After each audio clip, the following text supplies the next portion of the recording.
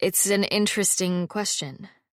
It would make a certain sense, but it's not a thing that I know how to test. And I've never heard of a necromancer that could make a temporary body out of pure magic, the way that the sword does for Sarkis. Sarkis set the water skin down. Speaking of which, you could probably put me back in the sword now. What? What? Oh! Halla flushed. Right. Sorry, got distracted. Believe me, anything that took the conversation away from my blather was worth it. He shifted uncomfortably on the seat. Halla clicked the sword into its sheath, and the blue fire took him away. Chapter 30. Right, said Halla a day later. We've established that even if you're hungry or thirsty, when you go into the sword, you come out feeling neither. At least, if you're in the sword for more than about 20 minutes. Zale was writing everything down in their quick, precise hand and nodded to her. And if you go into the sword with a full bladder, you come out without one. Sarkis rubbed his forehead in resignation. And presumably that applies to other, bodily wastes. We are not testing that, said Sarkis grimly. A man has limits. And if you eat until you are uncomfortably full, that too goes away. Sarkis nodded. He hadn't enjoyed that one. The only food they had on hand in quantity was porridge, and he had eaten a truly heroic amount. He wasn't going to be able to look at porridge again for a month. We have not tested what occurs if you are drunk. I become sober when the sword is sheathed, said Sarkis. I know that one. Zale nodded, making a note, then paused with their hand over the ledger. Have you ever starved to death? No. I've gotten very thirsty a time or two during a siege, but that's all. Zale tapped the pen against their teeth. They had excellent teeth. Sarkis had observed the priest scrubbing their teeth with salt and sage nightly, which was undoubtedly a factor. I do wonder if you'd be hungry if you were starved until it became a form of injury, then went back in the sword for an insufficient time to heal, but I have a philosophical objection to testing that. As do I, put in Halla. Thank the great God for that. He stifled a sigh, remembering sieges. He had dealt with more than a few in his time. His company of mercenaries had been good at sieges, making them, breaking them, occasionally even enduring them. Their services had been in high demand. And now I am riding on an ox cart with two people who are making me eat porridge until I am ill, and who get excited when my urine dematerializes. The great God laughs at man's expectations. Still, he had to admit that he had learned rather more about the actual workings of the sword in a few days than he had learned in all the years since the sorcerer Smith had trapped him. I should have listened more closely when she was explaining the process. But it was so clearly impossible, what she was saying. The beating he'd taken beforehand hadn't helped his concentration. In truth, he'd probably been lucky to have absorbed as much as he had from the woman before she'd driven a length of white-hot steel into his chest. Even so, he couldn't remember her explaining how it worked. The smith was a genius, said Zale, as if echoing his thoughts. If she had been a simple wonder worker, we would expect that the magic would have released you when she died. Whatever she did, she built this magic that gives you a body that seems real, and to use the processes of that body, the food you eat and the air you breathe, to fuel the magic. And because your body is not truly reliant on the same weak, complicated meat that the rest of us are, they slapped their arm by way of demonstration, it converts those processes with remarkable efficiency. It's incredible. Could you do it? Said Halla, genuinely interested. Rat's tail, no. I can just barely understand how it works. The kind of mind that could set that up. They shook their heads so vigorously that their braid whipped from side to side. That's why I say genius. Most wonder workers are creatures of instinct. They learn the boundaries of their power by running into them. This smith built her magic like the artificers in Anuket build clockwork automatons, and then used whatever natural talent she had to power it. It is extraordinary. They gazed at Sarkis with something uncomfortably like awe. Even killing your body only pauses the magic temporarily. In theory, at least, you are nearly immortal. Sarkis sighed. I am very tired of being immortal, he confessed. Zale looked briefly surprised. Are you? I would like to be allowed to die, said Sarkis.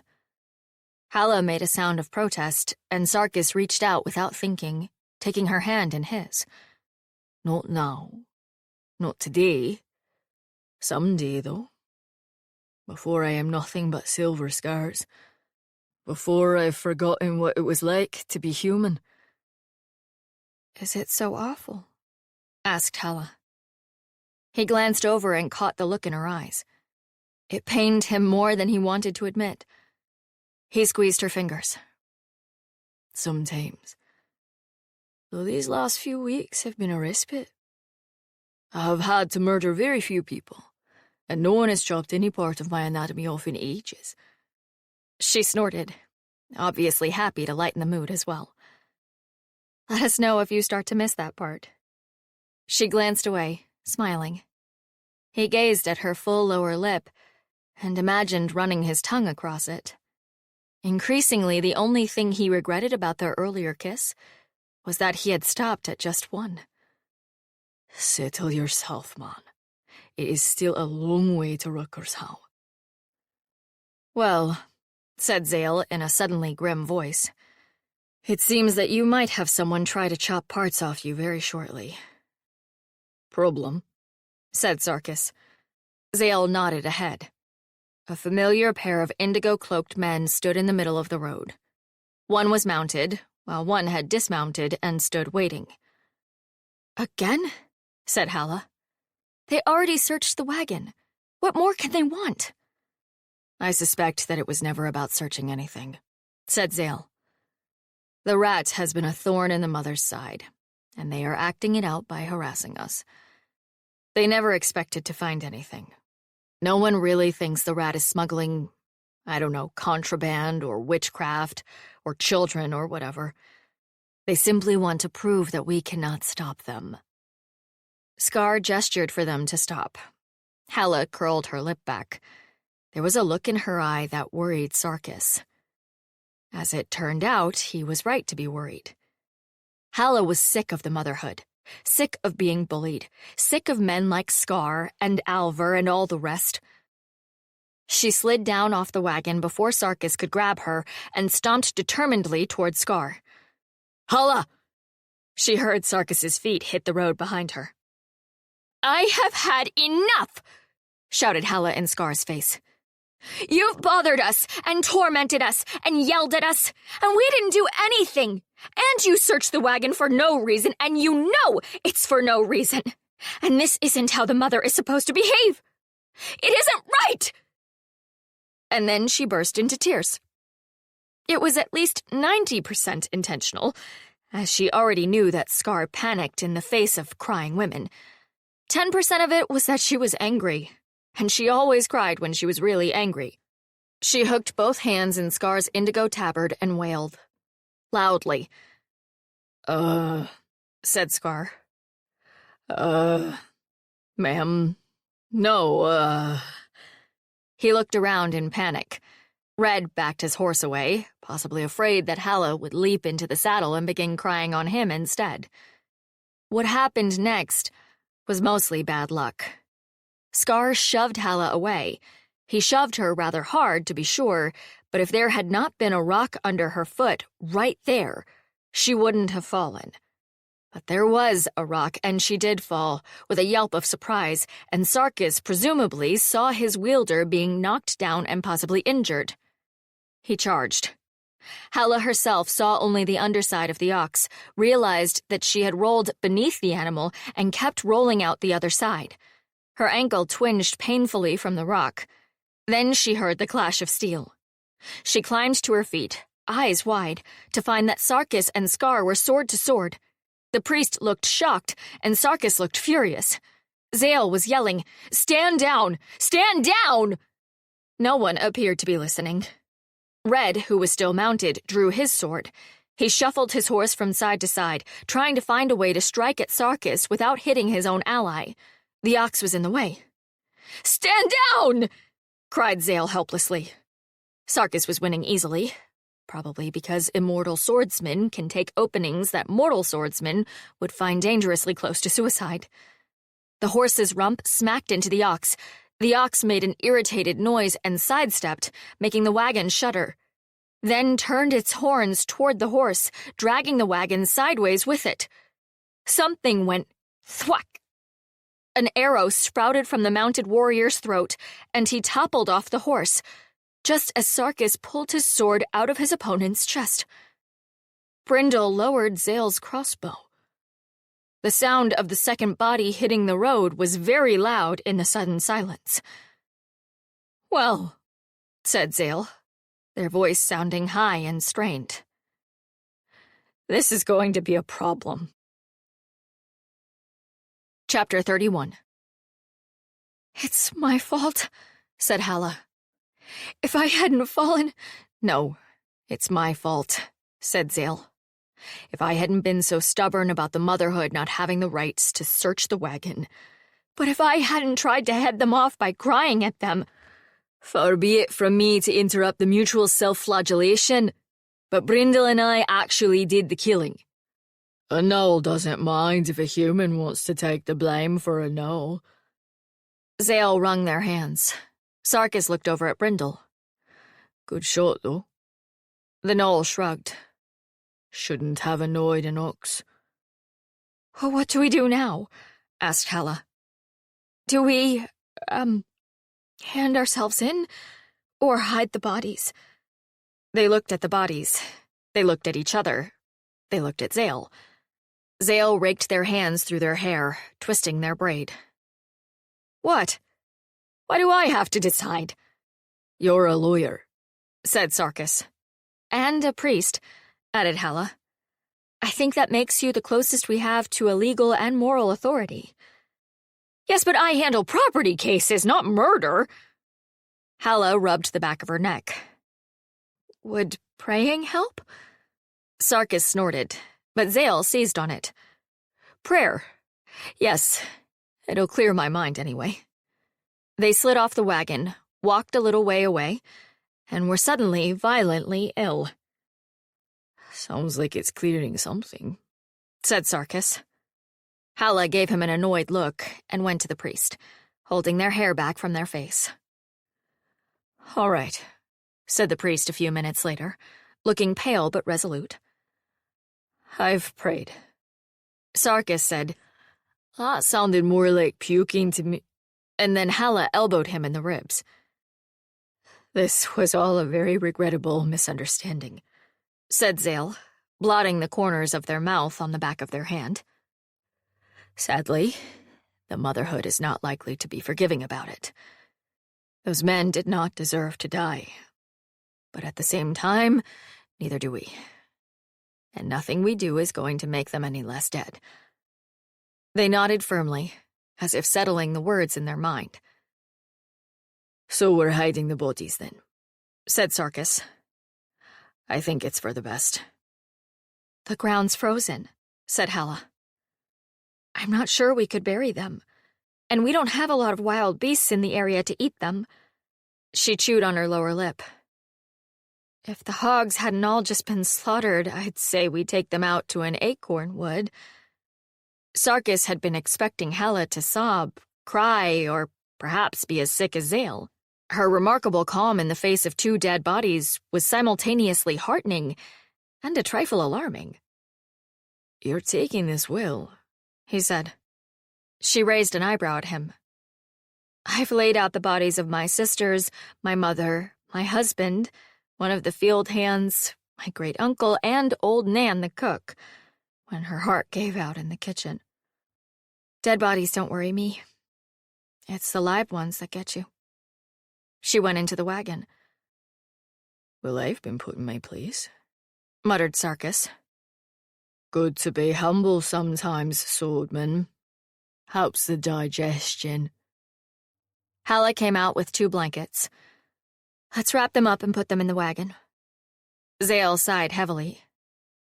Corpses in my wagon. Well, we can't very well put them on top. People would notice. Yes, it's just the principle. What do we do with the horses?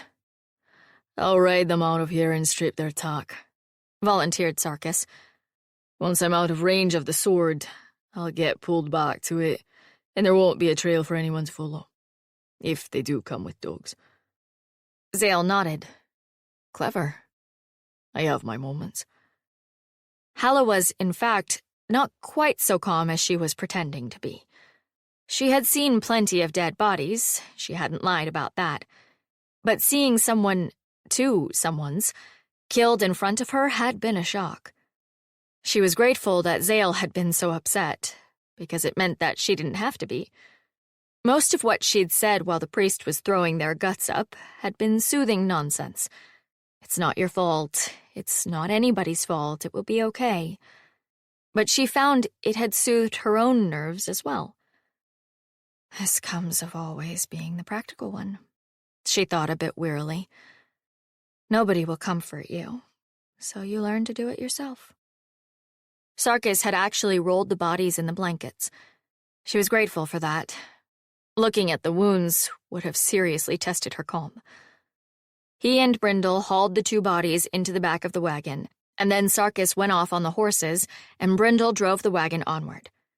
Halla kept looking back at the bloodstain in the road, but eventually it vanished around a bend, and that was that. Well, except for the matter of the 2 bodies. What are we going to do with them? Asked Zale.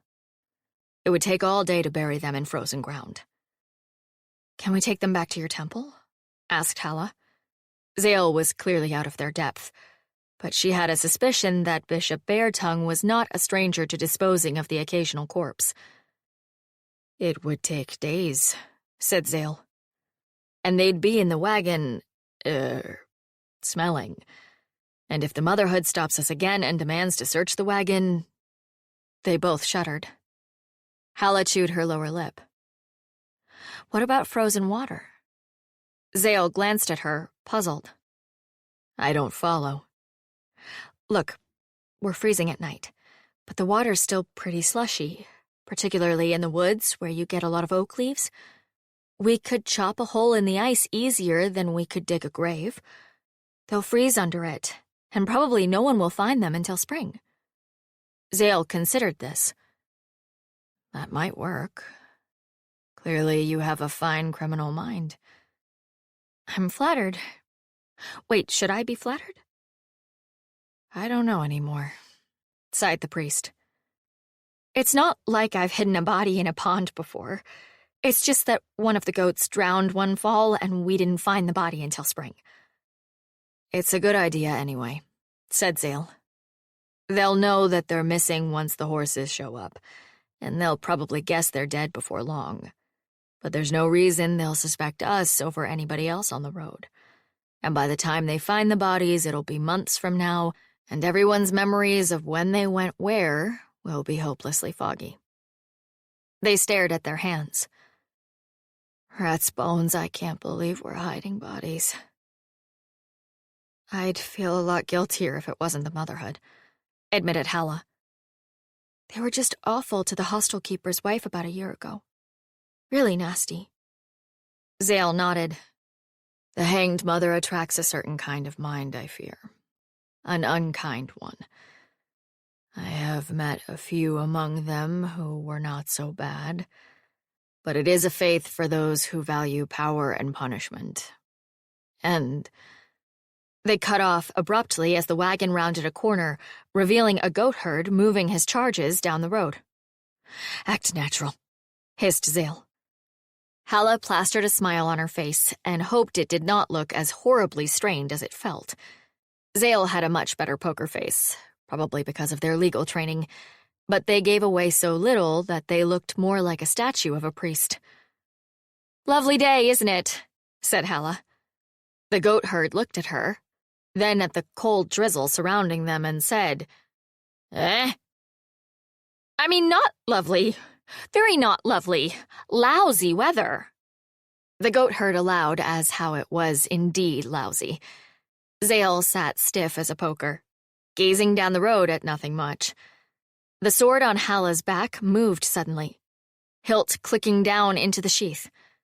Halla jumped as if she'd been kicked and let out a yelp. The goat herd inched over to the side of the road to give the wagon a wide berth. The goats eyed them all maliciously, but this probably didn't mean anything, since in Halla's experience, goats eyed everything maliciously. They vanished around the bend. Zale relaxed. Halla rubbed her forehead. "That could have gone better," she said. "I doubt they suspect we've got bodies," said Zale. "They probably just think we're in a cult." "Is that better or worse than bodies?" "It's fine, as long as they don't want to join our cult." Brindle stared straight ahead, shaking his head slowly. He muttered something under his breath, fortunately not in a language that either human understood. Halla looked both ways for observers, then carefully drew the sword, and Sarkis appeared beside her. "The horses were running when I dematerialized," said Sarkis. You two look a trifle tense. Is something wrong?" "There are rather more dead bodies than I find acceptable stowed under my seat," said Zale. "How many dead bodies would you find acceptable?" "Ideally 0. The priest chewed on their lower lip. "1 would be bad, but I feel like I would handle it better. 2 is really an excessive number." Halla made a strangled noise that might have been a laugh, or a sob, or a sigh. Even she wasn't entirely sure. Sarkis pounded her on the back for a moment, apparently fearing that she was choking. "Well, at least the horses will keep going for a little bit, I expect." He scowled. "I don't like to spook a horse, but the farther away they get before they stop, the safer it'll be for everyone. Better not try it with an ox, old man." "I would not dream of it, Brindle." "That's the horses sorted, then," said Zale. They sighed. "And now to sort out the bodies." Finding a pond was easier said than done. It had to be far enough off the road that nobody would notice them lugging bodies, and close enough to the road that they could lug bodies. It had to be a pond that nobody was using to water their stock, because neither Halla nor Zale wanted to risk fouling someone's primary water source. And they definitely had to have some kind of tree cover so that no one would be strolling by and notice a pair of corpses frozen under the ice. And of course, nobody would have put such ponds on the map, preferably with convenient notes like, "Perfect for body disposal," or "Dump unwanted enemies here." The bodies stayed in the wagon that night, which meant that everybody else stayed outside. Brindle generously offered the ox's body heat, so there were 3 humans and 1 gnoll huddled against the side of the large, bemused, but basically good-natured ox. Sarkis resigned himself to not getting much sleep. Zale curled themselves into a neat ball, not unlike Brindle. Halla dropped off immediately, and then began trying to wedge herself into the space between his back and the ox. "Well, it's the warmest spot around, I suppose." He wondered how on earth she'd shared a bed with her husband. Had the man simply brought his own blanket to wrap himself in? The thought of Halla sharing that other man's bed woke an unexpected jealousy. He surrendered to it and gathered her up so that she was across his lap, with her back to the ox's warmth. This was not the best idea, he realized a moment later. It was all too easy to imagine her waking up, turning to straddle his hips, looking in his eyes and saying, "Probably, oh no, are your legs asleep again? I'm sorry." He stifled a sigh. Brindle reached out and poked his shoulder with 1 clawed finger. He looked up into the gnoll's striped face. "Twisting your whiskers, old man." A human should go to sleep. A human's trying. A human should try harder. Chapter 32. I can't believe there's corpses in my wagon, said Zale the next morning, hunching their narrow shoulders up around their ears. I keep thinking about them being right there, under the seat. I'm wondering how we're going to get them out of the wagon, said Halla, without being caught. You know, said Sarkis, I've killed hundreds of people, possibly by this point thousands, and I've never had this much trouble with 2 dead bodies before. Perhaps you should take this as an incentive to give up killing, said Zale. It certainly takes a lot of the fun out of it. Who knew that it would be so difficult to find a small pond? Moaned Halla. There's hundreds of them. I know there's hundreds of them. But where are they? One north of here, said Brindle, not turning his head. Huh? How do you know? Smell it. Brindle tapped his nose. Smells like ice. Ice has a smell, said Zale. Gnolls say humans can't smell, muttered Brindle, rolling his eyes. Not just saying. Yes, rat priest, smells like cold tin. He tilted his head back and sniffed. Halla could see his black nostrils working. I'll go look, said Sarkis, sliding off the wagon. He came back a few minutes later. It must be farther back than I thought, because I didn't see it, but there's a track into the woods a little way up from here that we can probably get the wagon down. When they reached the gap, Brindle looked at it thoughtfully, then nodded and steered the ox toward the overgrown track. Good road, he said after a moment. But not used much. Could be one of the pig roads, said Halla. I mean, not made by the pigs, but this is the acorn wood everybody fattens their hogs up in. And then you have to go get them out again. And if they don't want to come out, you need to get a wagon up there so you're not carrying a slaughtered hog for miles. But you only need it a couple times a year. Are we going to be tripping over all the local swine herds? Asked Sarkis. I doubt it. Halla shook her head. It's too late in the season. Everybody slaughtered their hogs already. Any left out now are starting to lose fat. She frowned. I won't swear there's not a sounder of feral hogs in the woods, of course. There are, said Zale. We get reports in Arkenhold. Somebody tried to bring an action against a pig farmer saying his boar went feral and mauled their son. But without tracking down the boar to check the brand, they couldn't prove whose boar it was. And the army says it's not their job to kill livestock, and the paladins won't do it unless the boar is possessed, and the squire here doesn't hunt, so...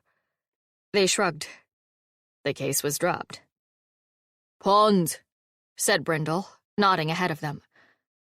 You smelled this from the road, said Sarkis, impressed.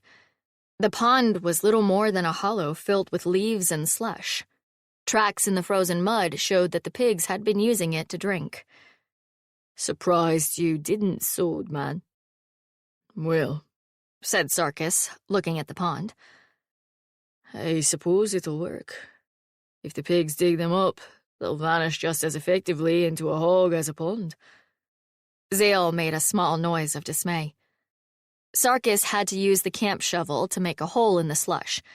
It was normally for digging small, impromptu latrines, and occasionally for covering up campfires. But it did well enough. Brindle got out the hatchet and set to work beside him. Between the two of them, they slowly chopped out a corpse-sized hole in the ice, while Halla collected pine boughs to cover over the bodies. Zale looked slightly green, but unlocked the wagon and pulled the door open. I am starting to feel like a murderer, they said. This wasn't murder, said Sarkis. It was killing, and they started it. He grabbed one of the sheet-wrapped bodies by the head. Brindle grabbed the feet. Hold on, said Halla, as they were carrying it toward the ice. She pulled out a knife and sliced off a bit of the sheet's hem. Eh? There's a dancing rat embroidered in the corner. Bit of a giveaway if anyone finds the bodies. Must your temple put rats on everything? Grumbled Sarkis, dropping the body into the trench in the ice. Our god is a rat. It's what we do. The second body followed the first into the ice, sans decorative rat. Right. Sarkis dusted off his hands while Halla dragged pine branches over the bodies. There's that sorted. It doesn't look very well disguised, said Zale dubiously. It looks like somebody chopped up the ice and then put branches over it to hide something. Yes, well, doesn't your practical rat god teach you how to hide bodies? Zale sighed heavily. No, they admitted, although I am starting to believe that was a severe oversight. I shall bring it up with the bishop. You do that? I'm sure it'll be better after it snows a bit, said Halla. They climbed back on the wagon. Brindle clucked to the ox, and it began moving, following the track deeper into the woods. Don't we want to go back? Can't turn the wagon here, swordman. Got to find a wide spot. Halla frowned. There must be one nearby. You don't make a wagon road without having at least a place to pass. Otherwise, if you meet someone coming, one of you has to back up for a long way. Sarkis grunted. He had never given it a great deal of thought. The supply wagon for his band, once they were big enough to have one, had been handled by the quartermaster. Beyond determining if a road was wide enough for a wagon, Sarkis had little to do with it. He'd always praised the woman as a miracle worker. He just hadn't realized what sort of miracles she'd been pulling off. We could cut down some of these trees, he said. Make a space to turn around. Halla and Zale both looked at him as if he had casually suggested burning the forest down. What? To cut another property owner's trees without permission is worse than poaching, said Zale. Men have been hanged for it. If they try to hang me, they'll get a surprise, said Sarkis. Yes, but... Zale looked at Halla helplessly. Without explaining 300 years of forestry laws, I'm not sure how to express this. You're allowed to collect fallen deadwood, said Halla. That's everybody's right. But cutting a living tree is like killing a shepherd's sheep. They belong to somebody. We've already murdered a couple of people. I don't think cutting trees is going to be that big a sin. No, but... Halla waved her hands. Whoever owns these trees didn't do anything to us. And if it's a tenant, they have to inform the landowner if they're clearing, and if the landowner finds the trees cut, they'll think they're stealing and they might turn out the tenant. People have lost their homes for less. Takes a long time to cut a tree with a hatchet anyway, said Brindle. Lot of chopping. Lot of noise. Lot of noise next to dead humans. Fine, fine. Sarkis held up his palms in surrender. We don't cut down the trees. There's got to be a turnaround up here somewhere, said Halla. The sides of the road began to rise. Brindle shook his head, but kept the ox plodding forward. There's got to be... Halla started again, and then trailed off. Her lips were pressed together, the thin upper lip jammed into the full lower one. Sarkis realized with surprise that she was angry. Of course I'm angry, she said when he asked. Someone didn't do their job. You build a road, you have to put a spot to turn around. It's what you do. There's got to be a spot. There wasn't. The embankment on either side grew steeper and steeper until it was nearly shoulder-high on Sarkis, even sitting on the wagon. Trees leaned over the road, their bare branches lacing tightly across the sky. It's a hollow way, said Zale. One of the old roads.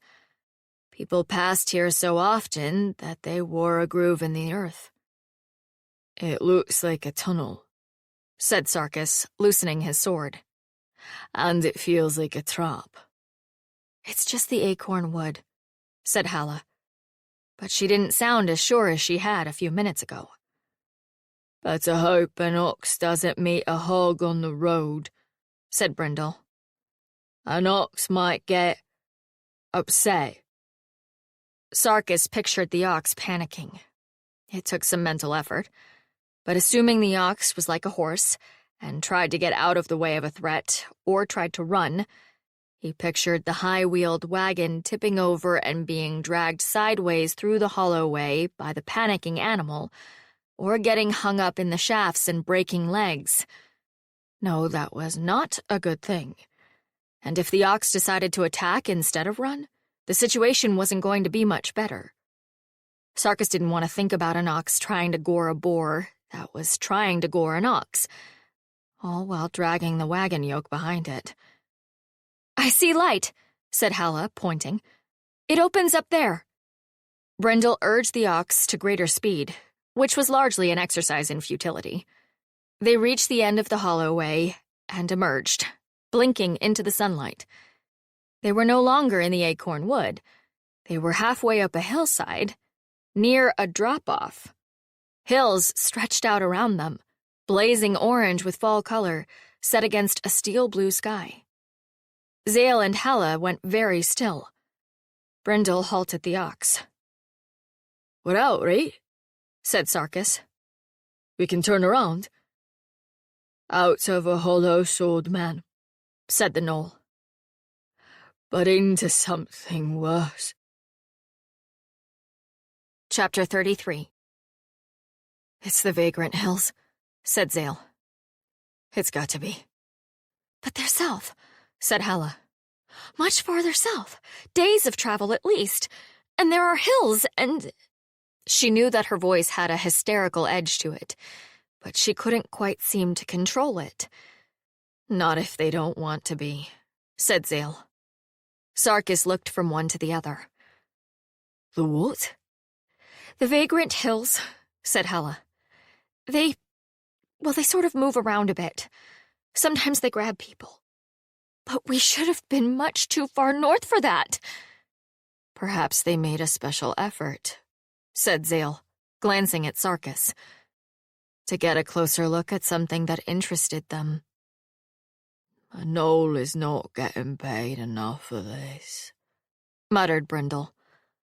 Halla put her hands over her eyes. Of course the haunted Vagrant Hills had grabbed them. Why wouldn't they?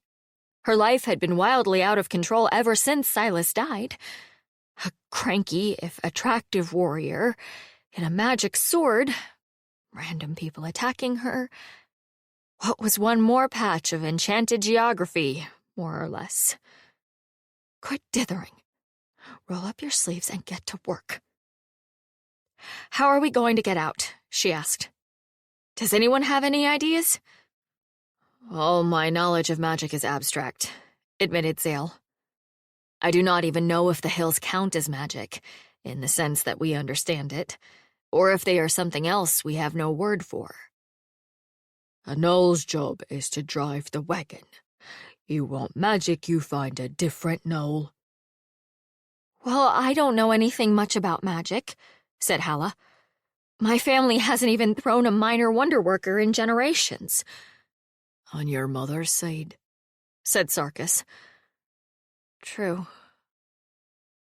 "Of us all, the only one with significant first-hand knowledge is Sarkis," said Zale. "So if anyone is qualified—" "What?" Sarkis laughed, mostly in disbelief.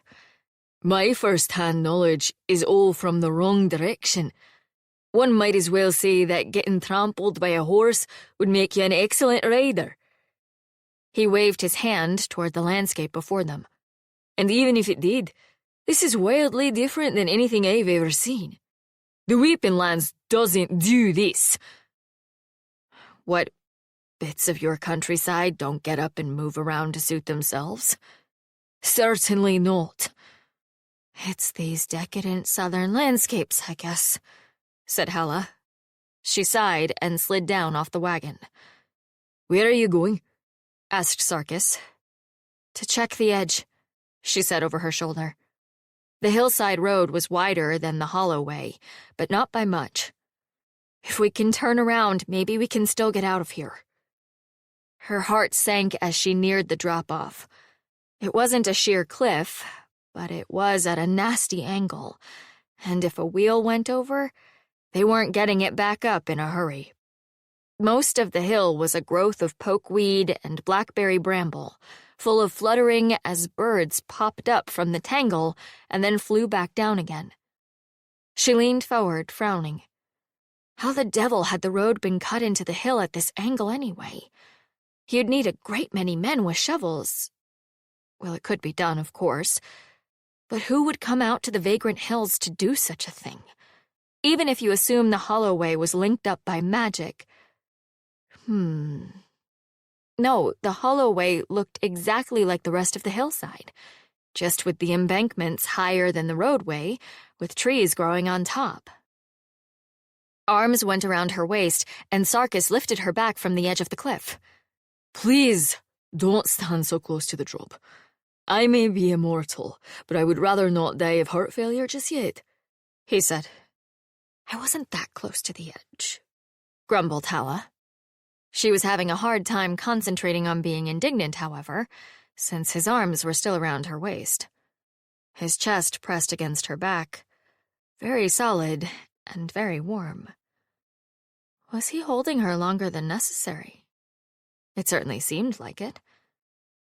What if she turned around right now and put her arms around his neck? Would he drop her, startled? Would he kiss her again? Zale cleared their throat loudly. Sarkis dropped his arms. I don't think we can turn around, said Halla, feeling a flush rising up her face. Not without risking a wheel going over the edge. Brindle nodded to her. Think the same, fish lady.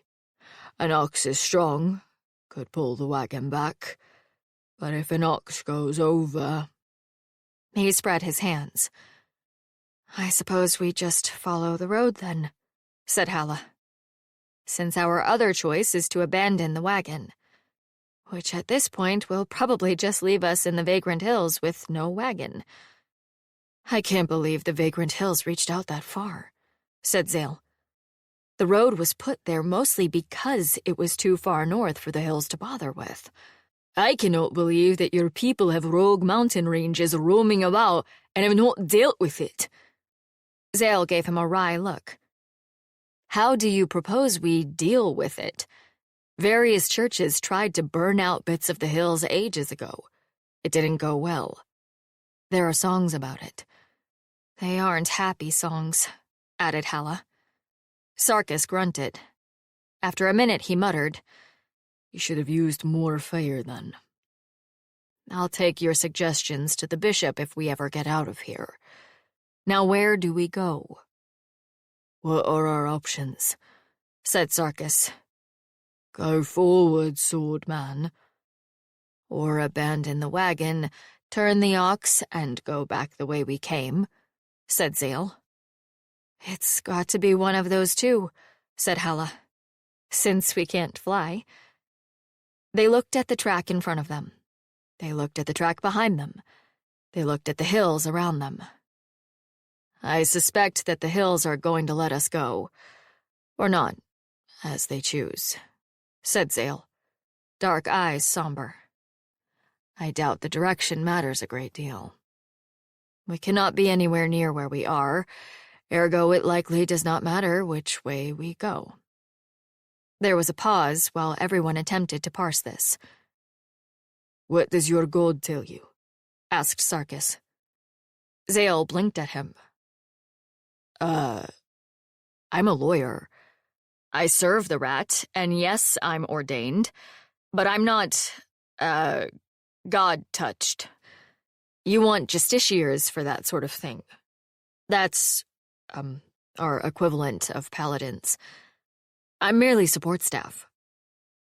There's nothing merely about it, said Halla with some asperity. A paladin wouldn't do me any good getting my inheritance back. I suppose they could chop your relatives into tiny bits. but there would be repercussions. Anyway, justiciars don't chop people up, except metaphorically and in court. Sarkis stared at them. You literally have God-touched lawyers in your order? Not many. We used to have more, but they're really more of a frontier justice sort of thing. Once you have a legal system in place, you mostly need good clerks and people to make sure that the powerful don't walk all over everyone. Brindle took matters into his own hands and tapped the goad across the ox's back, clucking his tongue. The ox began to amble forward. I guess we're going ahead, said Halla. Better than talking, fish lady. The path wound on around the hill, flanked by trees. They looked like oaks and maple, familiar enough to Halla, but these were only barely beginning to turn color. A few leaves spangled the hillside, but not many. It might be late autumn in the outer world, but in the vagrant hills, it was still the tail end of summer. What lives in these cursed hills? Asked Sarkis. Do you know? Well, there are plenty of reports, said Zale. But you have to filter those reports based on the fact that people lie and exaggerate and scare themselves silly. I don't think there's dragons living in here, for example, or giants herding trees like sheep, or kraken. Kraken in the woods. You see why we considered that report unreliable. Sarkis ground his teeth in frustration. It occurred to Halla that he probably didn't have to worry about damaging his teeth, since he'd get a new set whenever he came out of the sword. She had not previously envied Sarkis's imprisonment, but having had teeth drawn before... Yes, all right, she could see the advantages. Brindle sighed. Noel knows a few, he admitted. Noel's cousin went into hills during a war. He held up his left hand and counted them off on blunt claws. 1 claw. Mandrake root. Little. Throw rocks. 2nd claw. Big stone fish. Doesn't do anything. 3rd claw. Rabbit. Talks. 4th claw. Rune. Brindle's cousin may be more reliable than many of our sources, said Zale. The many armed gods' dedicates report that there are indeed rune in the hills. What's a rune? Said Sarkis. Stagmen, said Zale. And women, presumably. An intelligent people, though there is no written form of their language, so we do not know much about them. Not necessarily hostile, though they seem to primarily wish to be left alone. Do they wear green body paint and carry spears? Asked Sarkis. Zale was intelligent enough to know what that meant. Where do you see them? There's one up ahead, in the shadow of that split tree, said Sarkis, jerking his chin forward. If you see one, there's probably at least a dozen, said Zale. Make no sudden movements. Do not draw your weapons unless they attack. Sarkis, nerves already taut, did not like how this was going at all. He had only spotted the rune in front of him because the creature had flicked his ear. He looked like a deer-headed man, more or less, but with fine green hair feathering his lower legs and hooved feet. His spear was taller than he was, and had the look of a stabbing weapon rather than a throwing weapon. A spear like that, in the proper hands, could be far more lethal than a sword, as Sarkis happened to know. One of the lower scars in the mass scribbled on his chest had been from the point of a spear like that. The wielder had used it like a staff, blocking Sarkis's sword, and then jammed it directly up under his sternum so that Sarkis's last moments had been spent being lifted several inches in the air, looking down the length of the shaft and feeling the sickening drag of metal through him. Then he'd died. Again. It wasn't a pleasant memory, but at least it had been fast. A bird trilled in the woods, then another. Sarkis did not know even a tenth of the southern birds, but he narrowed his eyes, watching the deer-headed man's ears move to catch the sound. His suspicions were confirmed a moment later when the rune lifted his head. His throat pulsed, and Sarkis heard another high, twittering call. It was strangely incongruous compared to the size of the rune. Then another, even larger one stepped out of the trees and onto the track ahead of them. He had a massive rack of antlers coated in soft velvet. Another sign that the seasons were running late in these hills, Sarkis thought, assuming that deer in the south were the same as other deer. Although I do not believe I would call this gentleman a decadent southern deer. The rune was a good 7 feet tall, and that was before counting the antlers. His shoulders were at least as broad as Sarkis's, although his height made him appear almost delicate, with inhumanly narrow wrists and ankles. He held up a hand, palm out. His fingers were stiff and strangely jointed, with thick, hoof-like nails. He whistled a high, imperious note. One did not need to be a genius to know what that meant. Brindle stopped the ox.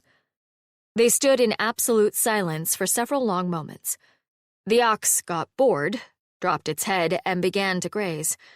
Sarkis glanced at Halla, worried that she might be frightened, to discover her gazing at the rune with her lips parted and an incredulous smile on her face.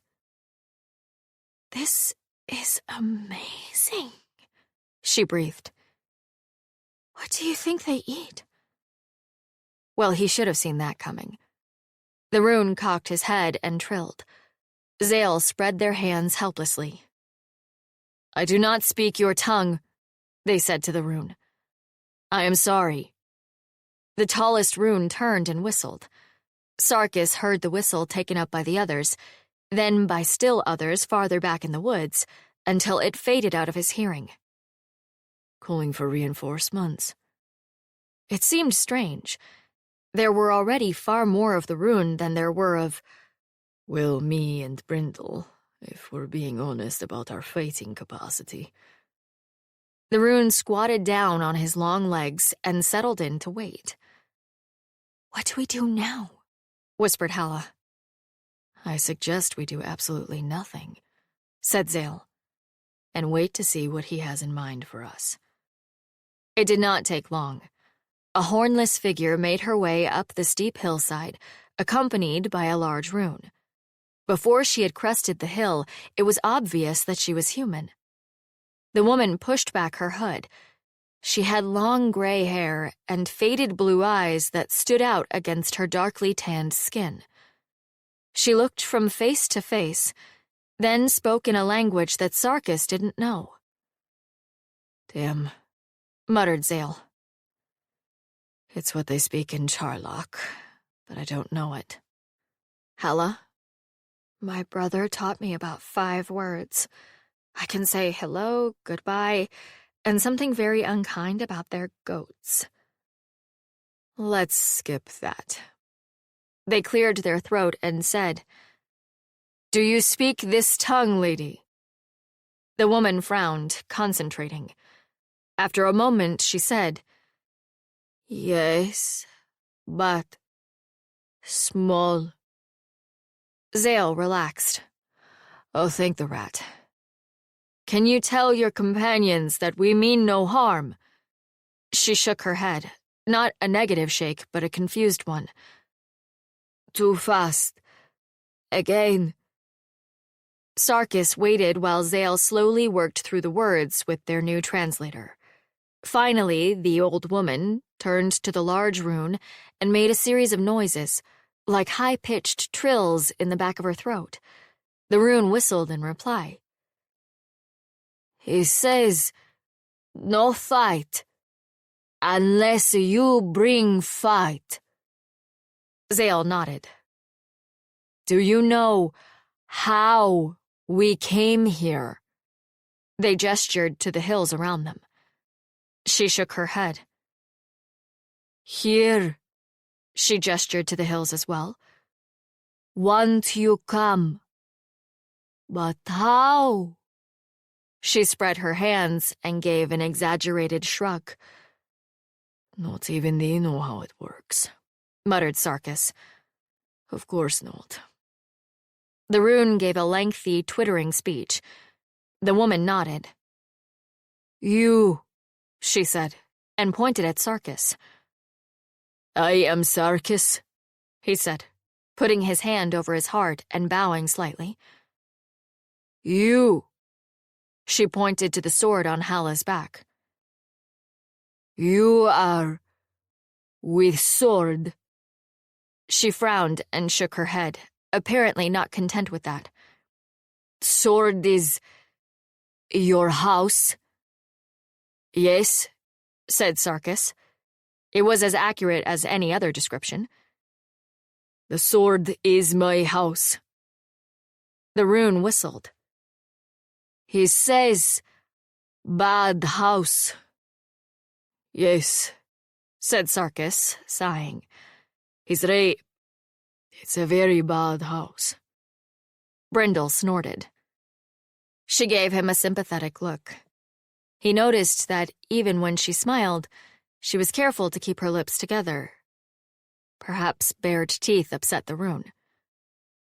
He says, do you want sword house gone? Sarkis felt his stomach lurch. Could the rune do that? Set him loose from his prison? Let him die for good? Get him off this wretched chain of battle after battle, life after life? Can they do that? He asked. The woman shrugged. Sarkis, said Halla. Reality rushed in. He couldn't very well leave Halla. She still needed him. No, she doesn't. She's got Zale and Brindle, and once you're out of the hills, she's nearly home. She'll be fine. She doesn't need you that badly. Maybe he just wanted her to need him. If the rune can help you, said Halla, then we should find out more. If they can get you out of the sword. She trailed off. Sarkis studied her face, the way her pale eyebrows had drawn down, and her water-gray eyes. Could the rune help him? Could a group of strange deer people possibly unmake the Zeth woman's sword? It's not that I want you to die, Halla said, clearly misinterpreting his look.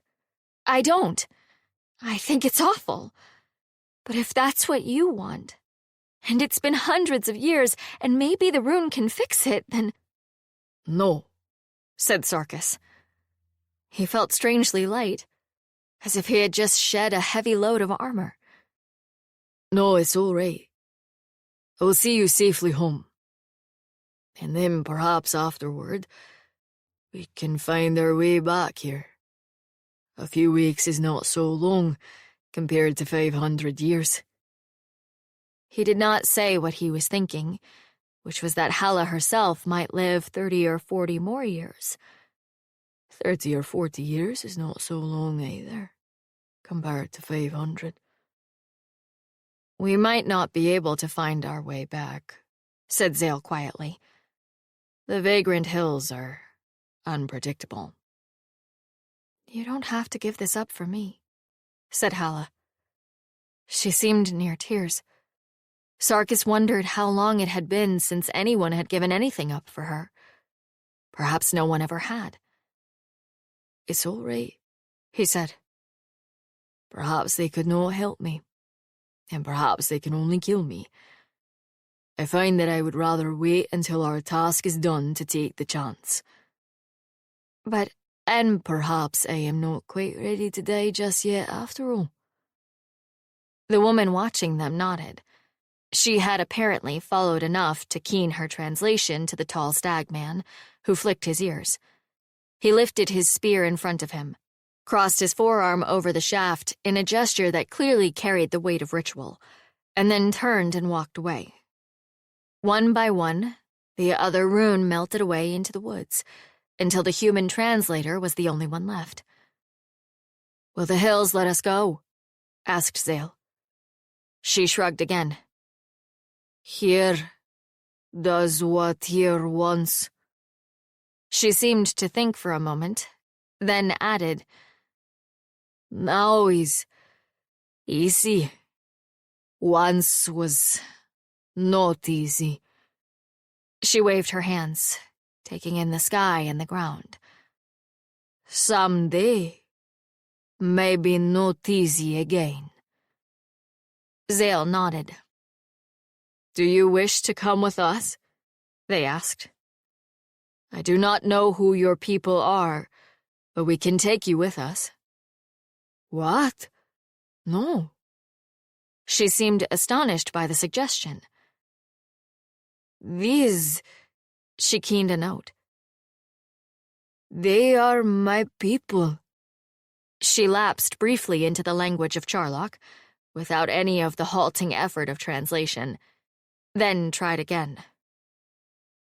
I am here. My house. My here.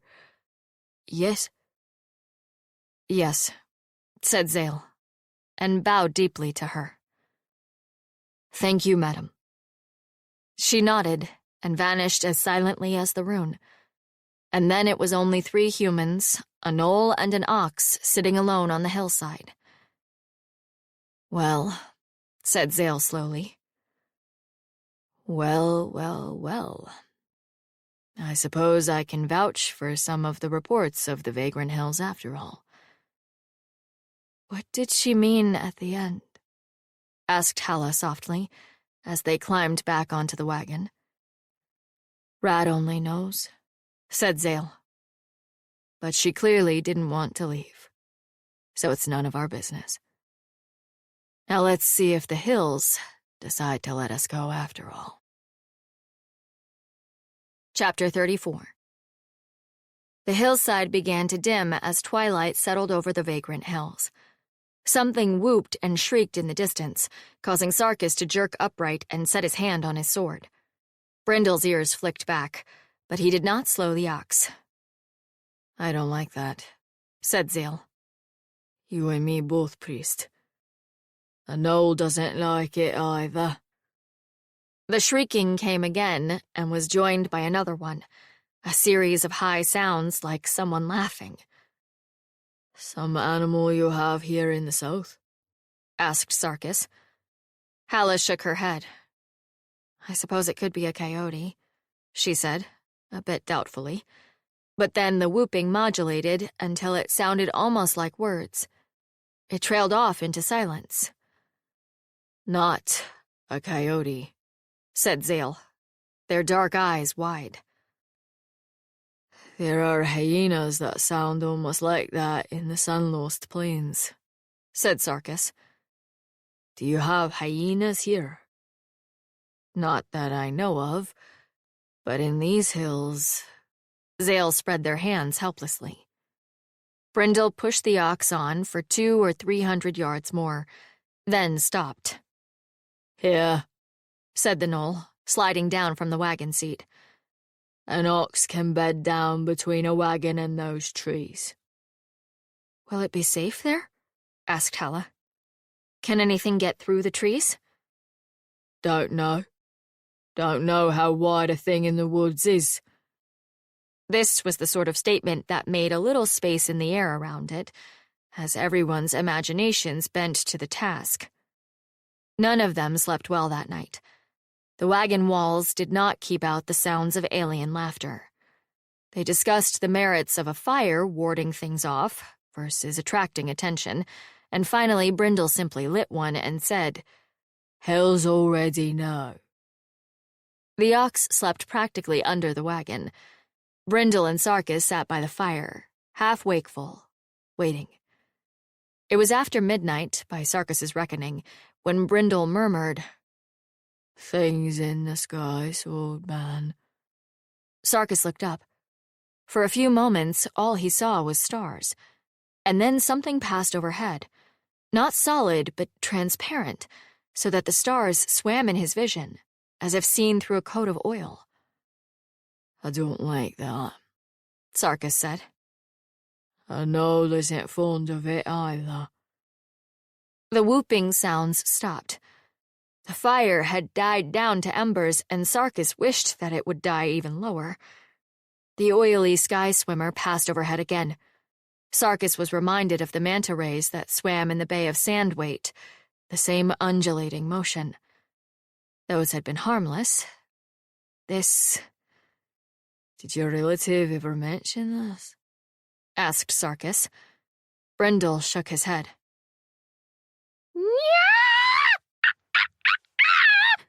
Shrieked something, practically in Sarkis's ear. He dove to one side, rolling and grabbing for his sword. The ox awoke with a snort. Brindle dropped to all fours, mouth open and enormous teeth bared. Where is it? hissed Sarkis, looking around wildly. Brindle looked past him, then burst into snickering gnoll laughter. He pointed.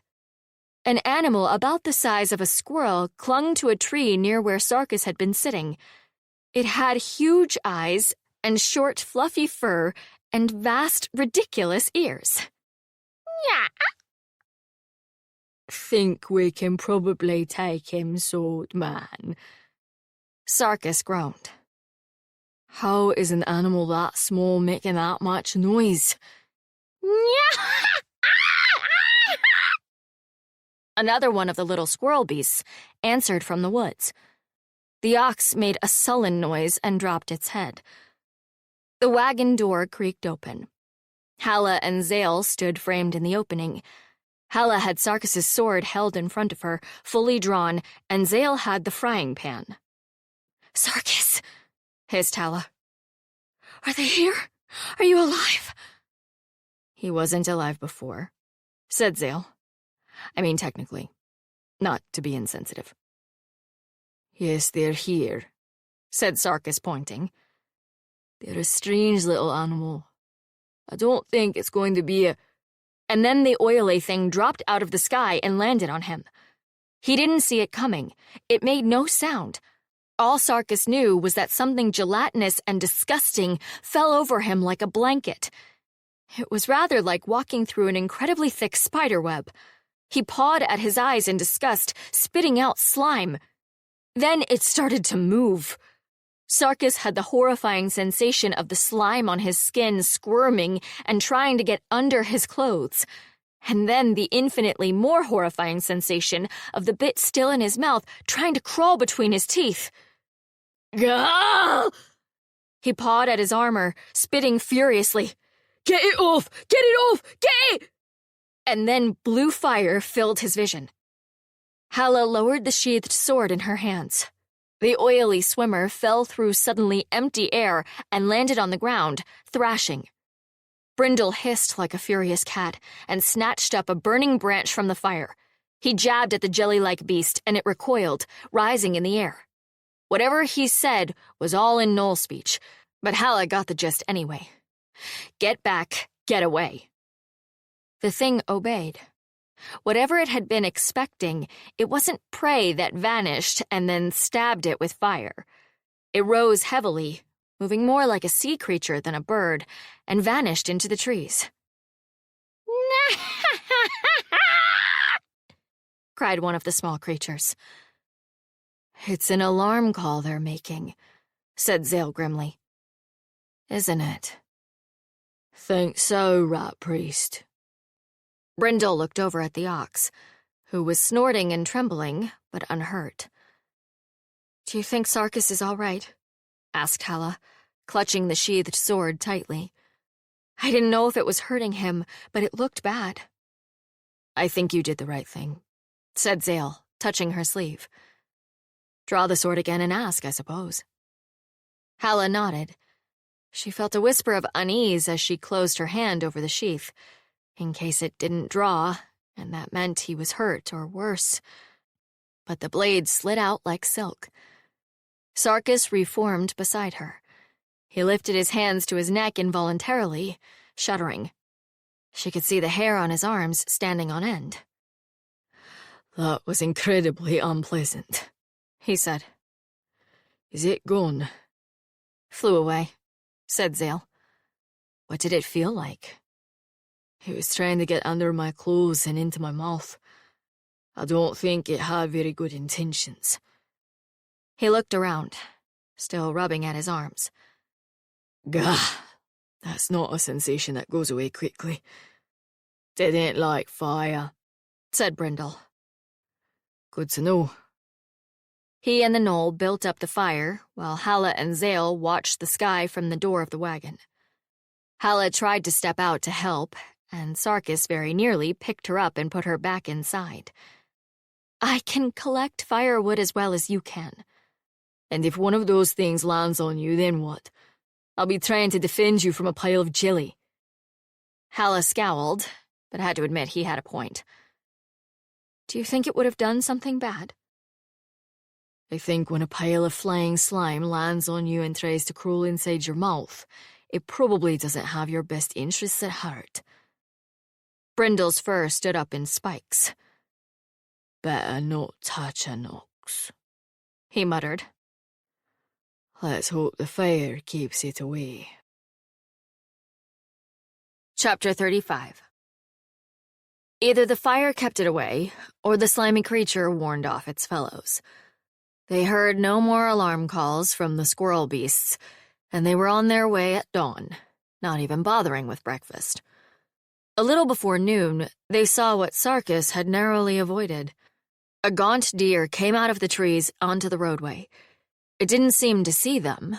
It moved slowly, not so much limping as picking each leg up like a bag of stones and dropping it again. "Whoa," said Brindle, but the ox had already stopped. A clear coat of jelly-like slime clung to its back and head, over an inch thick. The deer's eyes, wide and rolling, stared out from under the glaze, ribs heavy under the coating as it breathed. "Oh, sweet rat," breathed Zale. It's got one of those things on it. They watched the deer stumble across the road. If it was even aware of them, it gave no sign. Brindle reached under the wagon seat and took out the crossbow. The sound of the string being cranked back was very loud, but the deer's ears were glued flat against its neck. The ox blew nervously. The gnoll sighted down the crossbow. The three humans sat in utter silence, watching. No one moved to stop him.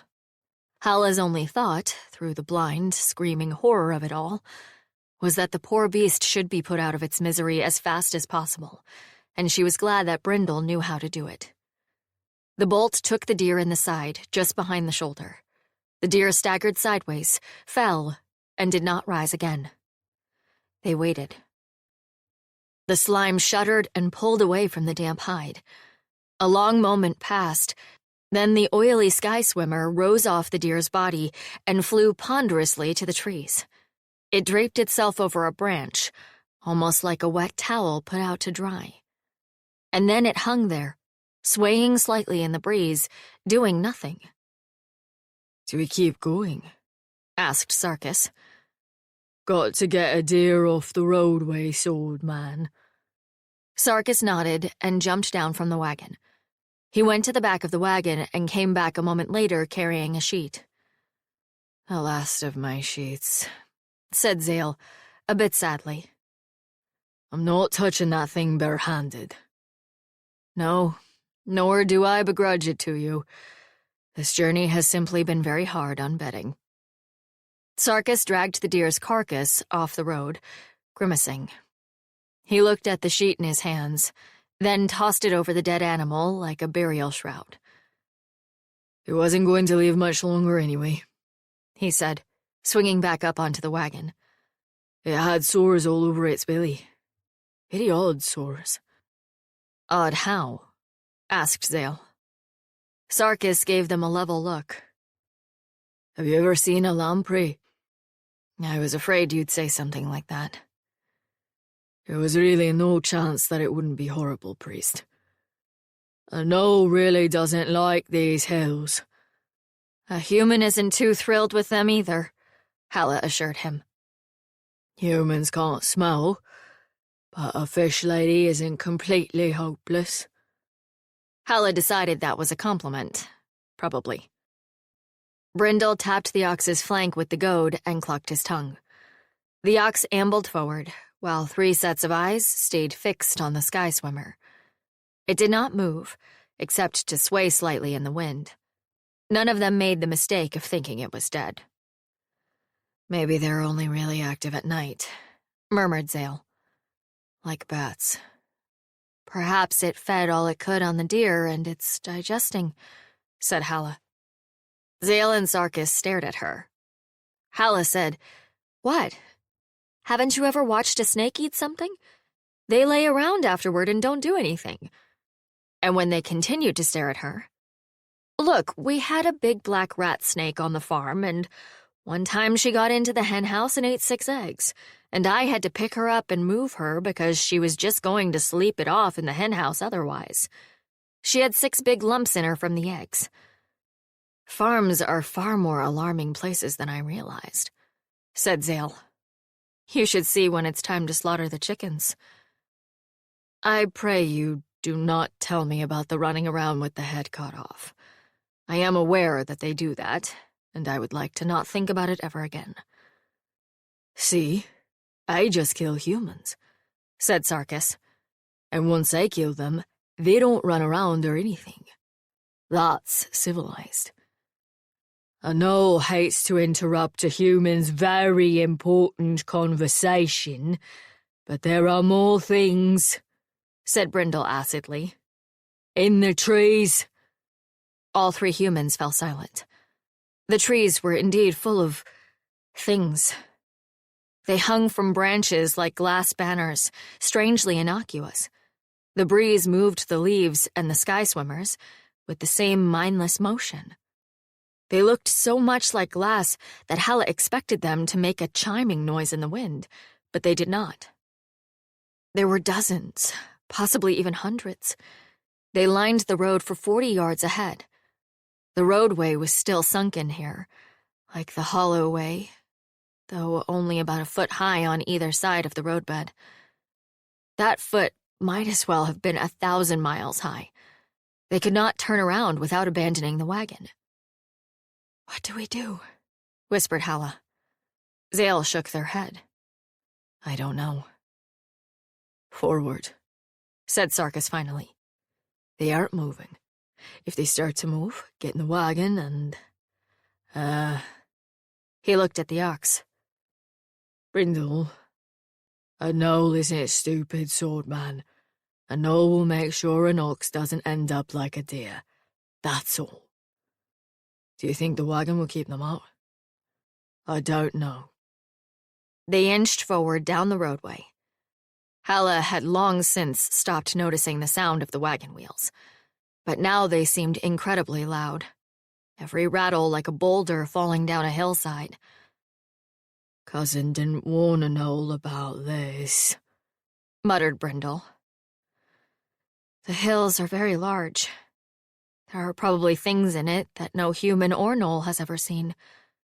Or lived to tell about, said Sarkis. You are a constant ray of sunshine. Sarkis grunted. They passed a dead rabbit by the side of the wagon road. It was mostly rags of fur and rib cage. One of the things lay over top of it, like a thick glaze of ice on bone. Halla twisted in the wagon seat to look behind them. She could not shake the feeling that the sky swimmers were going to rise up as soon as she was no longer facing them, and that she would turn and see 100 panes of glass hanging in the air behind the wagon. The sunlight warped a little as it passed through the sky swimmers, focusing just a little, as if through a pane of glass. It left irregular spots of light on the road. When one of those lights passed over the back of Halla's hand, she moved it, feeling ill. Look at me not screaming, she thought dreamily. I am not screaming at all. I am not curled into a ball and crying. I am being very calm. Skreek, skreek, skreek. The wheels creaked forward. The trees looked as if they had been caught in a sudden ice storm, with sheets of ice hanging from every branch. We're going to die. We are going to die a horrible and stupid death, and Cousin Alver will get the house, and my nieces will make bad marriages because they don't have any money, and probably one will end up with a man who spends 2 minutes in bed with her every fortnight, staring at the wall. And Zale will die, and Brindle will die, and Sarkis will lay in a sword covered in monsters, and no one will find him for 1,000 years, and even the scholars at the library won't be able to find the Weeping Lands again. I'm going to die without ever telling Sarkis that I... What? I want him? I love him? Do I love him? Halla had always found it easy to love. Love was a patient, exasperated emotion, and she knew it well. She had had so many relatives, and she had loved them all, except possibly Alver. She loved Zale and Brindle, and even slow Prettyfoot the ox, because you could not help but love people who had lived through such stupid, terrible things with you. What she felt for Sarkis was something wildly different, as if a branch had been grafted on a familiar tree and had grown a bizarre and unexpected fruit. It would be incredibly stupid to turn to him right now and tell him that I was hopelessly in love with him. The holloway was growing together over the top of the road again. The sky swimmers lay thick on the branches, the sunlight dancing off their bodies in a lovely, deadly shimmer. It won't be any less stupid if you shout that as you're getting engulfed in predatory slime. Do you really want to make the last seconds of your life unspeakably awkward? Well, given that it's me, if the last seconds of my life aren't unspeakably awkward, I'm probably doing something wrong. Skreek, skreek, skreek. One of the creatures moved in the trees, a slow, languid stretch, like a pane of glass rolling over in its sleep. All four of them stared at it, while the ox walked stolidly onward. Skreek, skreek, skreek. They're thinning out, whispered Zale. Brindle pointed. The holloway opened up again a few dozen yards ahead, but one of the swimmers hung partway down over the opening. It was tall enough for a human to pass under, but not the wagon. Sarkis looked at Brindle. Brindle tapped the goad and nodded. Go through, he whispered, helping Halla and Zale down. Brindle, do you wish me to do it? No, swordman. An ox is a gnol's responsibility. Sarkis scooted next to the gnoll on the seat, clearly ready to throw himself over Brindle if the creature reacted. Halla and Zale walked beneath the sky swimmer. Halla's heart was pounding so loudly that she thought she might faint. Viewed from the side, it was about 2 inches thick, and she could see soft variations in color, which might have been organs or markings, or the gods only knew what. Every pebble under her foot seemed the size of her fist, ready to roll and pitch her forward, face first into the creature. She bent nearly double going under it, ready to crawl on her belly if it would keep the awful thing away. Sunlight blazed on her face as she stepped free of the holloway. Halla nearly went to her knees. She and Zale collapsed against each other, staggering out of the shadows of the hollow. It was impossible to say who was holding the other one up, just that neither of them seemed able to stand alone. Halla could feel the priest's body shaking, but that was fine because she was too. I must write this all down, whispered Zale forlornly. I must write it down and tell the bishop that no one is to ever go into the Vagrant Hills. Never, ever. Halla looked around the clearing. Tall oaks and shaggy-barked hickories murmured in the breeze. The road continued on ahead, but the trees were empty of sky swimmers. She could tell because they were farther along into autumn than the others they had seen, and many had bare branches, while others blazed copper and orange and gold. There was space enough to turn the wagon around, ironically. She didn't think it would be an issue. She would have abandoned a dozen wagons to never walk through that tunnel again. The wagon wheels started up. Halla bit down on her knuckles. The ox emerged from the holloway, and then, very slowly, the sky swimmer's body began to rise. Halla watched, paralyzed, as Brindle lifted it up on the end of the ox goad. Will it wake up? It's got to wake up. It'll wake up, and then it'll wake the others, and then they'll come for us. The roof cleared the beast by inches. Brindle hung from the side of the wagon, hitching himself along one-handed, keeping the ox goad lifted. Sarkis lay flat across the wagon seat. The edges of the swimmer rippled, less like water and more like a horse's hide when a fly walked on it. It squirmed restlessly, and then, the wagon creaked free. Brindle clung to the back of the wagon, panting like a frightened dog. The ox, seeing grass ahead and having no driver to stop it, dropped its head and began chewing meditatively. "Brindle, that was amazing," whispered Halla. The gnoll gave her a fanged smile. "Didn't feel amazing," he said. He stamped his feet and rubbed the fur of his arms against the grain, shivering. "I suggest we don't linger," said Sarkis. "I don't want to be anywhere near these things when they start to wake up." There was no argument. Brindle wiped the end of the ox goad in the grass repeatedly to clean it, then grimaced and took out a knife. He whittled the end down to clean wood with a few rapid strokes. "Don't like that stuff," he said. "Don't want it touching an ox." They climbed back up. Brindle tapped the clean goad on the ox's flank, and the beast walked forward, reluctantly abandoning the grass. They made forward progress for perhaps half an hour, while the trees changed color around them. "Sweet blessed rat, it's narrowing again," said Zale disgustedly. "Are we doomed to drive through holloways forever?" "The branches up ahead are completely bare," said Halla. "Maybe we're getting back to normal hills. Or at least, normal winter." Screak, screak, screak. The branches were indeed bare. They formed a familiar lattice overhead. "I could get to hate this place," said Sarkis, to no one in particular. Brindle suddenly sat up straight, sniffing. He looked puzzled. "Great God, now what? More of them?" The gnoll shook his head. "No. Smells familiar." "What?" Brindle shrugged. They made a few more wagon lengths of progress, and the trees began to open up.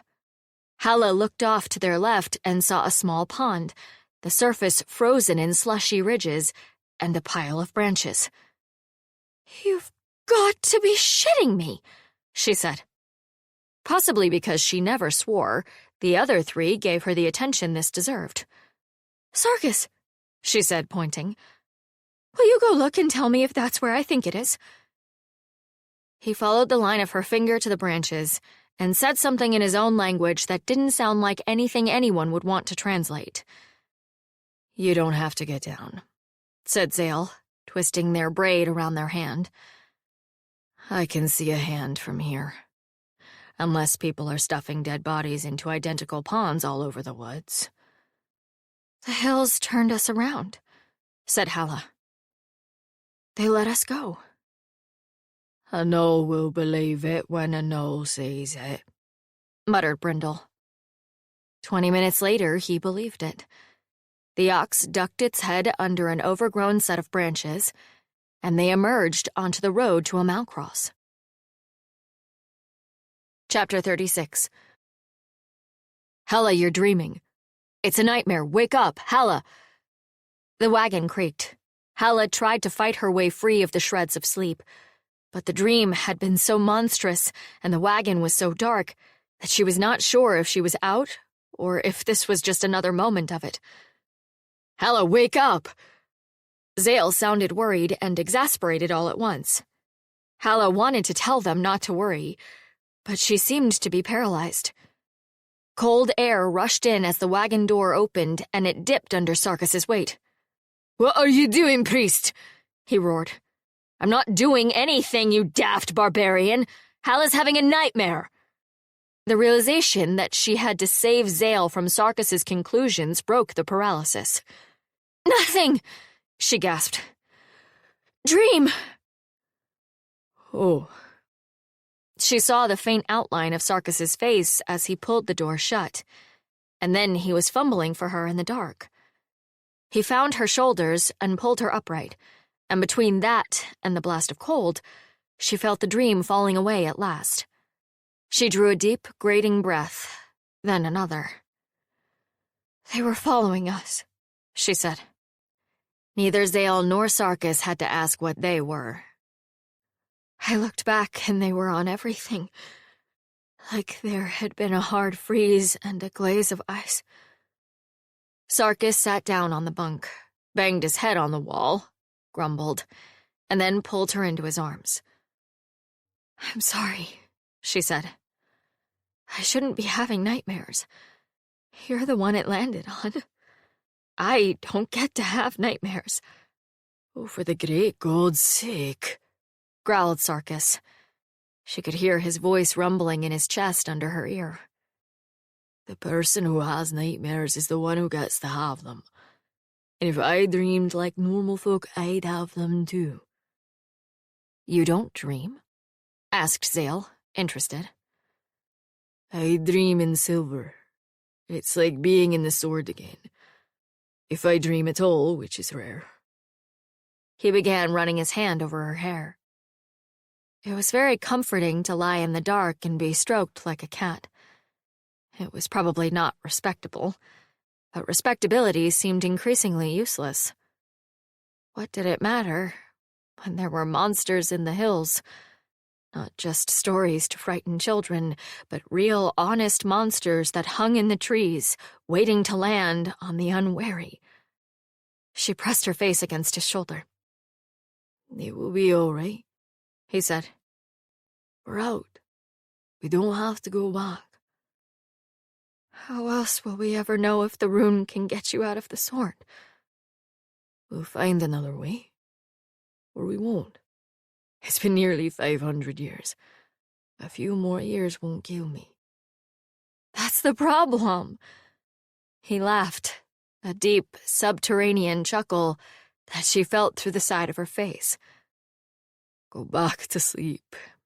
We don't need to sort it all tonight." "Nor are we likely to," said Zale. "And we have survived, and that is as much as the rat asks of us on any given day." "Practical," said Sarkis. "We're known for it," said the priest. A Malcross looked just the same as it had when they left it. A knoll squeaked good-naturedly at them as the wagon rolled past.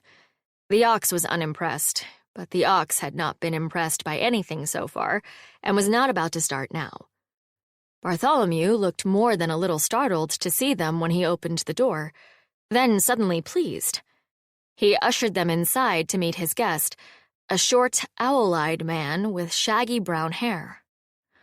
"A visiting scholar priest," said Bartholomew by way of expression. "This is Nolan. Nolan, my old friend Silas's niece, and her, guard," said Sarkis. "Guard Sarkis. And you are—" "Zale of the Temple of the Rat," said the priest, smiling warmly. "Brother Nolan, an honor to meet you. What temple do you hail from?" "No temple, I fear. I am of the Order of the Sainted Smith," said Nolan, glancing across the three of them.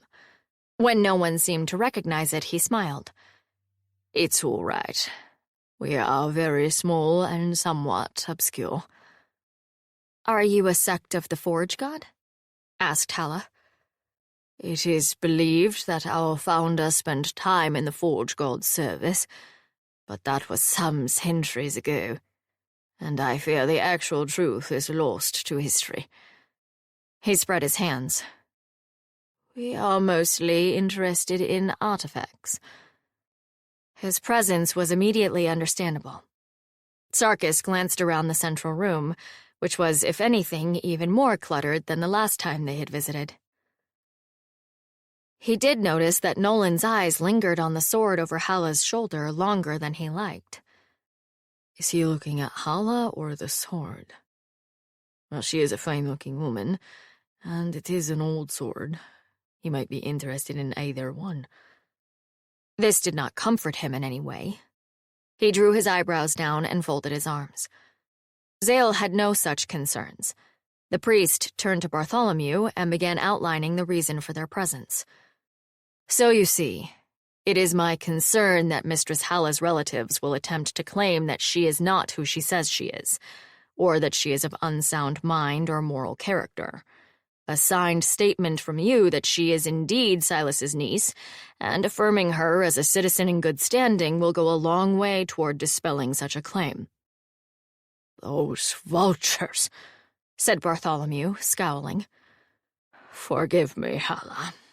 I know they're your relatives, and perhaps I should not speak ill of them." "Speak as ill as you like," said Halla cheerfully. "I'll join in on the choruses." Bartholomew blinked at her, then broke into a rueful smile. He glanced at Nolan, then back to her, and squared his shoulders. "My dear, I've been remiss, and I must apologize. You should have been able to come to me for help, instead of having to involve the rat priests. With no offense to you, Priest Zale." Zale shot Sarkis a humorous look. Sarkis wondered how many people told the priest no offense on a weekly basis. "It's all right," said Halla. "Really, Bartholomew, things get strange when people die." "Yes, but my oldest friend made a will, and instead of helping to see his last bequest carried out, I sat here wringing my hands. I'm sorry. Please forgive me for my failure." Halla looked surprised, and even more so when Bartholomew hugged her awkwardly. Sarkis had a sudden, startling, intense desire to grab the man by the collar and fling him aside. "It is not just jealousy," he told himself. "It is that she looks uncomfortable. And also jealousy." Really, he had no reason at all to be jealous. The man was old enough to be her father. And I am several hundred years older than he is, so what does that say?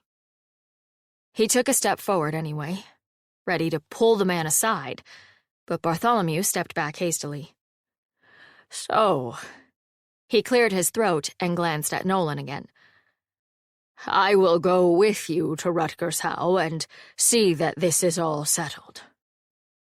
"What?" Halla blinked at him. "Really?" "If I can help in any way, it is my duty." Zale inclined their head. "Indeed, sir, your presence would be even more helpful than a signed document." "Ha!" Halla grinned, clearly warming to the idea. "Yes! I can't imagine Alver can twist his way out of that one." She paused. "Although, the wagon's going to get a bit crowded." "I believe," said Bartholomew, with some asperity, "that I can make my own way to Rutgers Howe. I have done so many times before, and I am not so aged and infirm that I cannot do so again for my good friend's niece." "Sorry," said Halla. "Yes. Oh, thank you. I can't wait to see the look on Cousin Alver's face." This time, she was the one to hug him. And after an owlish blink at Sarkis, Bartholomew hugged her back. Chapter 37. They rode out of Amalcross in a merry mood. Zale and Halla were full of plans. Sarkis slid down and walked alongside the wagon, keeping an eye out for trouble. His own mood alternated between light and dark. They were nearly to Halla's home. When she was safely in possession of her inheritance, when their association was no longer so terribly one-sided, then Sarkis could act at last on his feelings. There was no point in pretending he did not have them. He wanted to run his hands over her body, put his lips against the softest part of her throat, cradle her breasts in his hands. She had absurdly good breasts. The decadent South had fallen down on pretty much every other point, but it got this much right. He wanted very much to make a closer acquaintance with hers. Nor did he want to stop there. He wanted to be the answer to questions she didn't even know she had. mostly carnal ones. There was a way that she stretched, and he knew she wasn't doing it intentionally, but it showed off every curve, and his mouth went dry every single time. He was fairly certain that the attraction wasn't all one-sided. Halla did not exactly cast burning glances in his direction. She wouldn't have known how, and the shock might kill him if she did. But it seemed that their hands touched rather more often than necessary, and when they did, they both paused too long, then sprang apart, as if they expected someone to catch them at something illicit. This line of thinking was having an effect, which was why he was walking instead of sitting where any of his companions could notice. It was just his luck to be cursed to permanently wear clothes that made it obvious when he'd gotten hard. If only he'd been wearing a codpiece or something when they'd killed him. At least I was over 40 when I died. Back when I was 18, I could get turned on by a stiff breeze, and that would have been a hell of a way to spend eternity. He was pretty sure Zale had a suspicion about why he was suddenly spending so much time on foot, but the priest didn't say anything.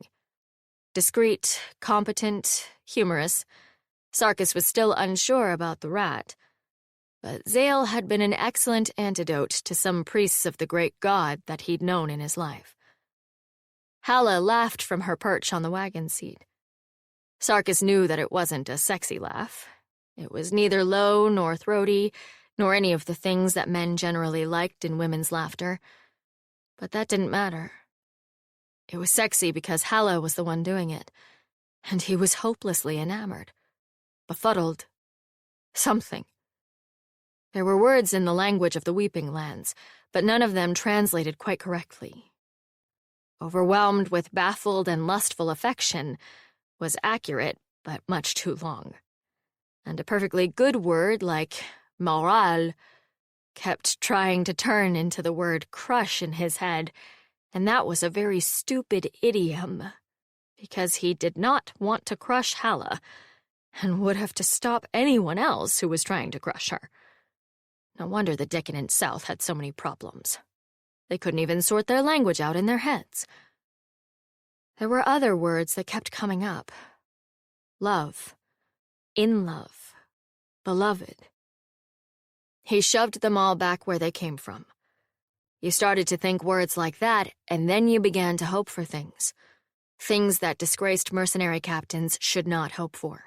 Particularly not with respectable widows, when they had everything to offer, and you had nothing but secrets and failure, and a body racked with silver scars.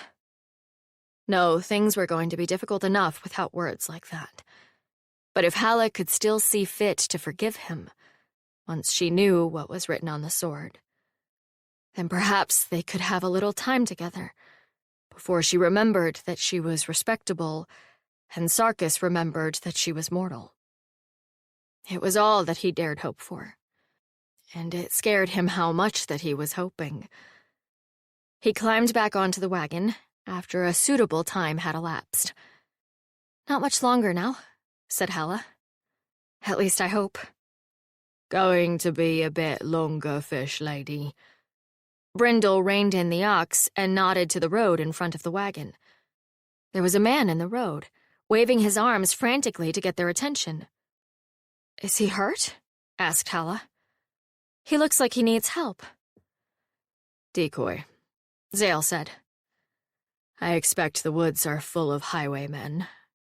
We're about to get robbed." They looked more than a little annoyed by the prospect. "And you're stopping?" Sarkis put his hand on his sword hilt. The gnoll glanced at him. "Ox can't outrun arrows, swordman," he said. "A gnoll won't kill an ox trying." Sarkis grunted. The ox indeed could not outrun arrows. If you placed an arrow on the ground and walked away from it, there was a decent chance it would still move faster than the ox. "Robbers," said Halla. "Really? We're getting robbed now." She sounded less frightened than indignant, as if this really was the last straw. "After all that, we get through the vagrant hills, we deal with the motherhood, and now Something punched Sarkis very hard in the side. Sarkis had taken enough arrows to recognize the sensation. He grabbed Halla around the waist and rolled off the wagon seat away from the direction of the attack. His side screamed in agony. Zale scrambled down beside them, followed by Brindle. The priest's eyes were wide. Normally they try to shake you down for valuables before they shoot.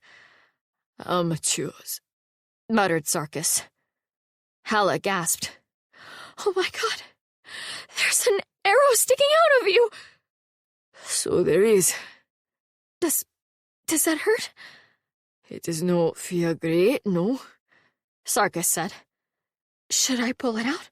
"Please don't." "What should I do?" "You should keep your head down." Another arrow slammed into the side of the wagon. Someone was definitely feeling hostile. "How do we get the arrow out?" "It's not in my lungs," said Sarkis calmly. "So at the moment we don't worry about it." "I am worrying." "All you have to do is sheathe the sword," said Sarkis. "The arrow will fall out then. It will be fine." Halla grabbed for the hilt of the sword over her shoulder. "Stand and deliver!" someone shouted from the trees. "We can't stand!" Halla shouted back. "You're shooting at us! If you'd stop shooting, it'd be different!" Sarkis rubbed his face. This was not the thing to shout at highwaymen. It was hard to read Brindle's expression, but he thought the gnoll was staring at Halla with disbelief. "I am a servant of the White Rat," Zale called.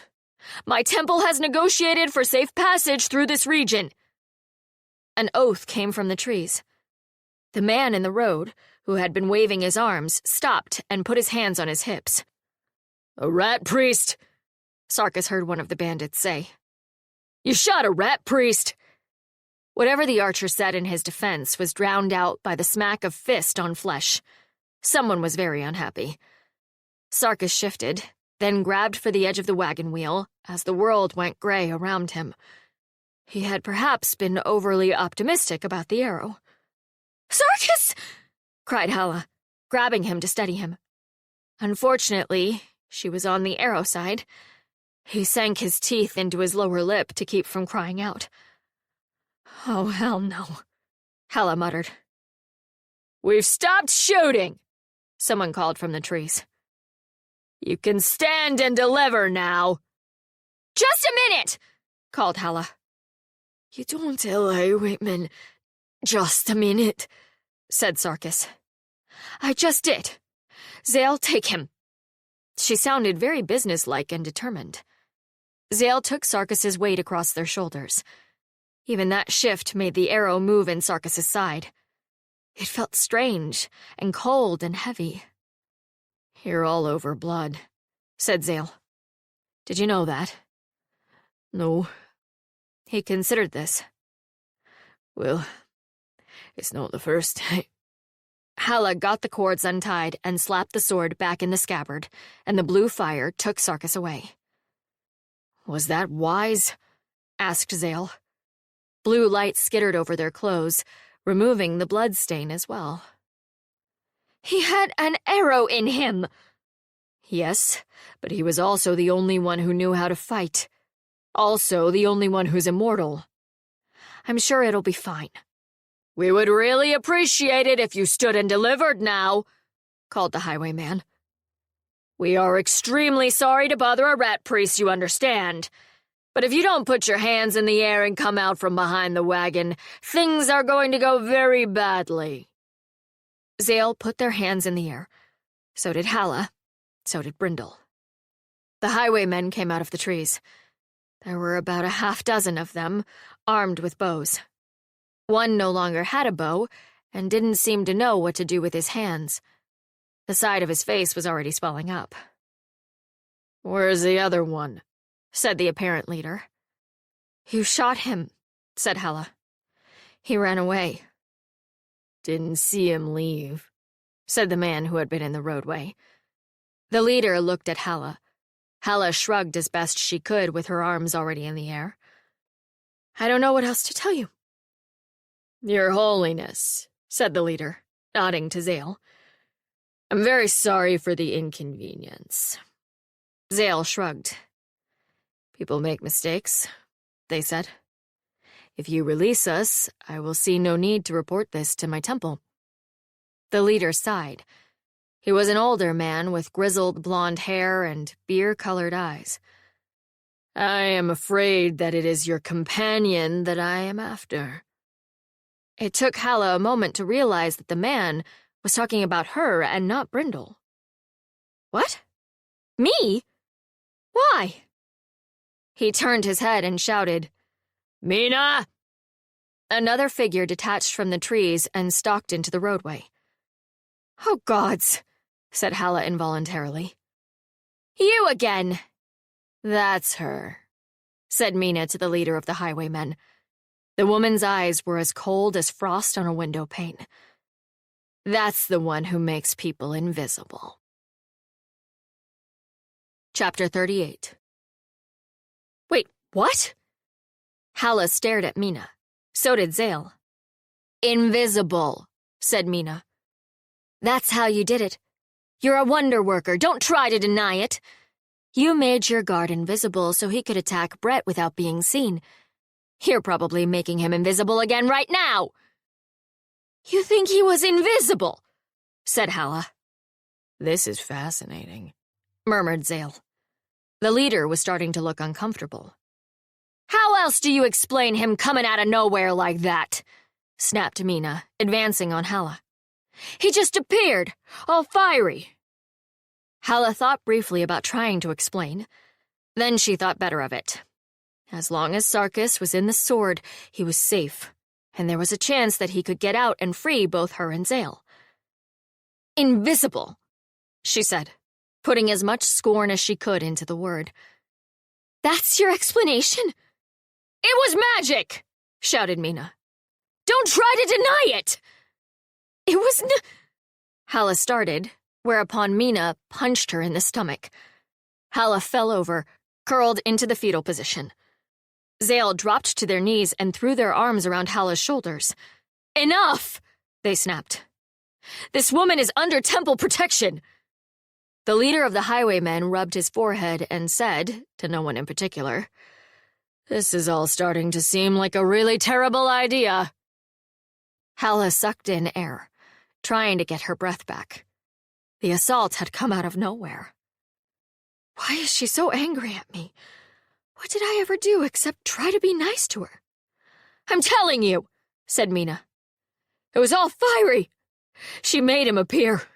She's got some kind of magic. Brett saw it too. Halla held up a hand, wheezing. Enough, Mina, said the leader. She can't very well answer when you've knocked the wind out of her. Mina scowled. Easy, whispered Zale. Breathe. You'll be fine. The muscle spasm, that's all. It'll pass. Just breathe. Halla could feel the priest's own breath heaving in their lungs, and guessed that they were not nearly so calm as they seemed. I haven't got any magic, gasped Halla, once she could breathe again. Then where's that man now? The one who attacked us, said Mina. Halla couldn't think of who she was talking about. What? No one attacked you! You pulled a knife on me! Your guard! Shrieked Mina. Don't pretend you don't know! Think. What answer takes the focus off Sarkis? Him? Halla feigned disgust.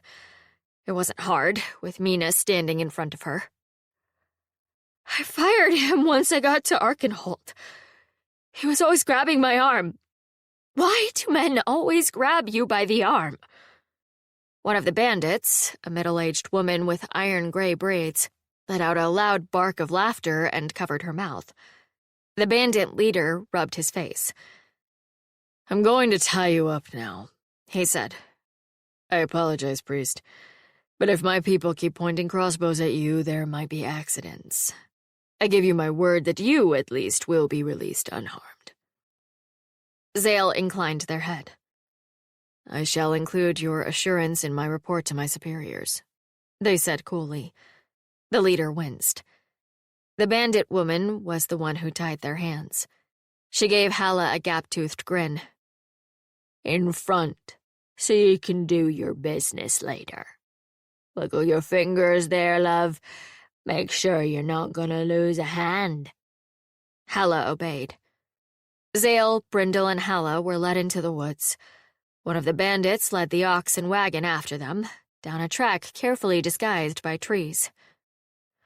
"Well, this is unpleasant," said Halla, as the bandits propped her against a tree. "Although I guess I'm glad they haven't killed us." Noel is glad too. The temple would be very upset. We have an arrangement with the underworld, you see. We are granted safe passage, and criminals may come to us for healing without fear of arrest. Halla blinked at them. "I didn't know that." It is not an arrangement that the temple advertises very loudly. And they all agree to this?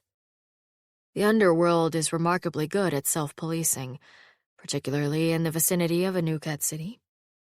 I suppose there's probably places where it doesn't work. Huh. Halla considered this. You don't really think of criminals as following laws. It's more that they realize that the other criminals will be displeased at them if they lose regular access to healers. And these are the sorts of people who express their displeasure pointedly. Was that a pun? Zale considered. More of an observation, really. The bandits had a rough camp set up. One kindled a fire.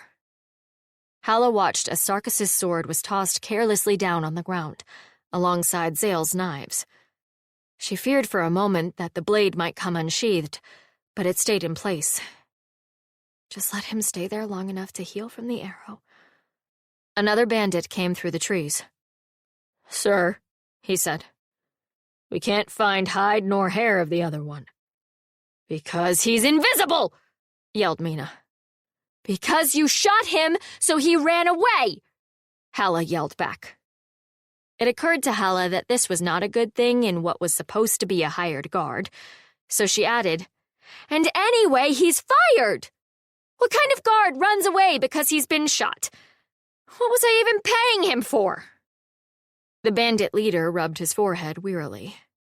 "Didn't see him running away," muttered the one who had been scouting. "Didn't see any trail." He scuffed the ground with his foot. "Thought I saw some shiny light over by them before," volunteered another one. Halla's heart sank. "But I don't know for sure." The leader came and sat down in front of Halla and Zale.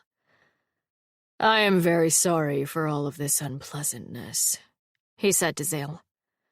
"But, ma'am, if you can, in fact, make people invisible, surely you can see why that is a skill that I would be interested in making use of." Halla wrinkled her nose. "No," she said after a moment. "I can't." He tilted his head. "I'm a bandit." "Yes," said Halla. "But you're a highwayman. You want people to believe you have superior numbers so that they give you their money without a fight. Making someone invisible would just mean that they were more likely to fight you, wouldn't it? And you can't very well have an invisible person stop travelers in the middle of the road. They'd just get run down. And then if there's arrows flying around and someone is invisible, doesn't it mean that that person is more likely to be shot on accident?" The bandit leader blinked slowly at her. "Really?" said Halla. "It just seems like a poor idea all around. Even if I could make people invisible, which I can't." She shook her head. "It's all moot anyway. I think you've listened to a really unpleasant person and gotten entirely the wrong impression." Mina started forward with an oath. The bandit leader twisted around and said, "If you don't want to end up in a shallow grave alongside Brett, I suggest you sit down." She sat down. "So Brett's dead then. I wonder if this man killed him, or if he got himself killed doing something stupid." Halla didn't feel guilty over the man's death, but she found that even as angry as she was at Mina, she could feel a pang. The poor woman was obviously distraught over her friend's death, and looking for someone to blame. Maybe she'd latched onto Halla and this wild tale of invisibility. Which is not that wild when you think about it. She's got things wrong, but she did see Sarkis appearing out of nowhere. It's not a completely far-fetched theory. The bandit leader squeezed his eyes shut. He looked as if he had a headache. "Do you know," he said, "this is not the way that I pictured this going." Oh, I get that a lot. He actually winced. Said Halla. I'm sorry? Zale nudged her. "You don't have to apologize to someone who's kidnapped you," they muttered. Oh, that did make sense. But apologizing was ingrained in Halla's nature. She chewed on the inside of her cheek and wondered what to do next. "So," said the leader, still not opening his eyes, "if I am hearing all this correctly, my men have shot at a priest of the rat in order to take a prisoner who is not actually a wonder worker, and who, as near as I can tell, thinks that the entire idea would be stupid even if she was." Not stupid, said Halla hurriedly. I mean, if you were a different sort of person, I can see invisibility being useful. If you were a burglar, say. She peered up through the leaves of the tree. It was starting to get dark. Had Sarkis had long enough to heal? I suppose any amount of time I can buy him is useful. Invisibility might be very useful for a burglar, she added, nodding to the man. Or an assassin, or even a pickpocket. I just think that highway robbery is perhaps not a field where invisibility is called for. The bandit leader looked over at Zale. "Under the protection of the rat," he said. "I fear so. They'd be upset if I kill you both." Zale somehow managed to look tranquil despite having their hands tied, and a man hinting at their death. "I fear there would be dying curses, yes. And then the temple would be forced to withdraw their services from the underworld until you had been dealt with. Every man's hand turned against you and so forth." They paused. "Nothing personal, you understand." "No," said the leader. "Of course not." He stood up and walked away. Do you think he's going to kill us? Asked Halla. I'm not sure he knows yet. Is that good or bad? Could go either way. Zale's pewter hair had come loose from the braid and fallen into their eyes.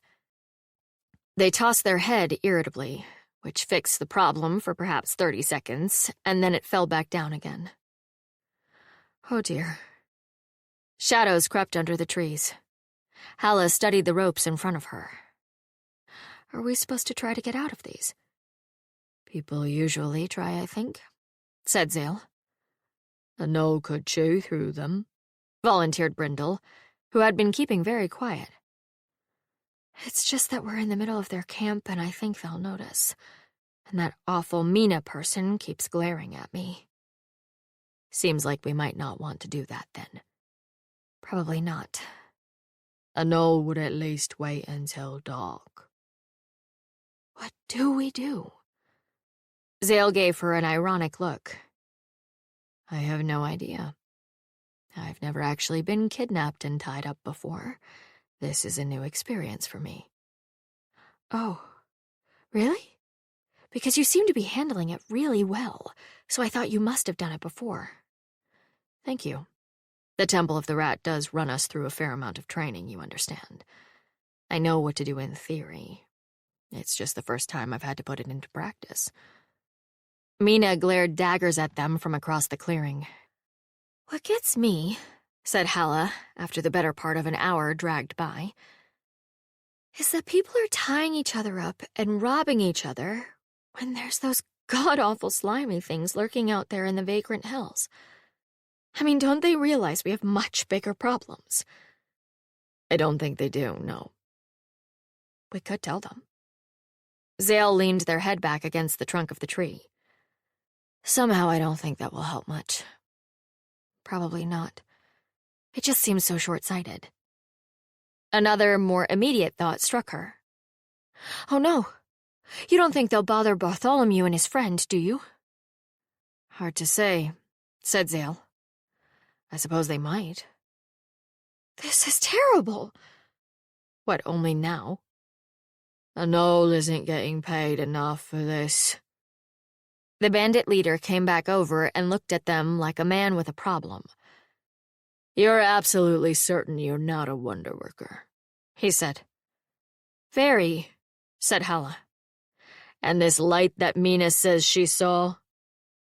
Halla lifted her bound hands and let them drop back into her lap, hoping he couldn't read the lie. I have no idea. You'd have to ask her. You have no explanation for it. She wrinkled her forehead. Why do you want me to explain somebody else's hallucination? I really would have to be a wonder worker for that. Did that sound convincing? I hope that sounded convincing. What would you say if I tortured you? Asked the bandit leader conversationally. Halla blinked at him. Ow? Probably? Stop. Something like that? What a bizarre question. What does he expect me to say? The bandit leader's face took on an expression that Sarkis would have found immediately familiar. I meant about being a wonder worker. Oh, I mean, it's torture, said Halla uncertainly. I'll probably say anything you want to make it stop. But I'm still not going to be able to make anyone invisible afterward, if that's what you're getting at. If you release us now, Zale put in, I am happy to let bygones be bygones, but my superiors would undoubtedly consider torture to be excessive. The bandit leader walked away again, muttering to himself.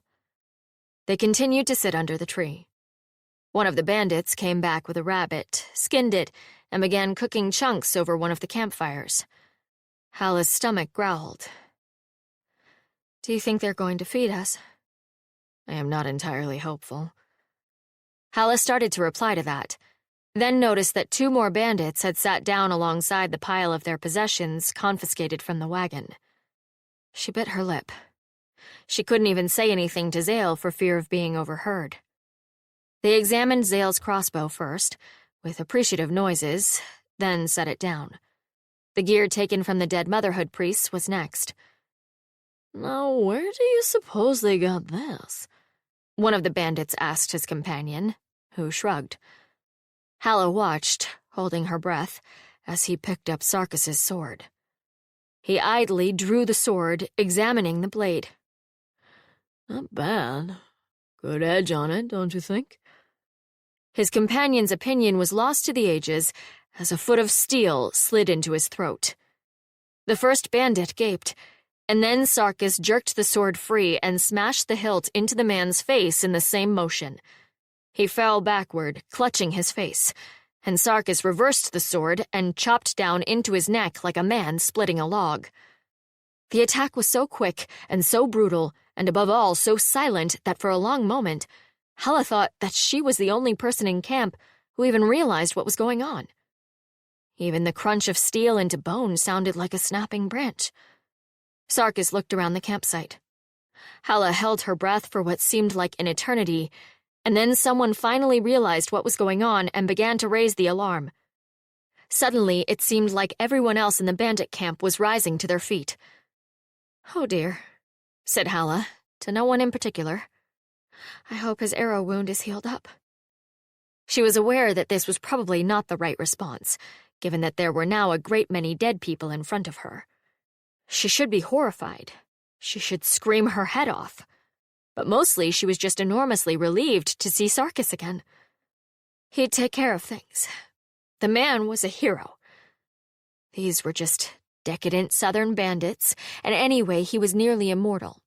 So as long as she didn't have the poor taste to die in the interim, he would come for her and Zale. She had faith. Chapter 39. Sarkis had a good deal less faith, but then again, he was the one doing most of the work. He materialized, saw the 2 in front of him, neither of which was Halla, and therefore they both needed to die. Possibly they were innocent bystanders, in which case he could put another few deaths on the great god's ledger, but he wasn't worried about it. They expired before either of them had time to worry about it either. He looked swiftly around and saw that it was far darker than it had been. Hours had passed while he was inside the sword. If hours had passed, then Halla could have been hurt. Not killed, he knew that immediately, but tortured or terrified, or God forbid, one of the bandits had taken liberties. And if they had, Sarkis would carve out that man's heart and place it at her feet. A bandit stood up from beside the campfire, blinking stupidly at him. The man was still carrying a skewer with a chunk of meat on it. This proved very ineffective at parrying a sword. Finally, somebody had the good sense to shout, "We're under attack!" Being bandits rather than soldiers, this did not result in a coordinated defense. A few of them decided to absent themselves from the fight altogether. Sarkis watched a tall woman across the camp hold up both hands and step back into the trees. A much shorter woman, looking vaguely familiar, leapt to her feet and began shrieking, "I knew it! I told you! Invisibility!" Invisibility? What? "I told you! Wonder workers!" She was clearly raving with fever or shock or drink, so Sarkis simply smacked the pommel of his sword against the side of her head and let her drop. Such a blow might prove fatal, of course, but it was certainly preferable to decapitation. Anyway, it was bad luck to kill drunks. He looked around wildly for Halla, Zale, and opponents in that order. He found an opponent. The opponent had an axe. Parrying an axe with a sword was possible, but hard on the sword, and Sarkis had developed a certain aversion to seeing swords break. He spat on the ground and shouted an insult. The man looked baffled. Wrong language, right. The magic was good, but he did tend to revert for obscenities, particularly ones that didn't translate well. "Your sister screws wolves because the men of your clan have dicks the size of grass blades." This did not endear him to the bandit, but the sudden burst of laughter from off to his right told him that Halla was alive. Alive, not dead. I didn't fail her. Sheer relief made him slow to dodge the axeman's charge. He had to dive out of the way and felt his ankle twinge a warning. He ignored it, put his sword in the axeman's kidneys, and yanked it back out again, which pretty much ended the matter. He looked around the campsite again, listening for crossbow strings. "Anyone else?" he asked. No one stepped forward. This did not really surprise him. Bandits were in it for a profit, and there was pretty obviously no profit in fighting a very dangerous man who had appeared out of nowhere with a sword. He'd be surprised if half the group hadn't followed their colleague's example and melted away into the trees. He walked to the tree where Halla was sitting. She had her hands tied in front of her. Zale and Brindle were sitting next to her. They appeared unharmed. Brindle was busily gnawing away at his ropes, bits of hemp falling out of the sides of his muzzle. Sarkis grabbed Halla's hands, sliced through the ropes, pulled her upright, and said the first thing which came into his head, which was, "We are never going down this stretch of road again. Never! I do not care if we must go a month out of our way and bribe 3 kingdoms for passage." Halla blinked at him. We could just take the north road up past the sheep downs next time." "Yes," roared Sarkis. "We will do that." She nodded. He nodded. Great God. He wrapped his arms tightly around her. He wanted very much to kiss her, but he stopped himself. This far was safe. A friend might embrace her like this, particularly after a frightening experience. A friend would not have had his lips pressed so tightly against her hair, but she could not see that and did not have to know. His heart hammered in his ears so loudly that it seemed like she had to be able to hear it. But perhaps a friend would feel that, too. "It's all right," said Halla, patting his shoulder as if comforting him. He held her at arm's length. She smiled up at him. "I knew you wouldn't let anything happen to us." Sarkis stared into her face and saw that she was telling the absolute truth. She trusts you. She trusts you to keep her safe. pride warred with sudden dread. He would fail. He had already failed. Everyone who trusted him to keep them safe had already died, most in the space of one single bloody day. Halla didn't know about any of that. Sarkis felt as if his unworthiness was branded across his face, and yet she was looking up at him without a trace of fear, trusting his competence and his care. Great God, I must tell her what the sword says. I must tell her soon, before she finds out on her own. I wasn't worried. You should have been worried. Halla relented. All right, I was a little worried. I mean, the one in charge didn't seem angry, just really confused and sort of frustrated. But he did talk about torture. Sarkis saw red. I'll kill him. Where is he? He ran away, said Zale from the ground. After you killed the fellow with the axe, which was quite sensible of him, I suspect. Sarkis lifted his head and scanned the trees, eyes narrowed. Before you charge after him, could you untie me? I mean, when you're done with the hugging. Oh dear. Halla stepped back. Sarkis released her immediately. Sorry, Zale. It's fine. These ropes and I are good friends by now.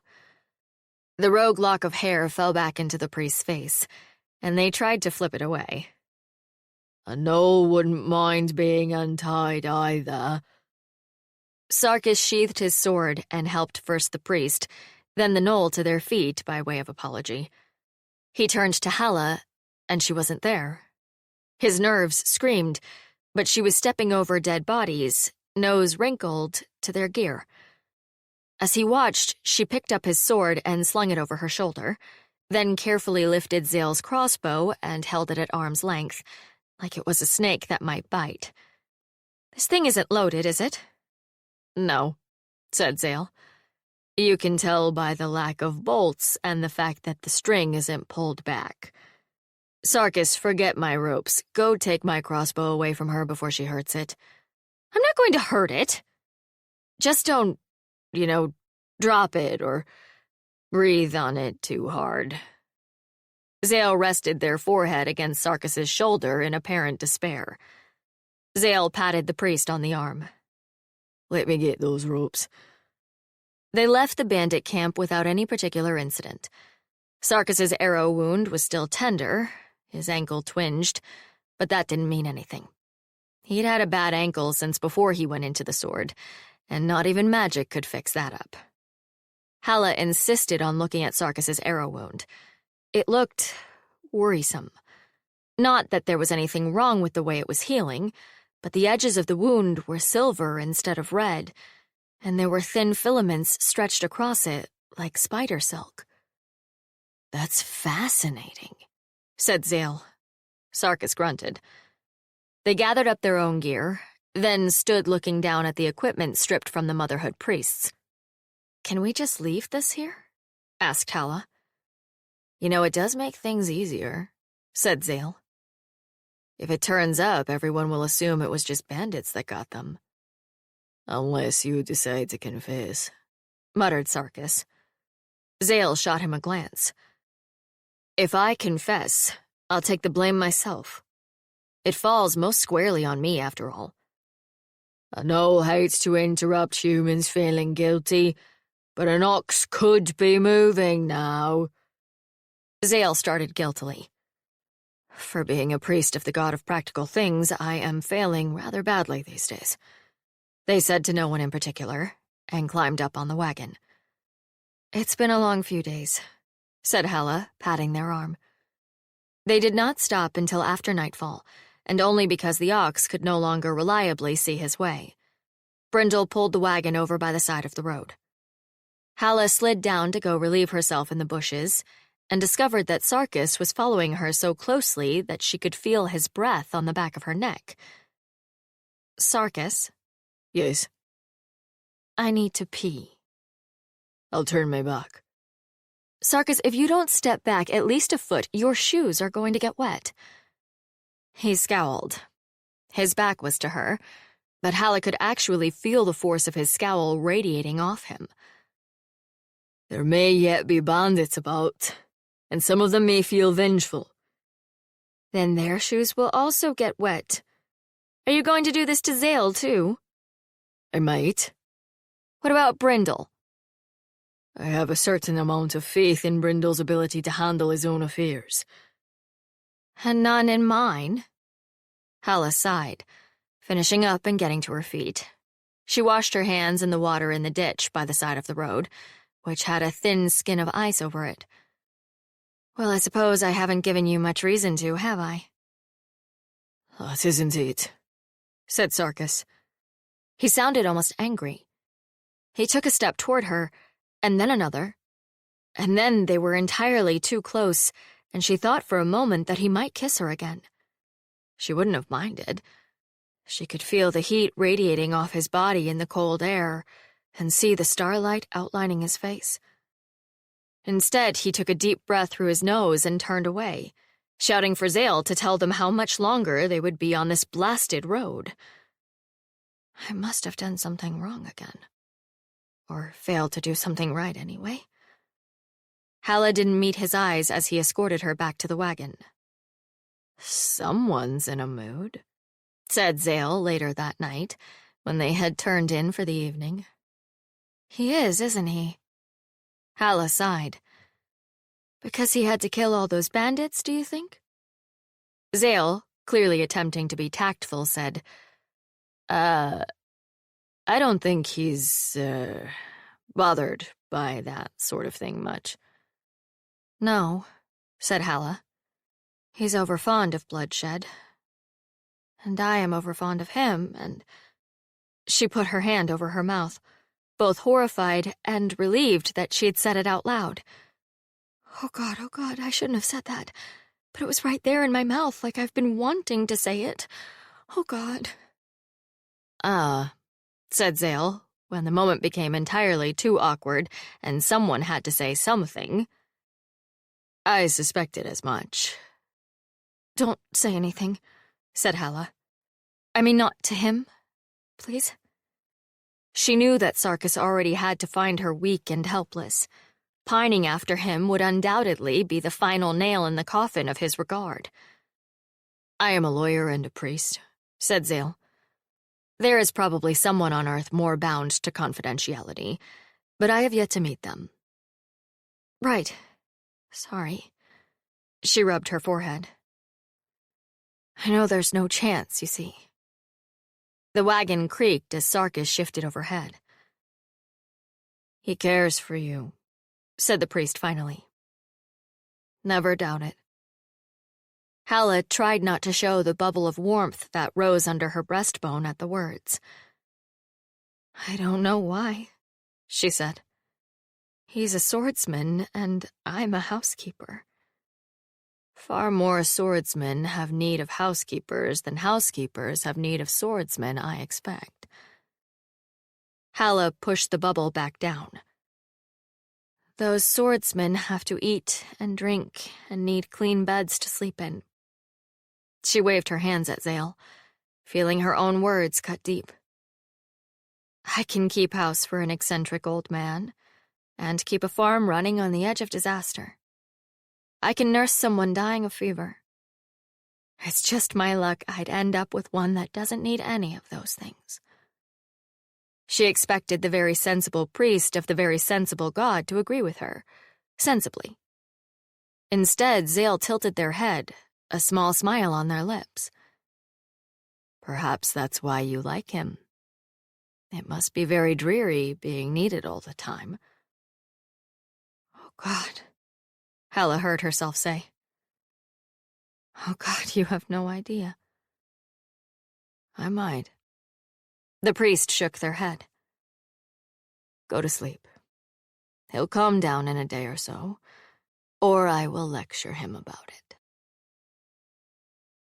Chapter 40. Sarkis did indeed calm down after a day, when gloriously absolutely nothing horrible happened. The ox was set to grazing. Halla wanted to go to bathe in the stream, out of sight of the wagon, and Sarkis grudgingly allowed that she would probably not be horribly murdered. "But you must sing," he said. Sing? What?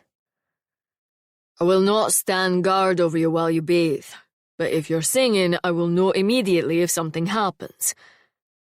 I don't sing very well. "This is not a test of your musical ability." "It's your funeral," she muttered, picking up the soap, and went toward the stream. A moment later, her voice raised into a song about bringing in the harvest. It might have been pleasant if she had been anywhere in the vicinity of a note, never mind the tune. Sarkis winced, but at least he had no doubts about where she was. "Zale, I must ask you a question in private," he said, as soon as she was out of earshot. The priest looked up, their expression quizzical. "Oh?" He took a deep breath. This was going to be awkward, but there was nothing else for it. "Is your order sworn to celibacy?" "Oh, dear sweet rat," said Zale. "Are you propositioning me?" "No!" And then, because his haste might have been a trifle insulting, Not that you're not a fine figure of a priest, but no, that is not where I'm going." "Oh, thank heavens." Zale rubbed their face. "Not that you're not a fine figure of a sword, but no. I prefer my men somewhat less cursed to inhabit magical steel for eternity, and also a bit more intellectual, and a bit less likely to break people in half." Brindle looked at them both, rolled his eyes, and went to go sit with the ox. Sarkis nodded. "So, may I guess that you are not interested in Halla?" "Halla is lovely, and we are far too much alike. If it was left to us, we would still be sitting tied up under a tree, discussing whether it would be too unforgivably rude to escape, and possibly what species the tree is." Zale raised an eyebrow. "Also, she's been mooning after you since before we met. So, even if I were so inclined, I would be wasting my time." Satisfaction warred with alarm. Halla, mooning after him. Had she told the priest something? "It doesn't matter. You have to tell her what the sword says. You can't let her go around thinking you're a hero. But after she gets her inheritance back." Because if she took it badly, and how could she not take it badly, Sarkis wanted to be damn sure that she was well set up first. If she decided to throw him out on his ear after that, she'd be able to do it safely. "I was afraid of that," he muttered. "You don't want her to be interested in you," said Zale. Over by the stream, the singing was punctuated with splashing and occasional swearing. "I do. Very much. That's the problem." Zale steepled their fingers. "Do you want to talk about that?" "Not particularly."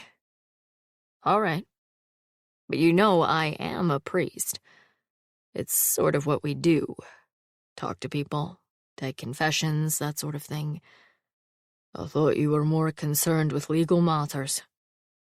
"The law is only talking and confession writ large, with occasional fines and time spent in the stocks." Halla went for a high note, and Sarkis listened to make sure the song was the only thing being murdered. "I gather it's at least a mutual attraction, then," said Zale. "Because I must warn you, I do quite like her, and I will be more than a little disappointed if you plan to marry her for her money and then abandon her." Sarkis blinked at him in astonishment. "What?" "I mean, you don't seem like the type." "I'm immortal and live in a sword. What am I going to do with money?" Zale had to stop and think about that for a few minutes. "Well, I suppose metal polish isn't that expensive, is it? A nice whetstone, maybe? Sarkis stared at him until the priest threw their hands in the air. Fine, all right, I accept you're not interested in her money. I most certainly am not. It's just sheltered widow from the south, immortal warrior from the weeping lands. Zale made vague hand gestures. I grant you they say that opposites attract. Sarkis rubbed his forehead. She is lovely and kind and generous of spirit, and someone has to keep her from walking off a cliff. And they say romance is dead. Sarkis snorted. Do you often fall in love with your wielders? Asked Zale. Never. Hell, most times I don't even respect them very much. Ah, but do you respect this one? Not her singing voice, certainly, said Sarkis, as Halla attacked a chorus as if it had personally offended her. You brought that on yourself. Indeed I did. Well, at first, no, I did not. I thought her another decadent native of this weak, decadent land. No offense intended, of course. I have added it to all the other offenses I am not taking, given that you are a barbaric northerner and cannot be expected to understand civilized behavior. Sarkis inclined his head to the priest. Later, though, said Zale, who sometimes reminded Sarkis more of a terrier than a rat. Later? Sarkis spread his hands. Well, yes, I have begun to. She's not a warrior, but I don't know. Sometimes I simply want to see what ridiculous questions she will ask next. Ah, the questions. Zale laughed. I admit I find that delightful. It is so rare that I meet someone who asks questions because they want to know the answers. Sarkis frowned at him. What? Why else do people ask questions? Zale began ticking off possibilities on their fingers. To be seen asking the question as if they do not know, to get a specific answer which they desire, to force someone to answer the question publicly, to be given a chance to lecture on the subject, to a yield. Sarkis held up both hands, laughing. Yes, I know the sorts of questions of what you speak. He had a memory of the leopard holding a knife to a rival's throat, saying, If I search this house, will I find something that makes me angry? The man had said no. He had been wrong about that, and had not lived to answer any more questions. Which is not to say that Halla does not sometimes ask questions to throw people off. But she is, I think, like many children born in poverty. Intelligent, curious, but never given beyond the most basic education. In boys, that sort of thing is valued. In girls... Zale shook their head. Had she come to the attention of the rat, we might have made a scholar of her. As it is, she has learned to be quiet and agreeable, and to appear quite stupid when it is convenient. But the curiosity still comes through. That's part of it, said Sarkis. Despite everything, it seems the world has not broken her. We hid bodies, for the great God's sake, and still she is... I don't know how else to explain. Zale smiled. The world tries to break everyone, they said gently. But sometimes when it fails spectacularly. Why do you not say something to her? Sarkis groaned. Because I have too much power over her fate right now. Zale raised an eyebrow. You'll have to explain that one for me. For a number of years, I was a mercenary captain. And there were jobs where I could say yes, and jobs where I could say no. And then there were jobs where, if I said no, I made sure that we were on the way out of the country when I said it. The priest had never been slow on the uptake. You don't think she'll feel safe saying no to you? I am not willing to risk it. He poked the fire, raising a flare of sparks. A few more days, and she is safe in her own home and a wealthy woman. Then I'll know that she is not weighing whether I will still get her home safely if she rejects me. Zale nodded slowly. It would be the same for me, I admit. A breach of professionalism until the job is done. Sarkis let out his breath in a gusty sigh. I hope this job is done quickly, he admitted, because I don't know how much more of this I can take. Halla finished wading in the stream and emerged, clean but freezing. The water was cold. It wasn't quite as bad as fresh snowmelt, in that her bones did not ache, but it wasn't pleasant. She'd run out of most of the ordinary songs she knew and had started in on hymns. The four-faced god had excellent hymns about the harvest and the planting and so forth. She wished she knew some hymns to the White Rat for Zale, but then again she was also aware that her singing wasn't the sort of thing that any god would desire. Anyway, the rat never seemed to go in much for hymns. Halla wondered vaguely if Sarkis's great god liked hymns. He didn't seem like the type, but that might have more to do with Sarkis than with the god. She toweled off, trying to use the rough cloth to rub warmth back into her skin. It wasn't entirely successful. She realized she'd stopped singing and started up again before her watchdog could come running. Not that I don't want to see him, but I'd prefer to be dressed, I think. Halla stifled a laugh. She had very little to offer anyone in that department, she knew. Or rather, she had entirely too much of it, in all directions. Men were only interested in hips like hers if they wanted heirs, and she was fairly sure that Sarkis didn't.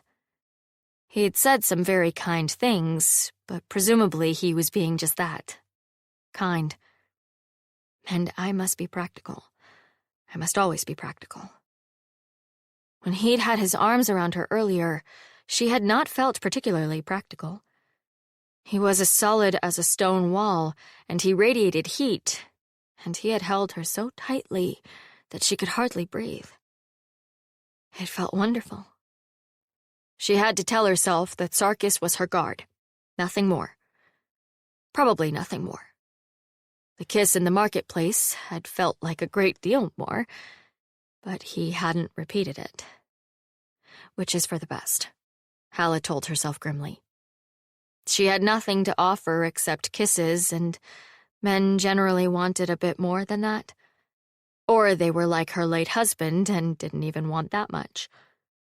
God, why couldn't she have met Sarkis 15 years earlier? Well, might as well ask why the sun couldn't rise later in the day so we could all sleep in. She was getting an inheritance she had never expected. She could provide for her family, what little was left of it, and if she did not do anything completely ridiculous, she would be able to live comfortably on what remained. She should be grateful for that much. She was grateful for that much. Her dreams of running her hands down Sarkis's muscled arms, tracing the path of each silver scar, well, they were dreams. That was all. You had them and you enjoyed them, and then you got on with life. She'd already seen what happened when you gave yourself to unsuitable men. Her mother had been a walking object lesson in loving unwisely. Even her mother would probably have balked at loving an enchanted sword. Assuming that love is the correct word, thought Halla a bit dryly. Love might well make your heart race and your pulse pound in your ears, but the one pounding a good deal lower was lust. Plain and simple. Which was, well, not helpful. Hell, Halla didn't even know if she liked lovemaking. She didn't think she hated it. Plenty of people enjoyed it. It seemed like it had a lot of potential.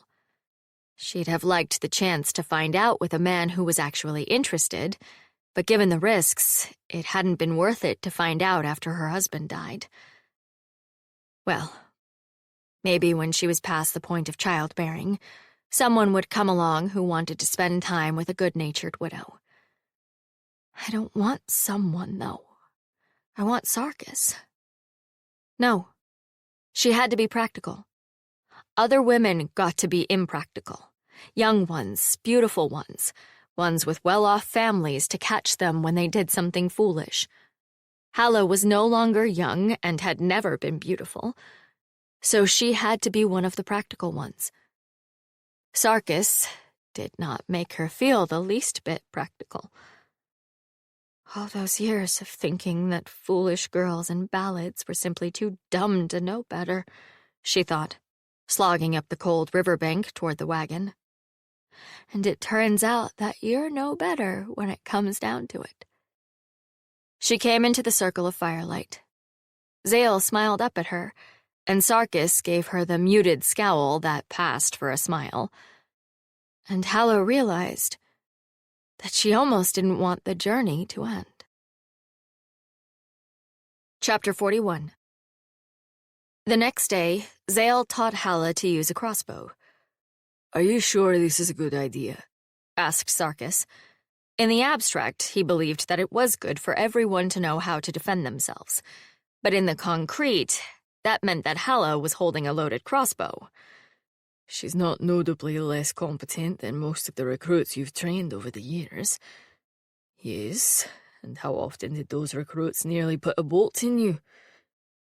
"It is the best of ideas," said Zale firmly.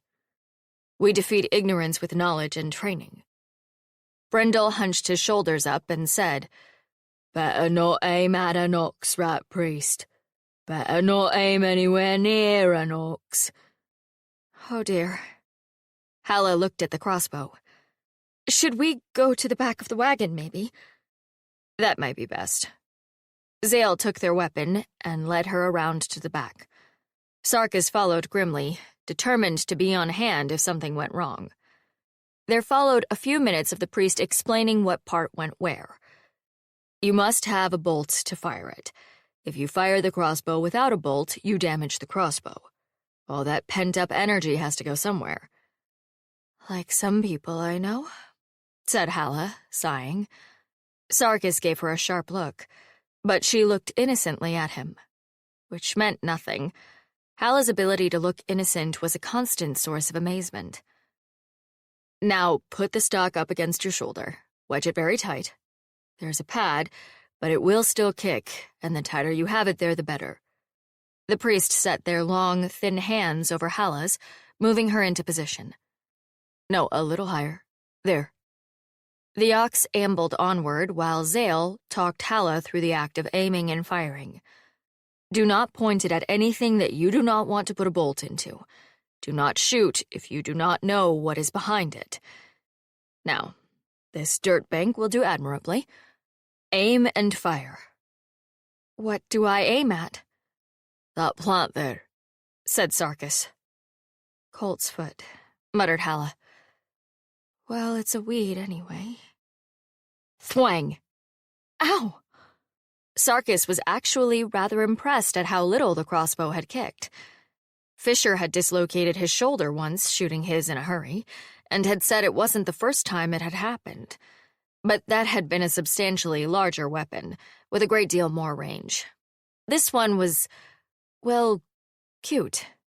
But then again, Zale was not overlarge himself, and had little need for a weapon that could kill at a vast distance. "And Brindle also killed a man with that crossbow. So let's not get hung up on size, shall we?" Halla did not seem to appreciate the relative lack of recoil very much. She rubbed her shoulder. "That hurt." "It is not a thing to be fired lightly," said Zale. "But you've slain your weed, look." Halla grinned. Sarkis's heart lurched, as it always did, and he went to go check on the ox and wagon. As they approached the gates of Rutgers Howe, Halla shivered. It was cold out, but Sarkis doubted that was the reason. He put an arm around her shoulders anyway. She cast him a brief look, both startled and appreciative, and said, "I know they're not expecting us, but I'm still half afraid Alvar's going to be waiting with the constables." Sarkis hated the thought of leaving her to face her cousin alone, but nevertheless... "Should I go back into the sword? I do not wish us to spend our first night back in a jail cell." "You absolutely should not," said Zale firmly. "We begin as we mean to go on, and we will not act as if you are a criminal. You were defending Halla against a completely indefensible imprisonment." "Yes, but then we ran away afterwards," said Halla. Zale straightened their back and lifted their chin. "You did not have a lawyer then," they said. "More specifically, you did not have a priest of the rat. I will not allow my clients to be imprisoned for fleeing from danger." For once, it really did seem to be that easy. It was hard to believe that the servant of the rat sweeping into town, wearing the full vestments of the priesthood, was the same person who had been violently ill in a ditch while Halla held their hair. Zale exuded authority. They even looked a few inches taller. When they raised their hand and beckoned to a constable standing by the gate, the poor man nearly saluted in return. "Your Holiness?" he asked. "I require your assistance," said Zale. "This is Mistress Halla, most recently of your town." The constable looked at Halla and appeared even more confused. "Halla? I thought you were kidnapped." "Hello, Michael," said Halla. "I wasn't." "No thanks to those persons claiming to be her relatives by marriage," said Zale. They somehow managed to make claiming to be a relative sound like a crime on par with bestiality. Mistress Halla was forced to flee when they attempted to imprison her in her own bedroom. Can you imagine the depths of such depravity? Michael blinked several times and looked around, possibly hoping someone else was going to answer the question. "Direct us to the offices of your town clerk," ordered Zale. "I wish to settle this for my client as soon as possible and see those impostors subjected to the full force of the law." Michael was clearly relieved that all that was required were directions, not any arrests. He waved toward the center of town. "And turn left at the butcher," he said. "The 3-story building with the angel on the weather vane?" "Indeed." Zale wrinkled their nose. "On, Brindle." The tilt of Brindle's ears indicated that there would be words about this later. "I could have told you where it was," murmured Halla, as the cart rumbled past Michael, who was standing at attention. "Undoubtedly," said Zale. "But this way the accusations have been made loudly, and the constables will know your side of the story before we are even to the clerk." Halla looked at Sarkis helplessly. He took her hand and squeezed. "It will be all right," he said. "Zale clearly knows what they are doing." Zale grinned like a shark that had eaten the cat, the canary, and several innocent bystanders. "A servant of the rat?" squeaked the clerk. Halla felt bad for him. He was a middle-aged man who had the job primarily because of the neatness of his penmanship and his meticulous record-keeping. He did not deserve to be caught between Aunt Malva on one side and Zale's inexorable courtesy on the other. Speaking of which... "What is the meaning of this?" snapped Aunt Malva, throwing open the door to the office. "What is this foolishness I am hearing about Halla being... Halla?" Her voice went up half an octave as Halla turned to face her. If she had been a better actress, Halla thought, Malva might have carried the day. If she had thrown her arms around Halla's neck and professed how happy she was, perhaps. Fortunately for me, she cannot pretend to hold me in anything but contempt. "Hello, Aunt Malva," said Halla grimly. "Surprised to see me?" Alvar came in behind her, saw Halla, saw Sarkis, saw Zale, and began to back out of the door as if he had wandered into the wrong building by mistake. Malva drew herself up to her full height and pointed a trembling finger at Sarkis. "You! Constables! Arrest this man!" This would have been a very impressive statement if there had been any constables in the room. Sarkis looked around, apparently saw none, then looked at the clerk and shrugged. "What exactly are you arresting my guard for?" asked Zale. Halla watched Sarkis's lips twitch as he absorbed his new employment status. "He kidnapped Halla!" "As my client is standing right here, this appears to be some definition of kidnap of which I am unaware," said Zale. Halla had never previously paid much attention to the length of the priest's nose, but the way that they looked down it at Malva was positively inspirational. "Mistress Halla, has this man kidnapped you?" "Certainly not." "Perhaps it was some time ago. Try to remember." "Nothing's coming to mind." "Alvar!" snapped Malva, turning. "Alvar, explain to her what happened." He kidnapped you," said Alvar. "It was awful." "How odd," said Zale. "Since my client made no mention of being kidnapped, I would think she would know, wouldn't you?" "She's mad," snapped Malva. "Or a fool. It doesn't matter. Alvar, go get a constable." Zale gave her a look of withering contempt. The clerk looked horribly uncomfortable. "You might try Constable Michael," said Zale. "He greeted us at the gate and is fully apprised on the situation." "He seemed pleasant," rumbled Sarkis. Malva, outmaneuvered, snapped her mouth shut. "Now," said Zale, turning to the law clerk, "I am aware that this is unorthodox, but as I was not present for the reading of the will, would you be so kind as to go over it again?" The law clerk grabbed onto this like a lifeline. "Yes, certainly." He went over to a cabinet and pulled out the document. "Here, as you can see, the signatures are all in order." "They certainly seem to be," murmured Zale. "Now let us take this line by line." "Is this really necessary?" said Malva. "We all know what it says." Zale brushed their hand through the air near their ear, as if to wave off a buzzing insect. "Let me see. Yes, this appears in order. The house and possessions inside it, along with all properties, are to be left to Mistress Halla. Is this your reading, too?" "Yes," said the clerk, nodding vigorously. "He was not in his right mind when he wrote that," snapped Malva. "This would appear to be quite straightforward," said Zale. "Is there any reason why my client cannot take possession of her property at once?" Halla held her breath. The clerk looked once or twice at Malva, opened his mouth, then forced a sickly smile. "Well, not exactly, but I'm afraid that there's been a challenge to the will." "I see," said Zale. "And the challenge was brought by?" "Alvar," said Malva. Alvar, who had his shoulders up around his ears and had been staring at the floor, looked up, startled. "Yes, Mother." "Tell them why you've brought this challenge to the will."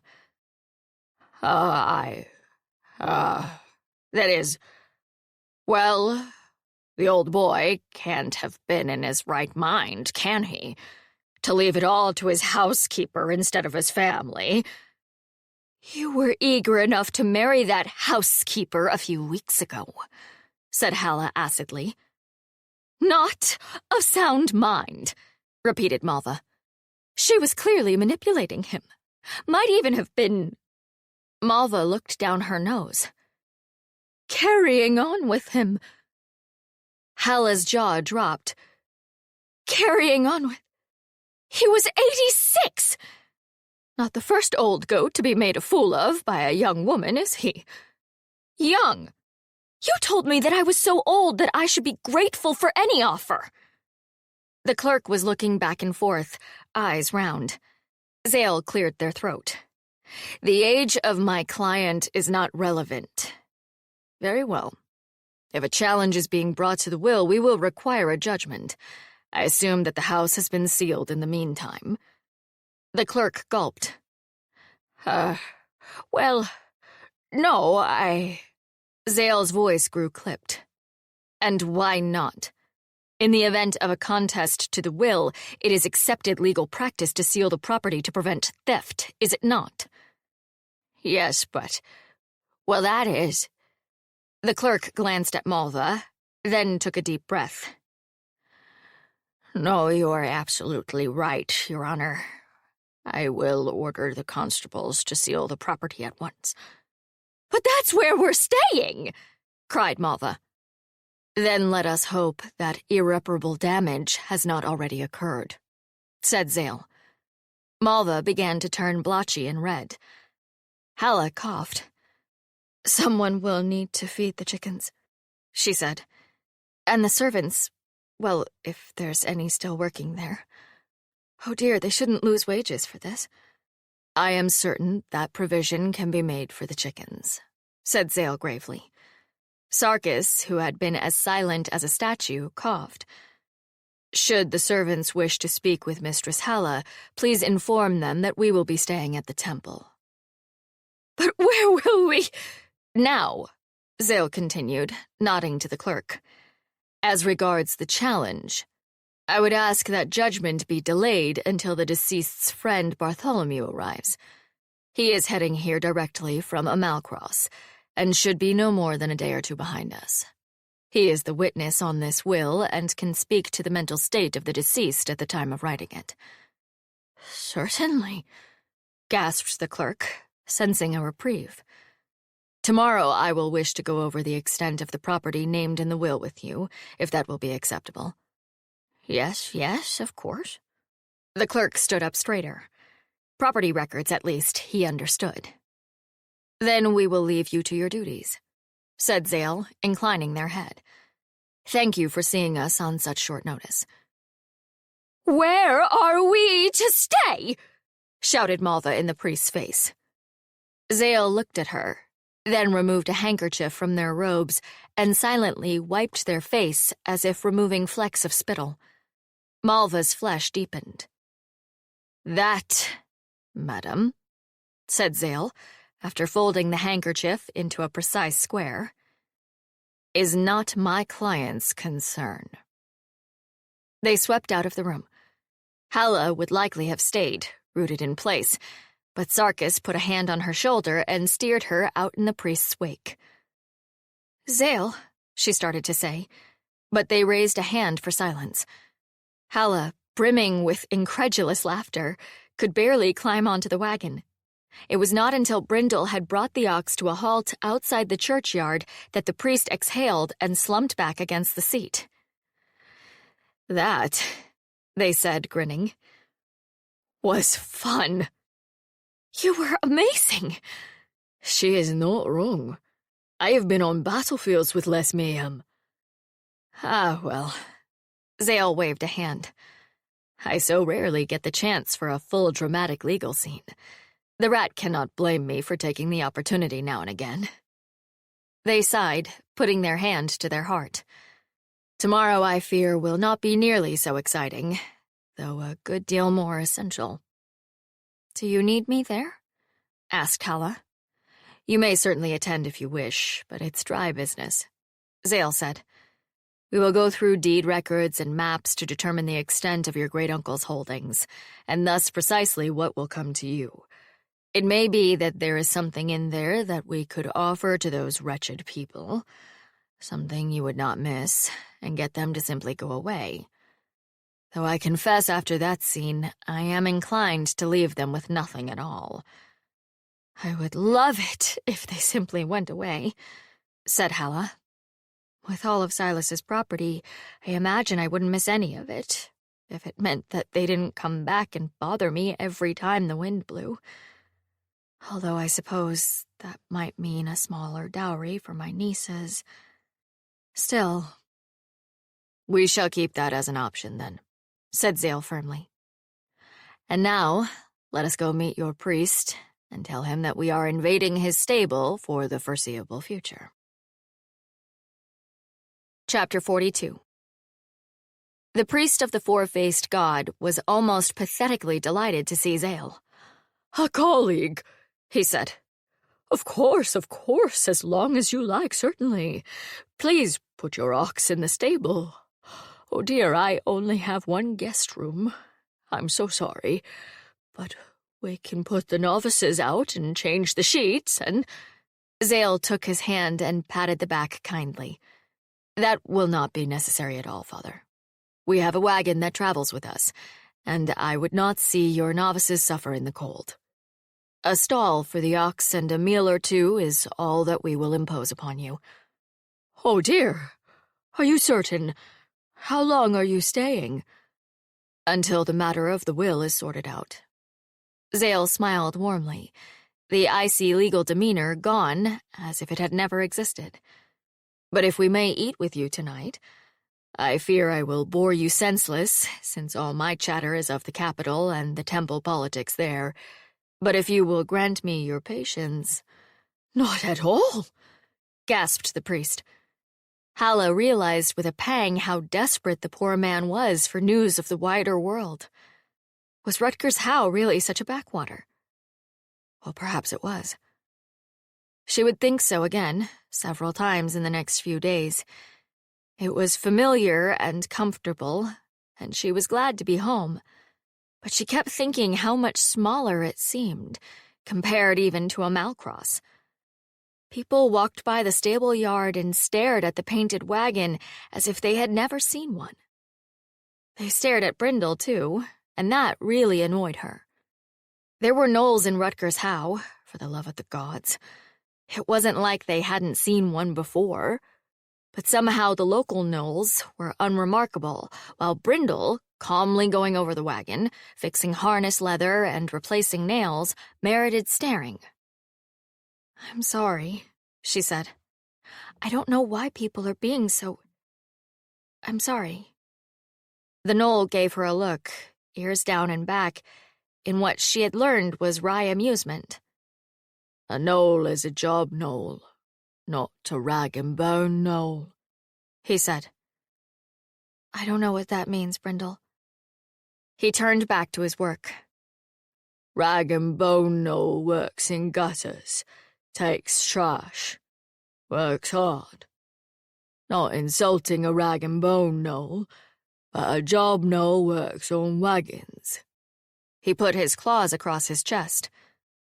Fixes, drives an ox. Human sees a job gnoll, maybe a human doesn't expect it.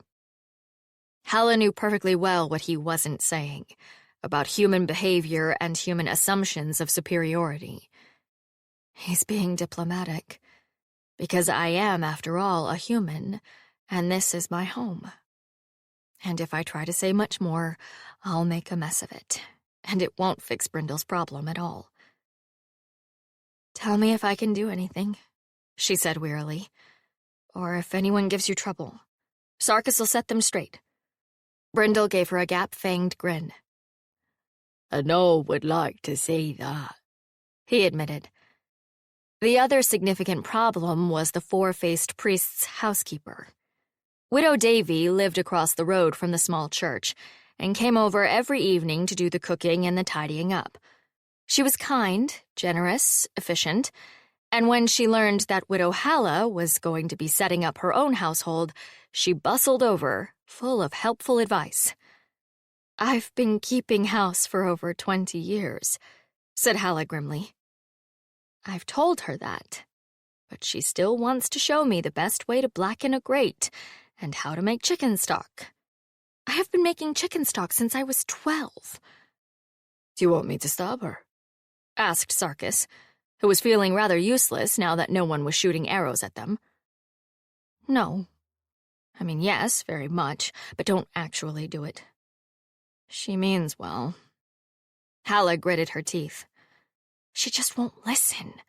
She's seen me at market since I moved here. But now that Silas is gone, suddenly I need all her advice. God's teeth! Did she think he was making the chicken stock? Sarkis had only the vaguest notion of what chicken stock even was. Something you fed to chickens, presumably. Well, perhaps Zale will be done with whatever they're doing soon. Bartholomew should arrive tomorrow, Halla agreed. How will they make a judgment? Oh, they'll call a triumvirate. Clerk, priest, that's our host, Zale can't do it, and the squire's bailiff will make the third. Will they find in our favor, do you think? The priest certainly will. He's already told Zale as much. The clerk will probably depend on whether he's more scared of Malva or Zale. The squire's bailiff, I don't know. The squire's bailiff, when he arrived, was a large man with the placid air of a contented cow and a mind like a razor. He arrived at the same time as Bartholomew and went to the same hostel where, ironically, Malva and Alver were also staying. Should I be worried about this? Asked Zale, upon learning of the accommodations. Halla shook her head. I honestly don't think so. Aunt Malva doesn't really improve upon close acquaintance. And your cousin? Alver will agree to anything, mean none of it, and then do whatever his mother tells him. A familiar, if regrettable, dynamic. Zale nodded. Well, it is only another 2 days, and then we shall have our decision. They smiled. And I have a trick or two up my sleeve, in case things go very badly indeed. But things did not go badly. In fact, given the sheer chaos of their trip to and from Arkenhold, the judgment was almost an anticlimax. The judgment was held in the church, that being both a large room and, given the proximity of the gods, presumably a better space for deliberation. Sarkis didn't know if it would help, but at least the room was large enough that he didn't need to sit too close to Halla's wretched relatives. He tried to remember what Halla had said. The priest who served in this church did not necessarily belong to any specific god, as he recalled. That probably explained why the stained glass windows were generic scenes of the seasons rather than any particular deity. The wooden pews were sturdy rather than elegant, with marks on the legs where either small children or dogs had gnawed on the edges. The stone floor radiated cold. Everyone was wearing at least 2 layers of clothes. Only Zale seemed unaffected by it, moving rapidly back and forth, presenting the case methodically to the 3 judges. The priest was finally in their element, and Sarkis wondered that he had ever thought them weak. Their long-fingered hands moved back and forth, sweeping gestures to underscore their words, their angular face by turns solemn and stern and amused. Halla sat in a pew in the back of the room, clutching Sarkis's hand. He wanted to put his arm around her, shield her from the glare that Malva was shooting in her direction, but he wasn't sure how she would feel about it, or if it would bias the judgment. A respectable widow. He hated how much that mattered. Alver's defense was, well, even to Sarkis's biased ears, it didn't sound good. The old man should have left the property to his family. No, Halla wasn't family. Well, she was sort of family by marriage, so yes. Maybe he had left it to family, but not the right family. He tried to argue that Silas had not been in his right mind, whereupon Zale called Bartholomew up from his spot on the pew, and Bartholomew demolished that argument in a few well-placed sentences. Senile? No, he had not been senile. He'd driven a brutal bargain with Bartholomew for a set of old books and a giant snail shell a month before he died. And anyway, the will that Bartholomew had witnessed was 6 years old, so even if he had been getting old at the end, it didn't signify. No, Halla had not had any undue influence over him. She was a housekeeper, and a good one. Efficient, kind, respectable, but not what you'd call a seductress, and he meant no offense to her by saying so. Halla laughed at that. Sarkis wasn't sure whether to laugh or to go glare at the man until he agreed that she was beautiful.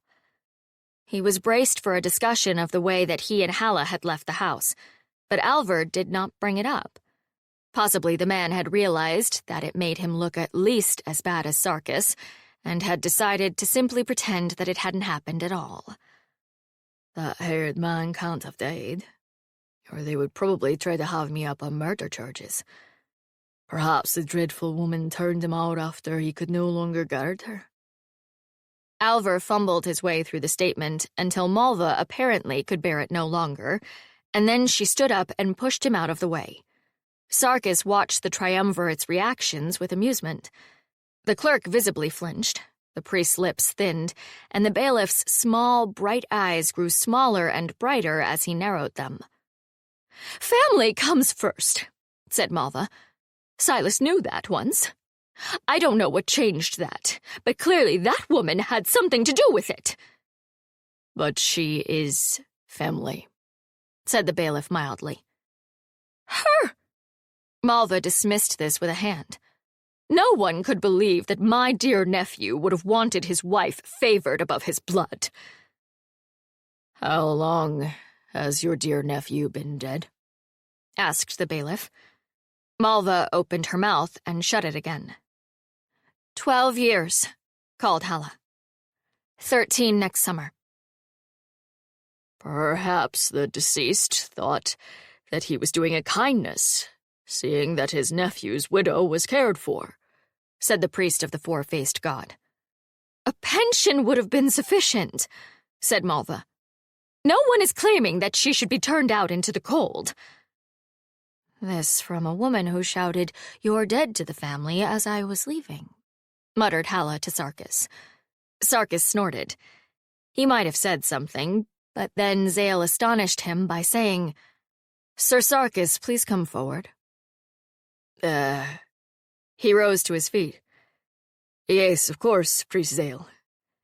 But I am not sure what good that I will do. I know nothing of the wheel nor the law." "You have been a guardsman for Mistress Halla for some weeks now, have you not?" "I have." "You escorted her to Arkan's glory and my temple, did you not?" "Yes." Zale smiled with the air of one going in for the kill. "And did she travel in wealth and comfort?" "We slept in hedgerows. She had to sell her jewelry so we could eat," said Sarkis. "I have nothing of my own but the armor on my back, or I would have forbidden it, but she insisted." Not exactly the act of a woman who masterminded an alteration of the will in her favor, was it? Sarkis snorted loudly. "Traveling alone with a strange man is not the act of a respectable woman," said Malva. Sarkis turned toward her furiously. "I have guarded her as I would my sisters. No one will offer her disrespect in my hearing, man or woman, or they will answer to me." He put his hand on the hilt of his sword. Malva slapped Alvar's arm. "Alvar! Are you going to let him talk to me like this?" Alvar eyed the sword and Sarkis and said, "Yes, mother, I believe I am." The bailiff's lips twitched. "Sir Sarkis," said the priest of the four-faced god mildly, "we do not threaten violence within the walls of the church." "Oh, sorry." Sarkis inclined his head. "I fear I am not native to these lands." He contemplated how barbaric he wanted to appear. "In for a lamb. In my homeland, duels are fought before the altar so that the god may decide the victor." Which was nonsense, of course, but hopefully impressive-sounding nonsense. "That will not be necessary," said Zale firmly. "Now, if I may draw your attention, gentlemen, to the wording of the will." The process stretched out interminably. Halla shivered in the cold room. But at last the three judges nodded to Zale and Alvar, and everyone filed out of the temple to give them time to deliberate. It took less than 10 minutes. The clerk was sweating and refusing to meet Malva's eyes as he delivered their judgment. "The will is upheld. Mistress Halla is Silas's heir." "What?" said Halla. "What?" said Malva. "Really?" said Halla. "What?" said Malva. "Thank you, wise sirs," said Zale, and bowed deeply, while Halla dissolved into tears of sheer relief. Chapter 43. "Well, there was really no doubt," said Zale, leaning back in their chair. "Or rather, there was no doubt that the will was valid. And I had a few tricks up my sleeve if they didn't happen to agree with me. The bailiff was the only wild card. It was still amazing, said Halla firmly. Bartholomew's testimony certainly helped, said Zale, raising their mug in Bartholomew's direction. The group was huddled together in the church's back room, while the priest of the four-faced god beamed at all and sundry. "Will you all come stay at the house tonight?" asked Halla. "I don't know what state the house is in, but if I can't get at least the kitchen and a bedroom or two presentable—" "We won't put you to the trouble," said Nolan firmly, glancing over at Bartholomew. "You've been through a great deal. You don't need to start cleaning up for us." "I am intrigued, though," said Bartholomew, glancing at Halla, "by that sword you have been carrying. I fear that I may have undervalued it." "This?" Halla set her hand on the scabbard. "Oh, it's, not available, I'm afraid." "Our agreement included first pick of the artifacts in the house." "Yes," said Halla. "But it's not really in the house, is it? And anyway, it's not mine. It belongs to Sarkis. I gave it to him ages ago. He just makes me carry it around so that people think twice about assaulting me. Do you know we got set on by footpads in Arkan's glory?" "Shocking," said Nolan. "It was. But Sarkis ran them off. He's good at that sort of thing." Bartholomew was undeterred. "Would you be willing to part with it then, sir?" "No," said Sarkis. He racked his brain for some excuse and took refuge in mysticism. "It is originally a sword of my people's make. It will be unhappy if it spends too long among unbelievers." This was purest, refined sheep shit. Sarkis's people saw swords as tools, not sentient objects, and found the notion of swords having emotions or preferences faintly insulting, as if a human smith had taken on the role of the great god. He was exceptionally conscious of the irony. Bartholomew looked as if he might argue the point, but Nolan said, "If it is acceptable, Mistress Halla, we'll come over tomorrow and begin attempting to catalogue the artifacts." "Your assistance would be most welcome," said Zale. "Yes, of course," said Halla. She threw her arms around Bartholomew, and he staggered back a step. "Thank you so much. I know Silas would be so grateful." "Oh, well," Bartholomew snorted. "Probably he'd be rubbing his hands together in glee that he made me come all this way. But I'm glad to have helped." After he and Nolan had made their way back to the inn, the priest of the four-faced god turned to Halla. "I, have something for you," he said.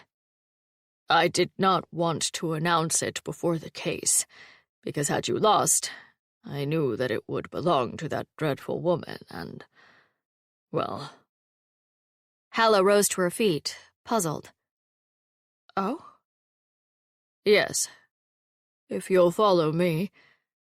He led the three of them to a tiny cell off one of the side chambers.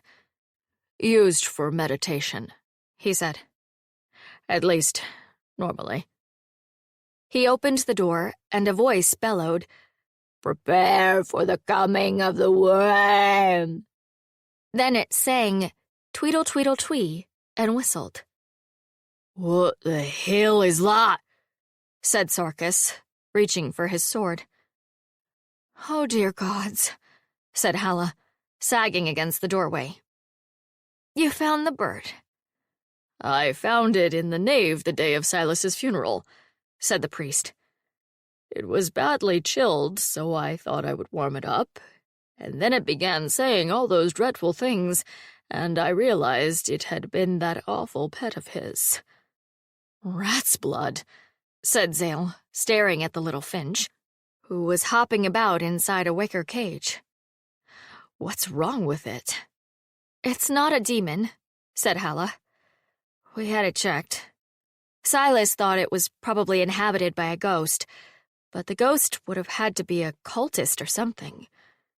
The dead are bound beneath the earth, and their tongues stopped with clay. But the day will come when they are free to sing the praises of the worm. Perhaps a very tiny god, said Zale, tapping the bars. A very tiny, angry god, said Sarkis. Tweedle, tweedle, twee.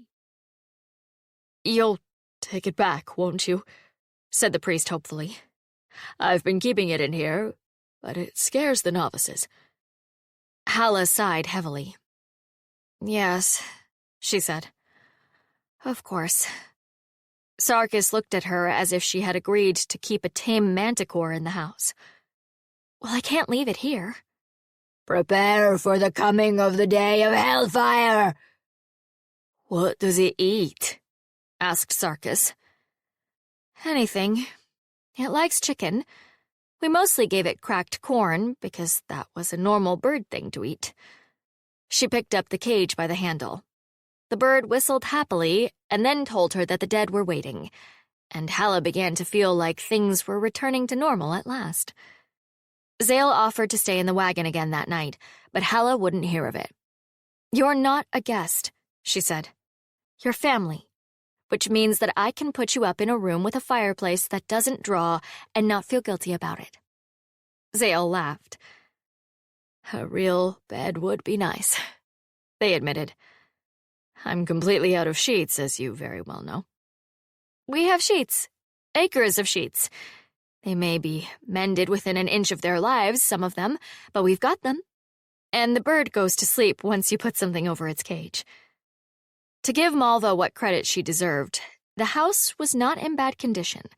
The compost needed turning, and the chickens were indignant, but the garden was asleep for the winter anyway.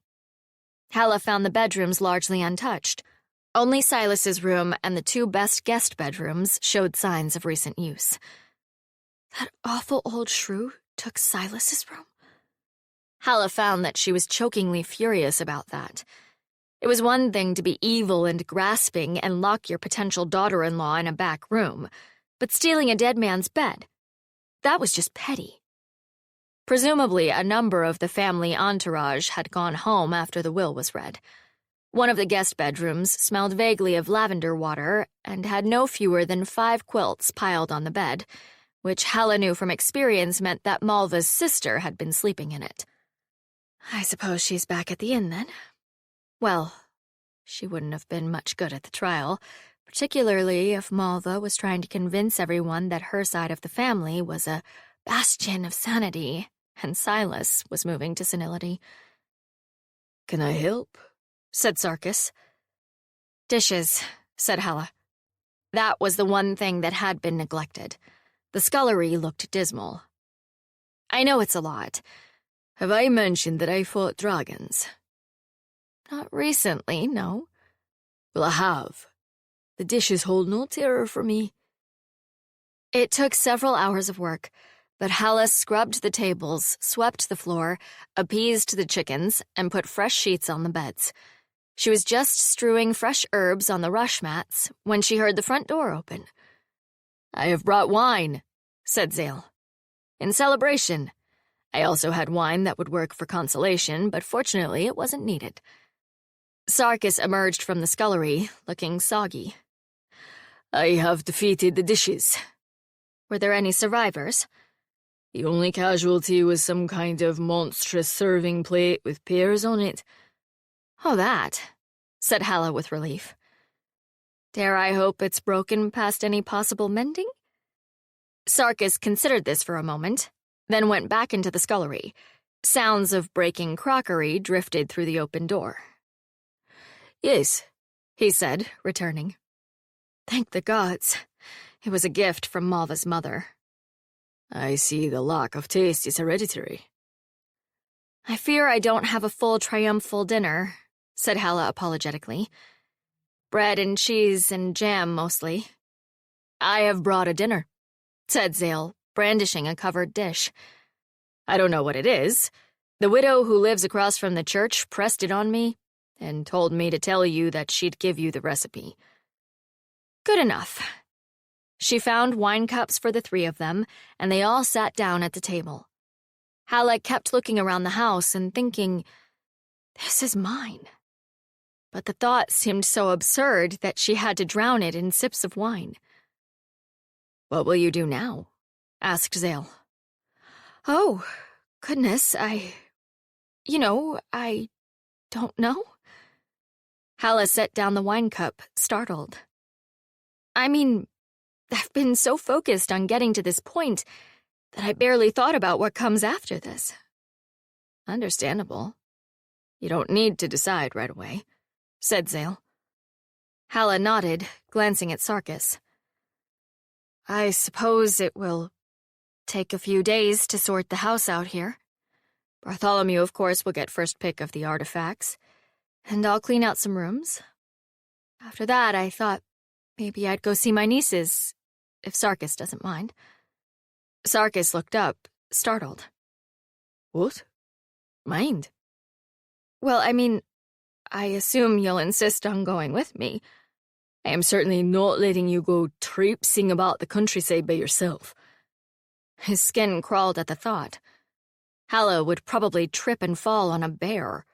She would undoubtedly then ask the bear questions until it forgot to eat her, but he didn't think his nerves could take it. Right.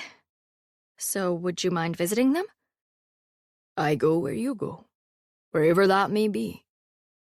Which is why I'm making sure you don't mind where we go. Zale hid a smile behind their wine. It is not my place to mind or not mind, Sarkis said.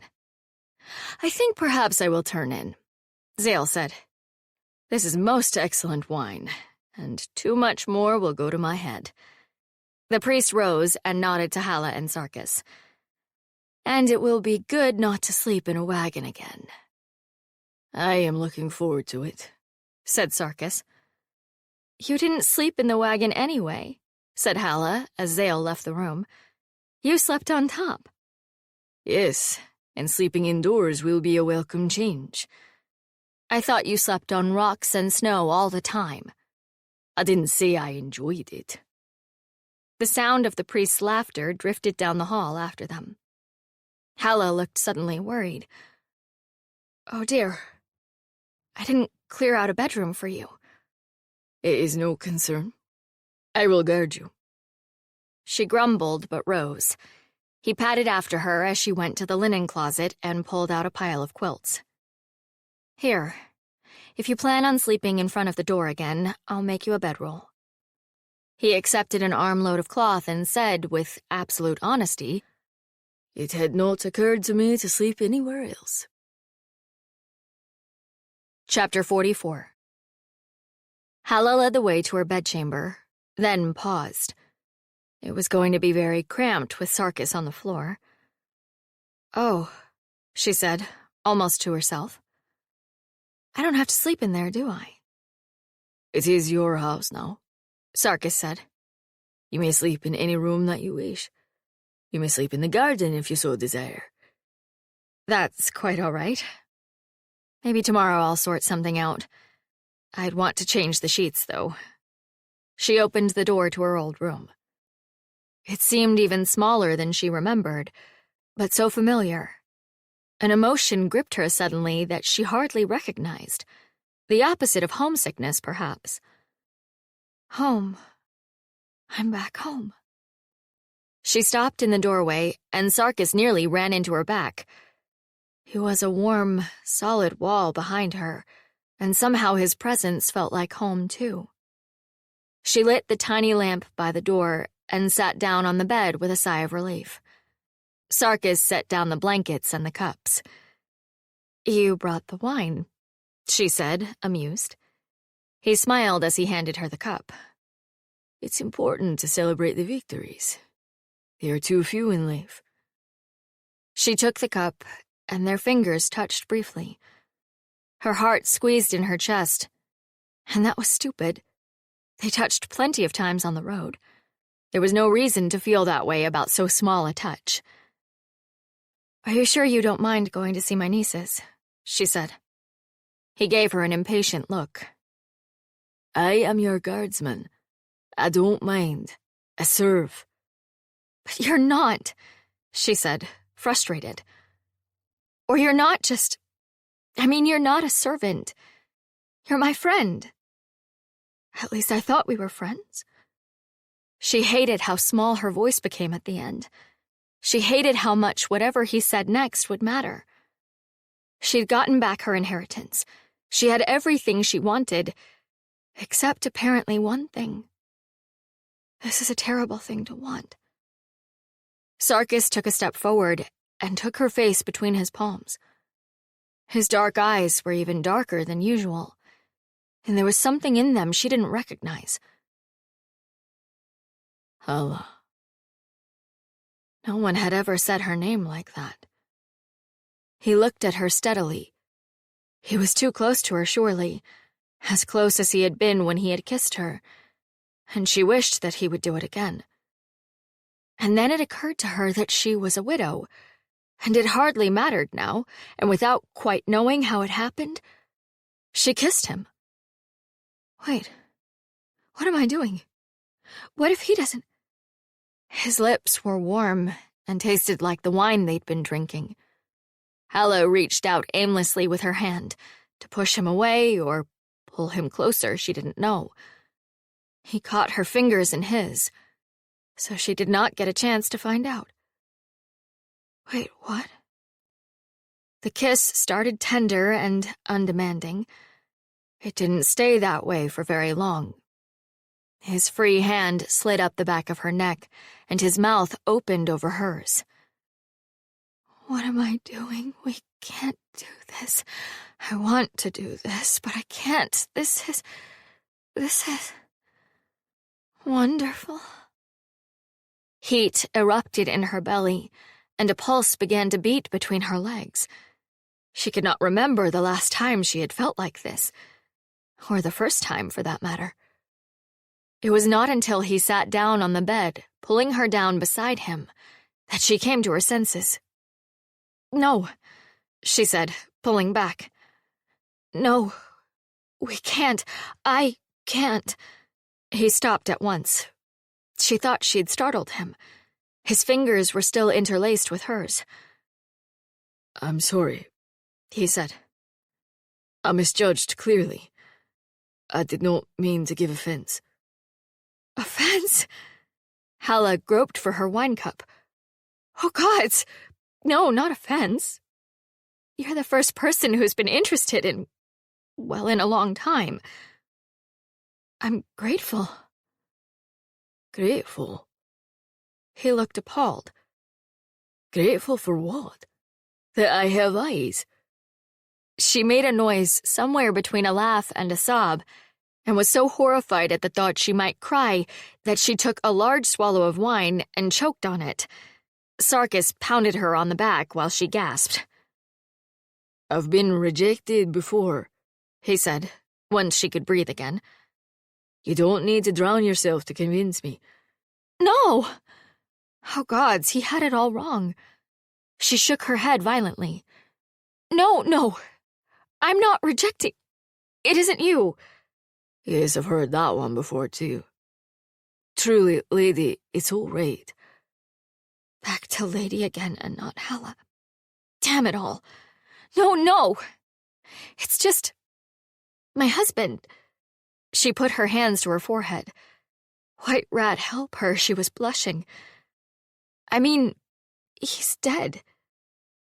I'm aware, yes. A line formed between Sarkis's eyes.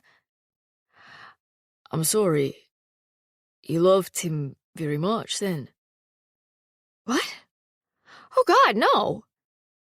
Her vehemence seemed to have astonished him.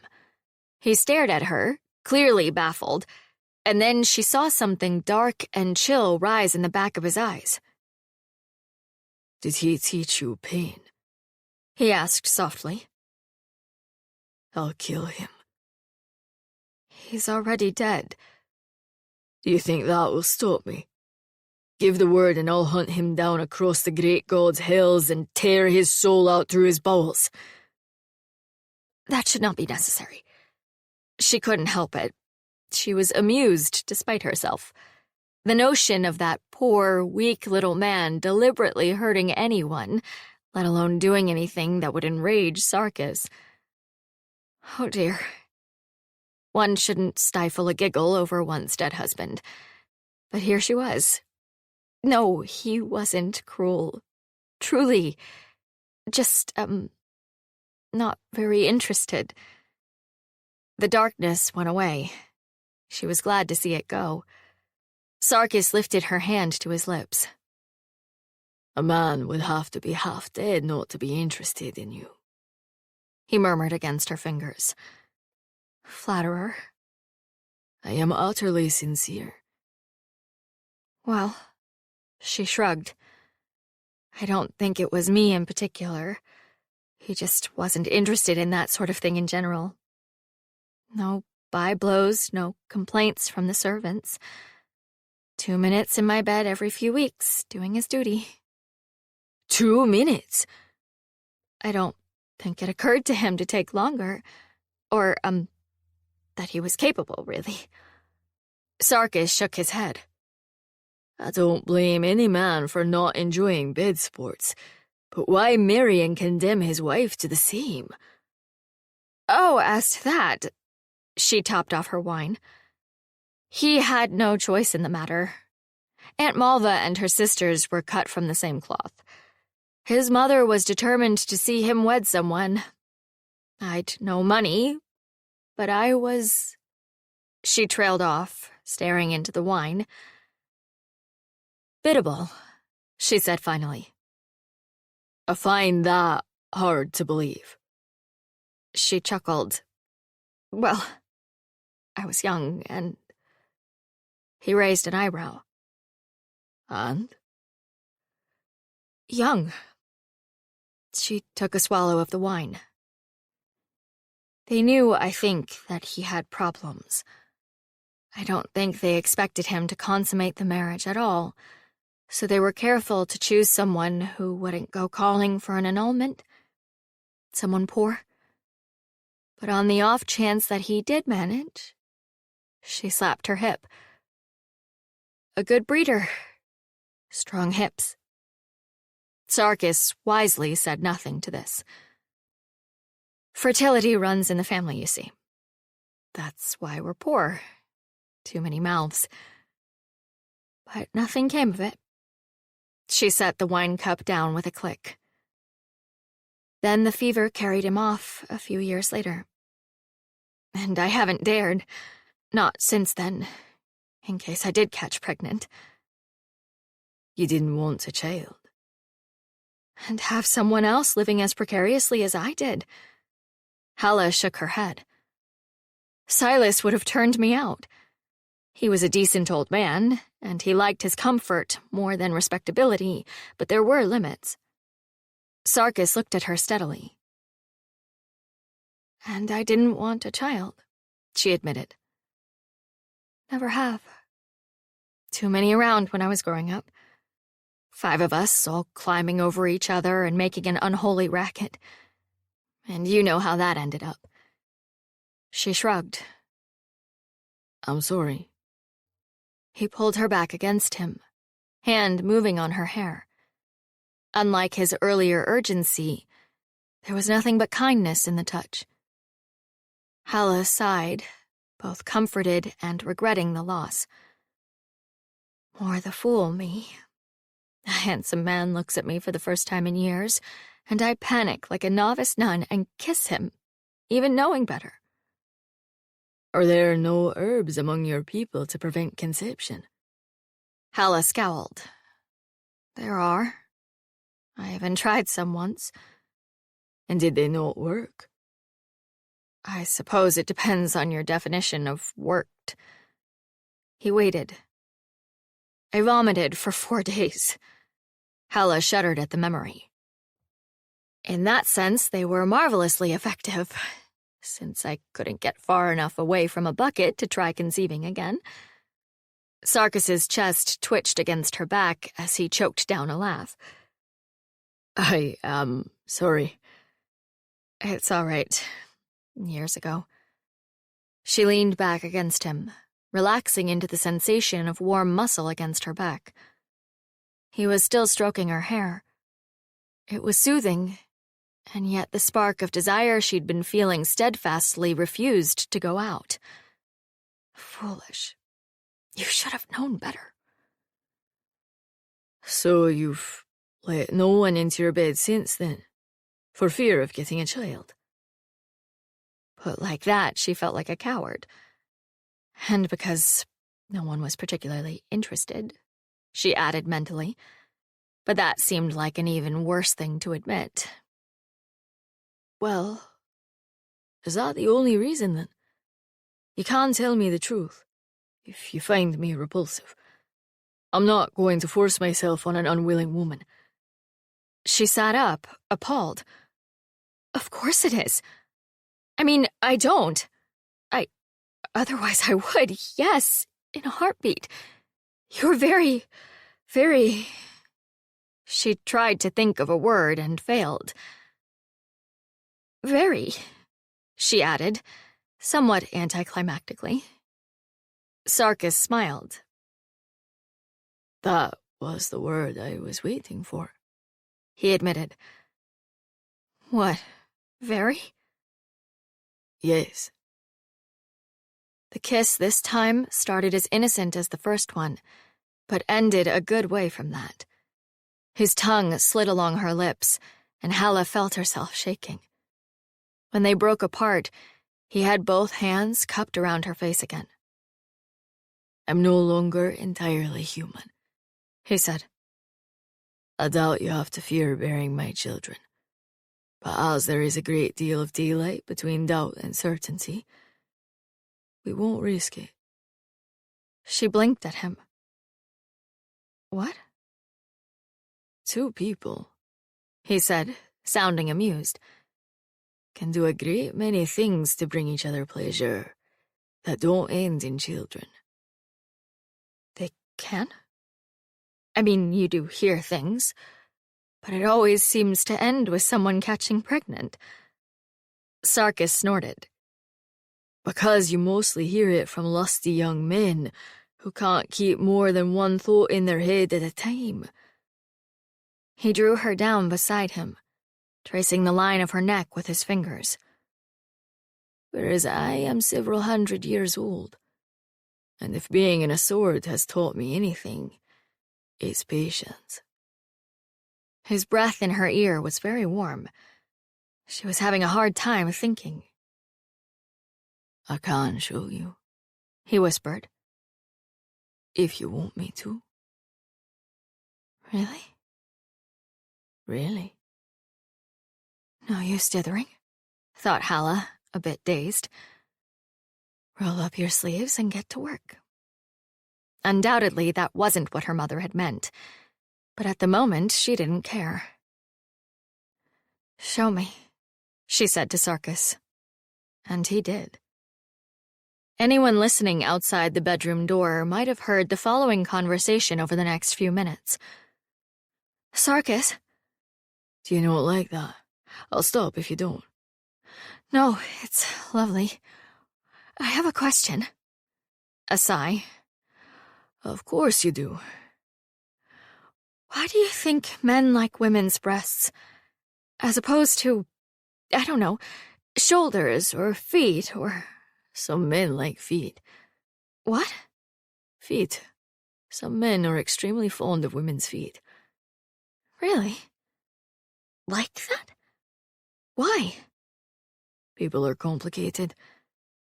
You're not like that, are you? No. Because I have ugly feet. Everyone does. Human feet are inherently ugly. Your breasts are exemplary, however. You really think so? Yes. I've never been told that I had exemplary breasts before. I maintain that your countrymen are idiots. Are you saying that if I wandered around the Weeping Lands, I'd be complimented on my chest? Because honestly, that doesn't sound entirely positive. Some moments later, you did that so I'd stop asking questions, didn't you? Yes. Sorry. I'm nervous. I gathered. I don't know why I'm nervous. It's not like the times I lost my virginity. A long, long pause. Then, wearily, I'm going to regret asking. I know I'm going to regret asking. But times? well, he had some problems in the bedroom. He couldn't really stay focused, if you know what I mean. So it took him about a week, and I think 3 tries to actually... You're beating your head against the headboard. Are you all right? If he lived, I would burn his lands and sow the fields with salt for the indignity. Oh, that's sweet.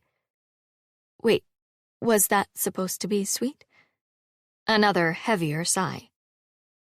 Halla, I need you to do something for me. Yes? For the next 10 minutes, the only words I want you to say are yes, no, harder, more, and there. And if you don't like what I'm doing, stop. Can you please do that for me? Sure. I mean, yes. Thank you. The conversation after that involved fewer words, and eventually, more gasping. Halla eventually began crying out Sarkis' name, too, but he didn't mind at all. Chapter 45. Sarkis held Halla in his arms, listening to her breathing, and felt well pleased with the world. He had spent a long time inside the sword, only coming out when his wielder needed an unkillable weapon or an untiring guardsman.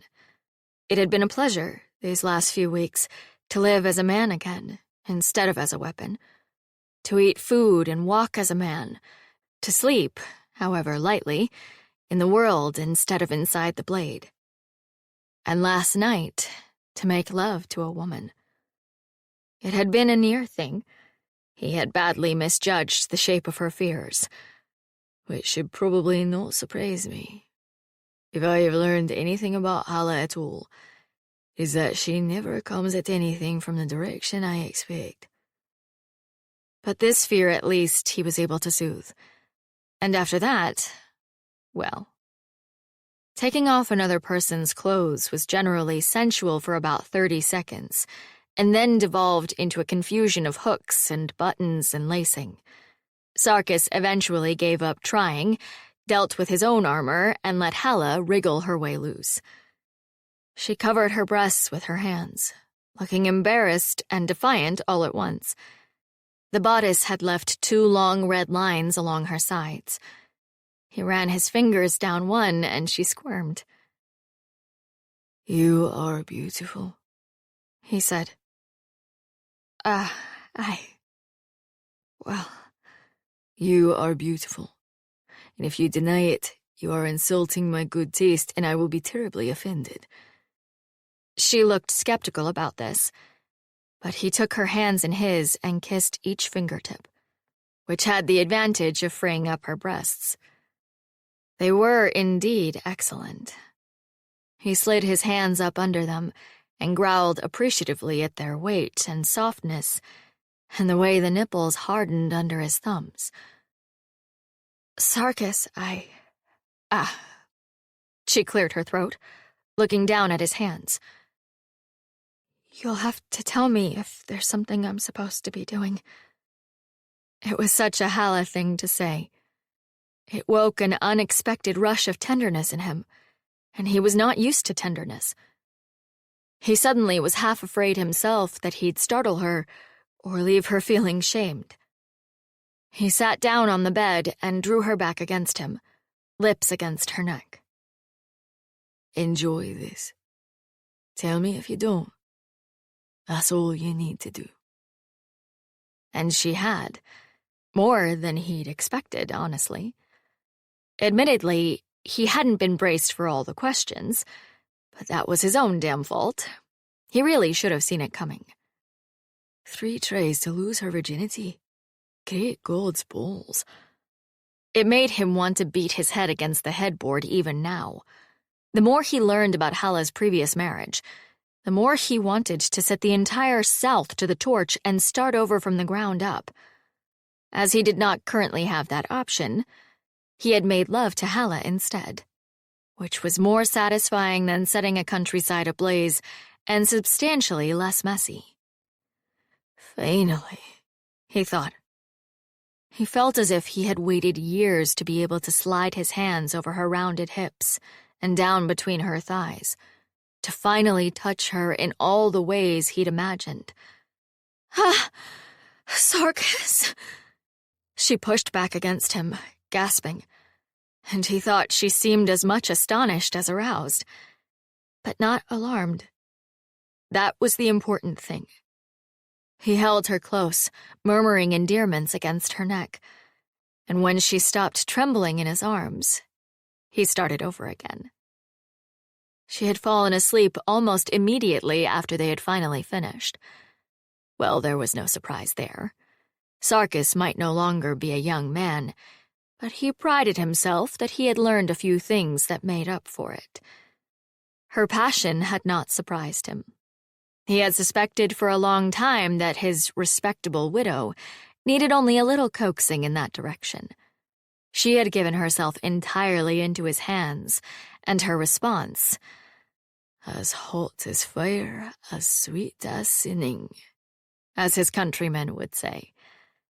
He had been braced for tears if they happened. Halla was not a weeping sort, but Southerners mixed shame with their sex like they were making a particularly foul brew.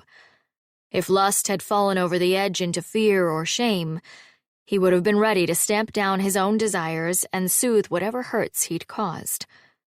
Delightfully, it had not been necessary. In the morning, well, he'd face that when it arrived. Perhaps they'd be able to sort out something to allay her fears about conception. He would like very much to slide inside her and feel her moving with him. Let them both find their pleasure together. He suspected she'd surprise him there, too. What had surprised him more, honestly, was his own response. As she bucked under his hands and cried out his name, he had felt something stronger and more unexpected than lust.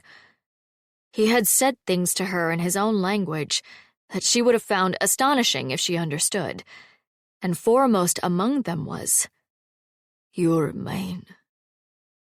Which was ridiculous, of course. If anything, he belonged to her, as long as she chose to keep him. And when she tired of him, she could pass the sword on to anyone she chose. This did not stop him from a wild desire to claim her as his own, so that the rest of the world knew to step back and keep their hands to themselves. Which I have neither the right nor her permission to do, and would be foolish to want in any event. I am a weapon. She is the wielder. She will hand me over to another someday. Or she will die and I will not. Still. He had only just stopped himself from covering her shoulders in love bites. She might have enjoyed them at the time, but she'd have had a lot to say about it once she caught sight of herself in the polished steel mirror. He had refrained. He wasn't a youngster, so insecure that he had to mark his territory on his lover's flesh. What in the great God's earth has come over me? He had thought that slaking his lust would be enough. He had not expected it to make things worse. I know better than to get too attached to any wielder. I'll outlive them by 1,000 years. He had learned that lesson early on. All their battles and wars and causes, no matter how noble, could not stop them from aging and dying while Sarkis lived on in immortal steel. Halla sighed in her sleep. Sarkis stretched his arm out over her, pulling her close, and she burrowed against him and mumbled something he couldn't make out. It might have been his name. The thought warmed him more than he wanted to admit. Oh, this is foolishness. Even if it was your name, it was probably leading to a question about feet or owls or something else. Can't you just be glad that you've got a solid armful of widow in your bed? Take your pleasure and give her hers and leave it at that. He did not want to leave it at that. Even if you were in the Weeping Lands and could take her before a priest of your own god, you would have neither land nor wealth, nor even a name to offer her. You do not even have a horse that she could ride to the wedding, assuming she'd have you, which she likely wouldn't. Marriage brought her nothing but grief. Marriage to you would bring her nothing but more of the same.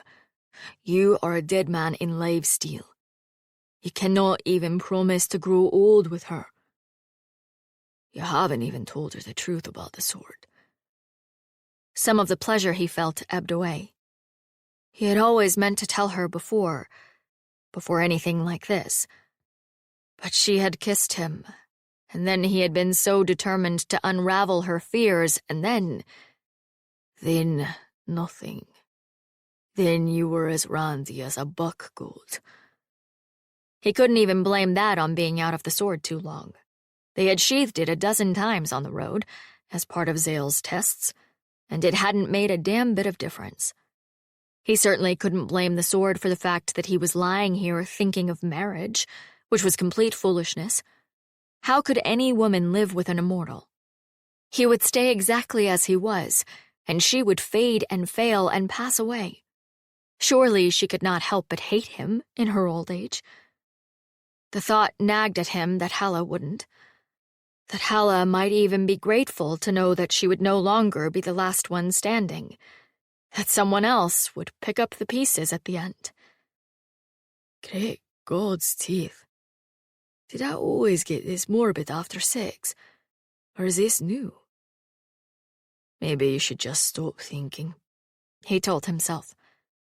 He leaned his cheek against her hair and closed his eyes and tried to believe that this moment, at least, would not end for a very long time. Chapter 46. Halla woke in bed, feeling very warm. That was the first thing she noticed. Sarkis was curled around her, his chest against her back. One of his knees was between hers, and his hand rested on her breast. That was the second thing she noticed. She wasn't wearing a stitch of clothing. That was the third thing she noticed. She hadn't slept naked since she was a child. Respectable people didn't. She had a strong urge to pull the sheet up over herself to hide, which was ridiculous. Sarkis had seen every part of her last night. More than seen. A lot more. Good heavens. To think that the first time she'd seen him without gauntlets, she'd thought his hands looked hard and unkind. He'd touched her in ways she'd heard about, but certainly never experienced. For someone who was constantly complaining about the decadent South, it was pretty clear that the North had its own share of decadence. Unless men and women have been doing this sort of thing around here for years, and no one bothered to tell me. Which I suppose is also possible. Even likely. Gods knew her late husband wouldn't have taught her that sort of thing. Poor man. He'd have been, well, not appalled, perhaps. Baffled, maybe. He put his mouth where? Why would you do that? She blushed even remembering. It had definitely been, indecent. Yes, that was the correct word. Most of what Sarkis had done had probably qualified as indecent. Certainly her response had been nothing close to respectable. Respectable women did not claw at the sheets and make noises like that. Sarkis himself was undoubtedly not a decent or respectable person. But quite splendid nonetheless. Good morning, he said against her hair. She jumped and squeaked. I have been wanting to do this since, the second day I knew you, I think, he said, caressing her breast. You hid it well?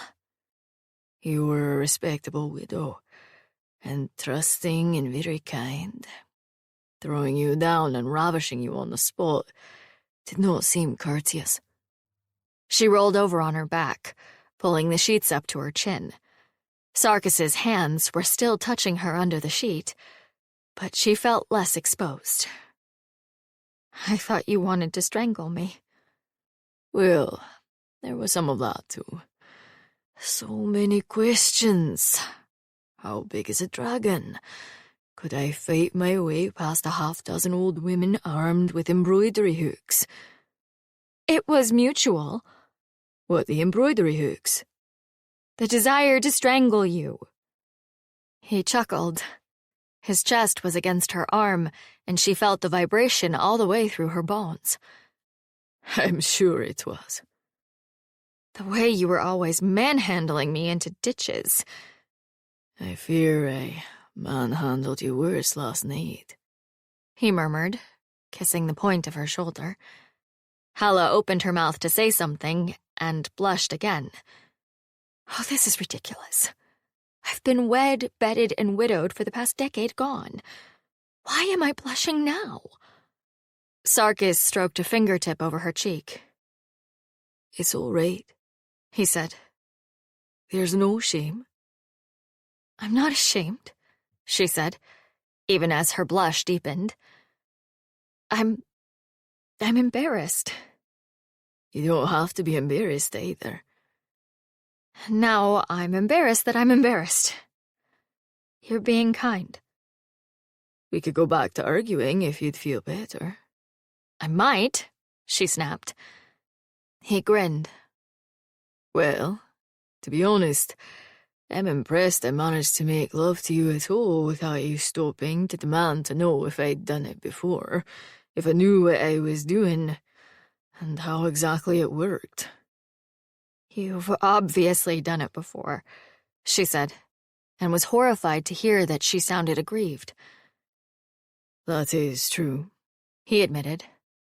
She folded her arms across her chest, trying not to feel a tiny bit hurt. Mind you, it has been a few centuries. She lifted one of her hands and swatted at his face. The youngest of those other women is, about 300 years old now, I'd say. I don't think you need to worry. You are a wretch. Yes, he said, seizing her hand and kissing the palm. An unrepentant one. I'm sorry if we went too fast last night. I should have thought it through. That's my shame, not yours. No. That's not it. I mean, you were lovely. He fell on his back with a groan. Lovely, he said. There's a death knell. Clearly I should swear to celibacy and join one of your decadent southern religions. Is there one that involves stabbing things? The dreaming god, but only demons. I can stab demons. Demons are very stabbable. They aren't sworn to celibacy, though. The paladins are rather notoriously, not. She thought back to a number of armored men in white cloaks who had passed through Arkenhold a few years back, and the number of inexplicable births that had followed 9 months later. The dervish was like that, said Sarkis. You couldn't take him to taverns. He'd have handsome young men who had met him 5 minutes ago dueling for his honor. Good heavens. It was exhausting when you only wanted a quiet drink. He captured her hand again and rubbed his thumb over her fingertips. Well, I shall simply have to find another of your religions to take me, I suppose.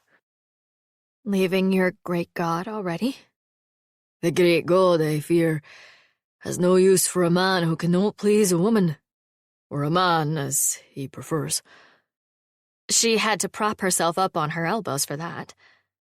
That's actually a tenet of your faith. Really? Of course, he said, as if it was obvious. Really? Failure to make the marriage bed glad is valid grounds for divorce in the Weeping Lands. I don't understand why there's so much weeping, then. He gazed skyward. Well, we also murder each other a great deal. Why?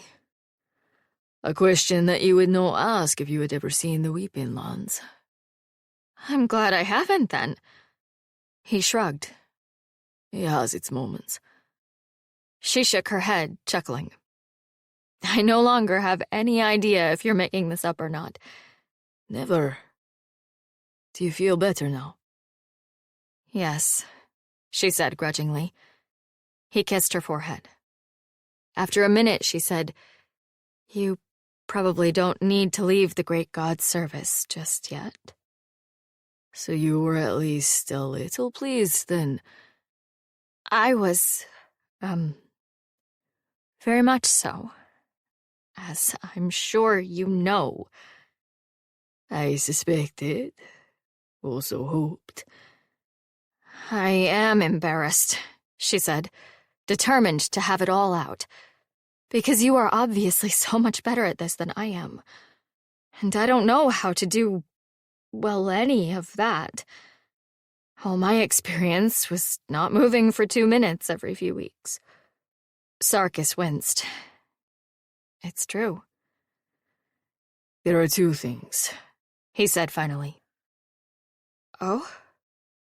The first is that this is a skill like any other, and you are certainly not too old to learn, if that is what would please you. And the other thing? He slid his hand down under the sheet and set his lips against her neck. And the other is that your countrymen have clearly failed you in this matter, and on behalf of the great god and men everywhere, please allow me to make it up to you. Chapter 47. It took some time to dress afterwards. The tendency to look at each other and smile foolishly slowed things down. Eventually, though, Sarkis's stomach growled like a bear, and they both went down to breakfast. I've spent too long out of the sword, he said. I am starving. Well, hopefully my dreadful aunt left some food in the house. If not, we'll go rummage something up. There was not a great deal, in truth. Mostly bread and cheese, and the remains of last night's dinner. Zale was already awake, making notes on their ledger. The priest looked up at the pair, a smile tugging at their lips, and Sarkis suspected that they were quite aware of what had happened the night before. Well, Halla had not been entirely silent. Probably he hadn't been either. Or perhaps it was the single love bite he hadn't quite been able to resist leaving on the side of her neck. Or that they sat too closely together to be anything but recent lovers. He regretted nothing. No, that wasn't true. He regretted that he had not done it sooner. Why had he wasted so much time? Because you wanted her to have a choice. Because you needed to tell her what the sword says. The bread in his mouth was suddenly as heavy and tasteless as clay. The sword. She still didn't know. Halla looked over at him, her water-gray eyes alight, and suddenly Sarkis could not take another moment of deception. I have to tell her. I have to tell her now, before there's any more between us. If I don't, if she finds out, when she finds out, it might poison everything. I have to tell her now, before it goes any further. He was afraid that if he didn't tell her now, he would soon do something utterly mad. Fall to his knees and beg her to marry him, perhaps. He had nothing to offer, less than nothing. But that mad part of his mind was crying out that she was his, that they belonged together. He stood abruptly, catching her hand. Is the scholar here yet? Nolan. Zale looked up. Yes, I believe so. He and Bartholomew came over this morning. Nolan is in the front room, I think. What's wrong? Asked Halla, climbing to her feet. If he had been able to explain, he would have done it weeks earlier. He led her through the house until they came to Nolan in the front room, who was writing in a book. The scholar looked up from his work and shut the book. Yes? Can I help you? Can you read ancient tongues? Asked Sarkis. Nolan blinked at him. Depends on the ancient tongue, I suppose. There's a great many of them, I know a few. Why do you ask? Sarkis took the blade off Halla's shoulders and drew it all the way out. The words on it were etched in his memory as deeply as they were etched in steel, but he could not trust himself to read them aloud. Coward. Yes, I will see her face as I recite the words, and I will break, and I will not tell her all the truth. I know it. Even in this I will fail. Read these, he said gruffly, tossing the blade down on the table in front of him. Nolan blinked at him, then at the sword. This is... Oh, I do know this one. It's an archaic form, but let me see. He licked his lips, taking the hilt in his hand and tilting it so that the light caught on the blade. This is... No, wait.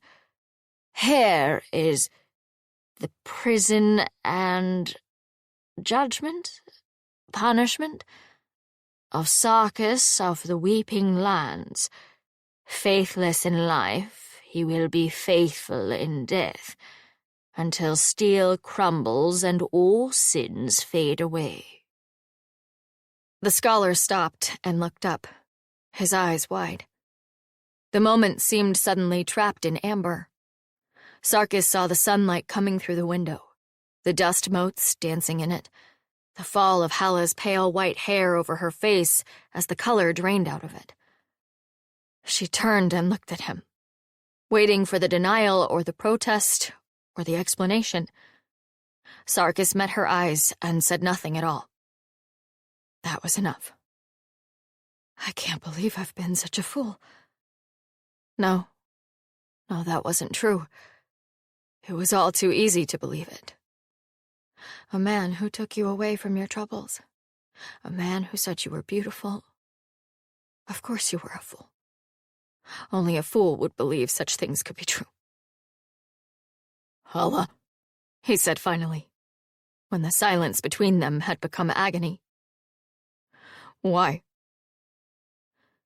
I led a mercenary troop, he said.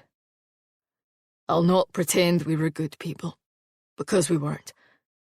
There was a war, and we became, well, indispensable. But our side was losing. At the height of the battle, I changed sides. Halla stared at him. Sarkis shrugged. My loyalty was to my men, not to my employer. I was holding a citadel that I knew could not be held for long. The enemy offered me money. I saw a chance for us to survive. And if I had held out another 2 days, I would have been a great hero. He smiled humorlessly. Our allies arrived. They overwhelmed our position. Most of my men were slaughtered. I and my 2 captains, the dervish and Angharad. We were dragged before the king who had trusted us. Halla put her hand over her mouth. He had the rest of my men hanged as traitors. A mercenary stays boat. That's what separates them from murderers. But for the 3 of us, he had a more fitting punishment. Our deaths were bound to the swords, and the will of any who wielded us. That is quite a punishment, said the scholar. Halla had forgotten that the man was even there. Sarkis sighed, not looking at him. For me, perhaps it was just. But the dervish and Angharad deserved a clean death, not to be bound into magic steel and forced to fight into the end of time. They followed my orders. Angharad told me it was a poor idea, but I overruled her. I see, said Halla. She didn't want to feel sorry for him. He was a liar, and a criminal, and apparently a traitor. She could all too easily feel sorry for Angharad and the dervish. They had trusted him, too. And look where it had gotten them. Look where it got any of us. So there you have it, said Sarkis. The whole sordid tale. I suppose you didn't lie, did you? She asked. You just let me believe whatever I wanted. Sarkis shook his head. That's a coward's way out, he said. I knew full well what you believed. I believed in you, she said softly. I thought you were a hero. I know. I trusted you. I let you. She cut herself off. The night they had spent had been like nothing she'd ever felt, and now it was tainted. Everything was tainted. Halla. He reached for her hand. She yanked it away, shaking her head. She didn't want to look at him. She was going to cry soon, and be damned if she was going to cry in front of him. You could have just told me, she said miserably. You didn't have to lie. I wouldn't have cared. Why didn't you tell me? She made the mistake of looking at him, and saw that his face looked as anguished as she felt. Because for hundreds of years I have died for wielders who thought that I was nothing but crowbait. An inhuman weapon, or at most a traitor who deserved a traitor's death over and over again. And then you came along, and you were... He lifted his hands and let them drop. You were you, he said finally. I was a fool. No. You were kind. And you were in a very bad situation, and you wanted to believe the best of the man who saved you. I should have known. Her voice was as dull as a dying woman's. I should have known better. My fault for thinking a hero would have anything to do with someone like me. Halla. Go away, she said tiredly. Leave me alone. I can't, he said. I am bound to you until you die, or sell me, or give me away. So that part was true. He nodded. Then you're free, she said. I give you to yourself. You don't need to serve me any longer. She flung the sword down on the table. Halla. The pommel struck the table, and the blade slammed into the scabbard. Blue light splashed across Sarkis and tore him away, even as he reached out a hand toward her. It's real, breathed Nolan. He's really one of them. He's a servant of the sword. Later, she said. Later. But later. She turned on her heel. She had to get out of the room right now, or she was going to cry, and she didn't want to cry in front of other people. She had her pride. Really? And what do you possibly have to be proud of? You're nothing but a woman past her prime with a dead husband. You can't take care of yourself. You had to hire a priest to get your own inheritance back from your grasping in-laws. So you had a lover for the space of a night. So what? Did you think he truly wanted you? Did you think he wanted anything except to slake his own thirst? But Mistress Halla, said the scholar, rising to his feet, I have so many questions. I'm going for a walk, she said. Her voice betrayed her, and she clamped her teeth down on her lip and stalked away. Chapter 48. Silver faded. The sword was drawn. Sarkis materialized in the room looking for Halla. He needed to say something, tell her something, anything to fix the hurt he had caused her. You are ready to spit her relatives on your sword for what they'd done, and you are worse than they ever were. She knew what to expect from them. She trusted you. Angharad and the dervish trusted you too. At least you haven't left her gutted and trapped in a blade, so there's that much to be grateful for. The resignation in her voice had cut him more deeply than her tears. She had sounded as if she had given up, as if she had decided that she did not even deserve to feel anger at her own betrayal. He wanted her to shout at him, to be furious on her own behalf. He wanted her to believe that she was worth enough to be angry. I wanted a clean slate between us. I wanted you to know, so that it couldn't hurt us later. I wanted there to be a later. He had no idea how to fix any of it. I could fall on my own sword in shame. And then what? She'd be alone for a fortnight while I healed, and the great God knows what would happen to her in that time. She was too trusting. She would trust the wrong person and end up bleeding in a ditch, or worse. Could they really hurt her any worse than you did? He had to apologize. He had to find her. He had to make it right. She wasn't in the room. Bartholomew looked at him, fingers wrapped around the hilt, holding the sword a few inches out of the scabbard. "Where is she?" said Sarkis. "Halla? I'm sure she's fine," said Bartholomew. "I have to talk to her. Where did she go?" Sarkis turned away. "It hardly matters," Bartholomew said. "Her part in this is done." "What?" "Her cousin will take care of her. We have other matters to discuss." Sarkis was halfway to the door when the word cousin struck him. "What? That clammy-handed worm? What are you talking about?" Bartholomew rolled his eyes. "For God's sake, man, you know the woman. She's a twit. She needs someone to keep her from wandering off a cliff, and for whatever reason, her cousin wants the job. You did your part, and now you can get on to better things." Sarkis saw red. He was over the table before his sword had cleared its sheath, aiming for Bartholomew's throat. "He has her! Where did he take her? Tell me, or I'll kill—" And he stopped.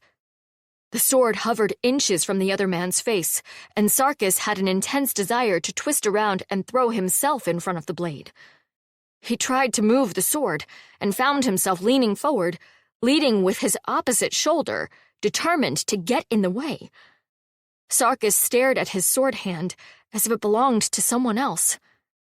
He reached out with his other hand toward Bartholomew's throat and watched his own sword turn and press against his wrist. And then he knew. Bartholomew reached out, put his finger on the tip of the blade, and pushed it aside. "She gave the sword away," he said. "You heard her.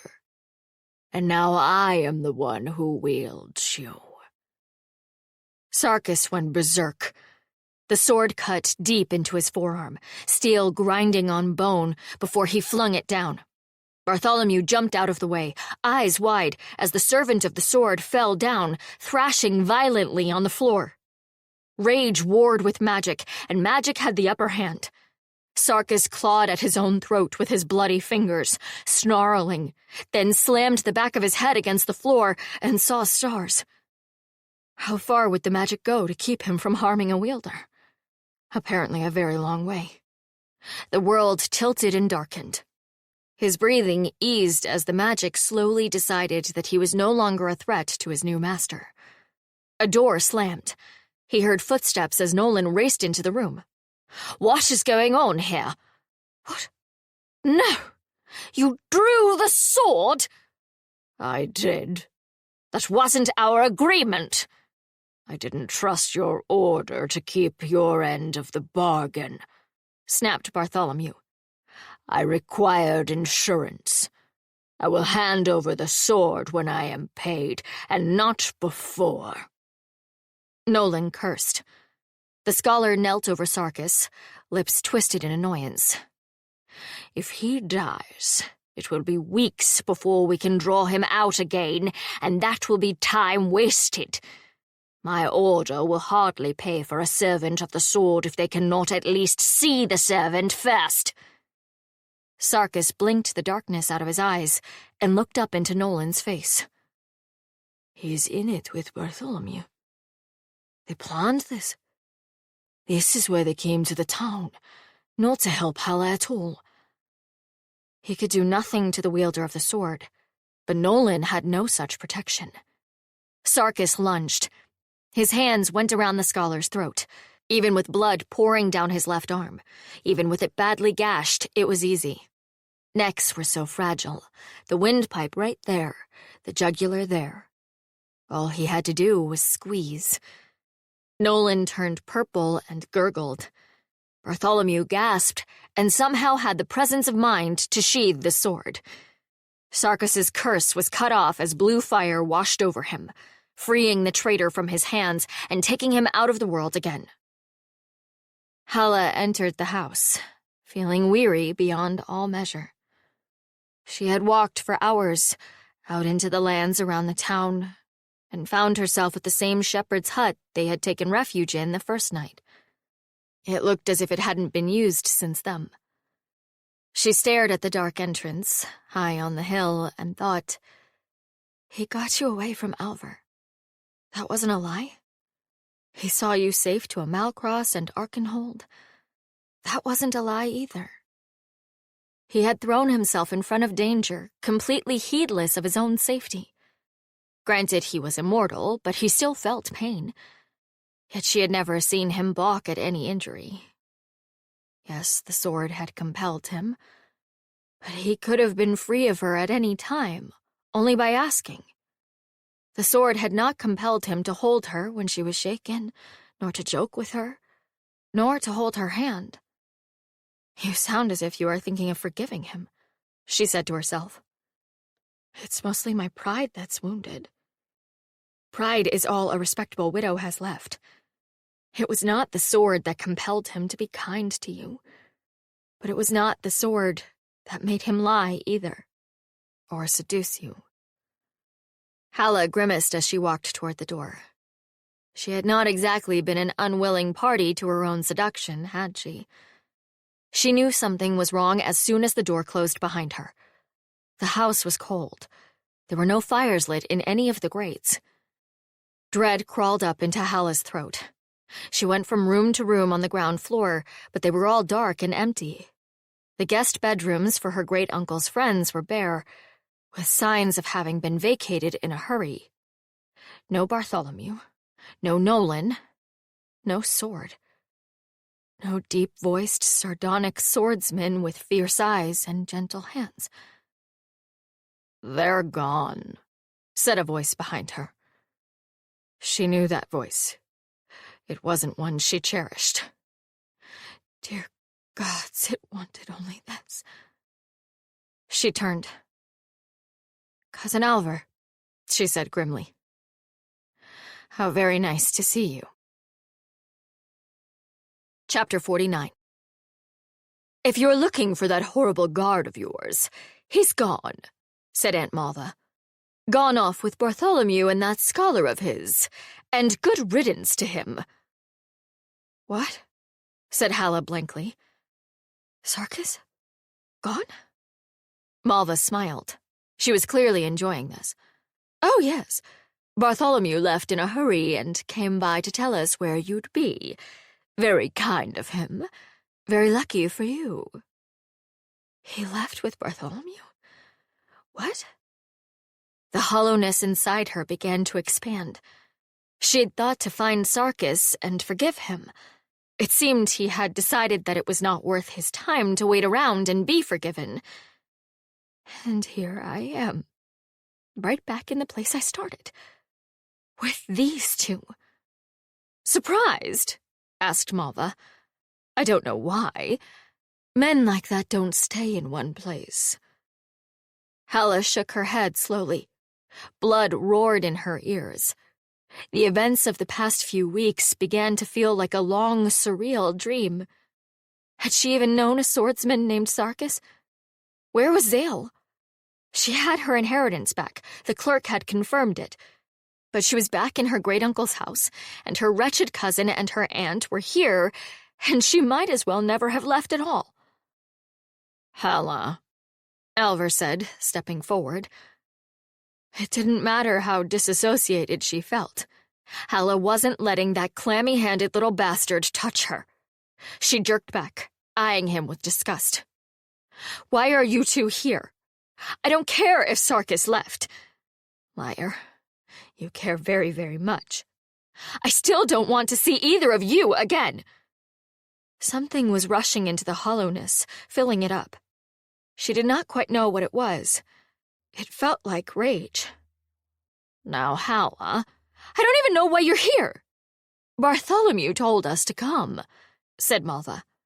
He knew Alver was the only one soft-hearted enough to still want you. Halla stared at her, then broke into a high, braying laugh. She knew it was an ugly sound, and that was fine. She had no desire at the moment to be beautiful. Do you think I care? I don't want him! Malva flicked her fingers, dismissing this. It hardly matters what you want. You clearly can't manage your own life. You'll come with us, and this will become a family matter again. Once you're carrying a child, it'll be easier, Alver assured her desperately. Then you won't want them to be illegitimate, so you'll understand that it's best to marry me. We can put all this behind us. Mother said so. Halla stared at him for so long that he started to sweat. Really, Halla? She began to laugh incredulously. Are you daft? You must be daft, said Malva. Carrying on all over the countryside with that barbarian. You're lucky my son agreed to wed you at all, with that kind of scandal hanging over you. Carrying on? Oh, yes, there was carrying on. Halla could hardly believe what she was about to say, but she suspected it was her only chance. We carried on like you wouldn't believe. He bedded me in half the inns from here to Arkenhold. Alver recoiled, eyes the size of saucers. And I enjoyed it! Stop this! Alver tried to bellow, but it came out as more of a squeak. I don't want to hear such talk! And I'm pregnant! Shouted Halla, throwing caution to the winds. Aunt Malva stepped in and slapped Halla across the face. Halla slapped her right back. Mother! Are you going to let her do that to your mother? Said Malva, holding her hands to her face.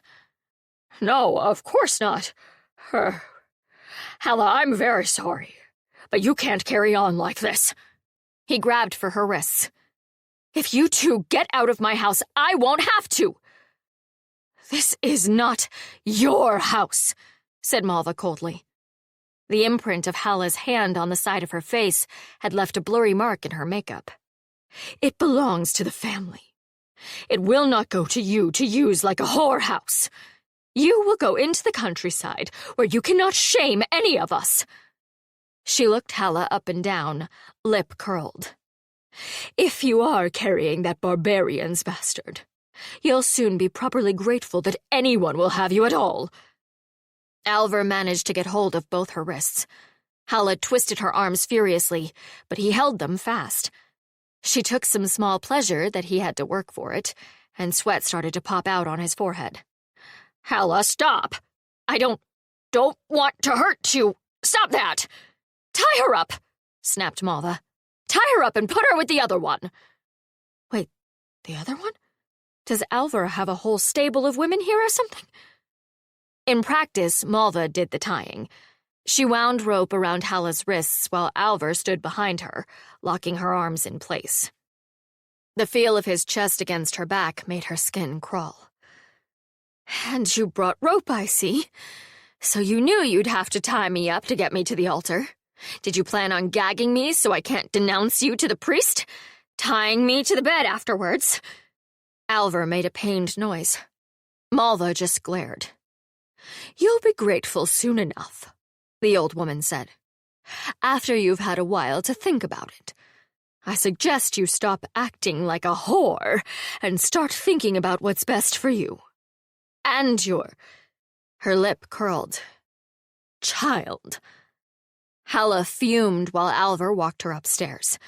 She thought about making him drag her, but it seemed like that would result in a lot of bruises to little effect.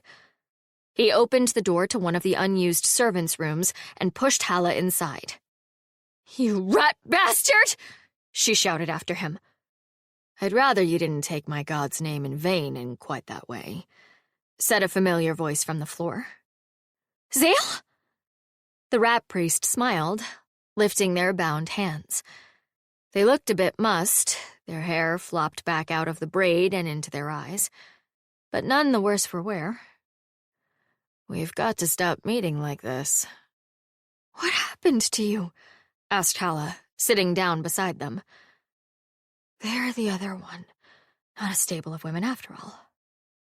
Pity. Apparently no one warned your cousin that I was in the attic conducting an inventory. They came in and began discussing how to marry you off to Alvar. I came down to tell them that they would not do such a thing, certainly not without your consent, and the next thing I knew, your cousin was stuffing me in the back bedroom." They shrugged. "You were right, too." "What?" "He does have clammy hands." "Ugh, I know." Halla leaned her head back against the wall. The idea of those clammy hands on her body had been bad enough before. After Sarkis had touched her with such passion, coaxed such extraordinary responses from her body. No, it didn't bear thinking about. Like drinking a fine aged whiskey and then having a dead fish as a chaser. "And you, I assume, did not feel like consenting to this marriage?" "Obviously not." Halla scowled. "I am a bit surprised they put you in here with me," admitted Zale. "If they've already stooped to kidnapping, I would expect them to spirit you away to a willing priest. Have it done as quickly as possible and then deal with the consequences later." "I told them I was pregnant with Sarkis' child," said Halla. Zale stared at her. "How did you do that?" "I didn't. I mean, I'm not. We haven't. Well, we did. Well, there was some. He and I. But he used his fingers. We didn't." Halla was aware that she had turned bright red and stopped talking. She put her hands over her face. Her fingers felt cold against her blazing hot cheeks. "You couldn't, though," said Zale. "Even if you wanted to. Could you? He's dead. Dead men don't sire children, except in a few very specific cases. They don't walk around and talk either, but he manages." Zale considered this. "Yes, but..." They frowned. "That's why we didn't," said Halla warily. "I didn't want to get pregnant. I don't want children. Not his, not Alvar's, not anybody's." Zale gave a very unpriestly snort. "That's easily avoided. Just sheathe the sword after he, sheathes the sword, as it were." "What?" She stared at the priest so intently that Zale, too, started to turn red. "Look, we did the experiments, didn't we? You saw them, too. Just, look, that is, his seed is like the rest of him, isn't it? If you sheathe the sword, it should just go back in the sword. Like a severed tongue." They coughed. "If you're really worried, you could test it. Have him, in a jar, and then..." They trailed off. Zale and Halla looked at each other. Then they both carefully didn't look at each other, since they were both beet red. "So," said Zale brightly, "how about this weather?" "Rainy," said Halla gratefully. "Very rainy. And these ropes, so, rope-like." "Yes, with the hemp and the knots." Very much so. Do you think you can untie it? Or that I can untie you? Halla put her wrists alongside Zale's. I think you have a little more slack. Aunt Malva was not happy with me when she tied mine. Fair enough. The priest began picking at Halla's knots with their fingertips. Dear me, yes. You know, after the last time, I started thinking that it would be wise to carry a knife in my boot. And it turns out that it is an excellent way to ruin your sock. I got the most fascinatingly shaped blister, too. Now I rather wish I'd dealt with the blister. Men have died of blisters, said Halla. At least so Sarkis tells me. Good heavens. Where is Sarkis, anyway? I wish I knew. Zale raised a thin eyebrow. Halla sighed and began recounting the story. She found herself trying to make excuses for Sarkis as she told it. I'm sure he didn't mean to lie. It was all a long time ago. Zale paused in picking at the ropes and glanced up at her. Did he say any of that? She sighed. No. He said that was a coward's way out. That he knew what I believed and never corrected me. That sounds more like him. Zale bent their head over her wrists again. He should have told me. Yes. Now he's gone, though. Alvar said that he'd gone off with Bartholomew and Nolan and left me here. Zale met her eyes, frowning. That doesn't sound like Sarkis at all. Halla shook her head. I gave up the sword, she said quietly. He doesn't have to stay with me anymore. I always thought he must hold me in contempt until last night. Then I thought, oh, it doesn't matter. She could feel tears prickling behind her eyelids and tilted her head back. I told him he could belong to himself now. I guess he took me up on it. Zale snorted. And how exactly is he supposed to draw himself? Halla blinked at him. What? How is he going to draw his own sword? If he goes back into it, he's stuck. It's like trying to pick yourself up. But someone else could draw the sword, couldn't they? I don't have to draw the sword every time, but I was still the wielder. Right. But he can never be the first person to draw the sword. Halla opened her mouth to say that she'd given him the sword so it shouldn't matter, and suddenly remembered the first night that she and Sarkis had met. I can't very well wield myself, lady. I'm an idiot, she said, and felt tears start to threaten at last. You were angry, said Zale. Few of us are at our best when we are angry. They glanced up at her. And it is very likely that idiocy saved you a great deal of unpleasantness. What? We are not dealing with good men, Halla. They moved too quickly to have done so in ignorance. If you had not given up the sword, I suspect they would have made you give it up. Yes, but this seemed rather less important at the moment than what Sarkis must be feeling. What if he thinks I hate him? What if he thinks I don't want to see him anymore? We will go and find him and tell him otherwise. They got their nails under one loop and managed to tug it upward. Halla winced as the other ropes pulled tighter. Sorry. It's all right. I'd rather have my hand go to sleep than marry Alvar. He does seem very determined, doesn't he? The rogue hair flopped into their eyes again, and they blew it out of the way on an aggravated breath. Or his mother is. I don't know why they care, said Halla tiredly. Silas wasn't worth that much. They can't possibly think it's worth all the trouble of kidnapping me and a priest of the rat. Even if they can lock me up somewhere and no one will care, your temple will come looking for you. Zale nodded. It's odd, isn't it? Presumably they'll have to kill me.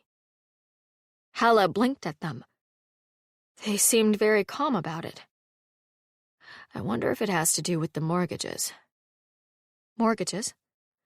Yes.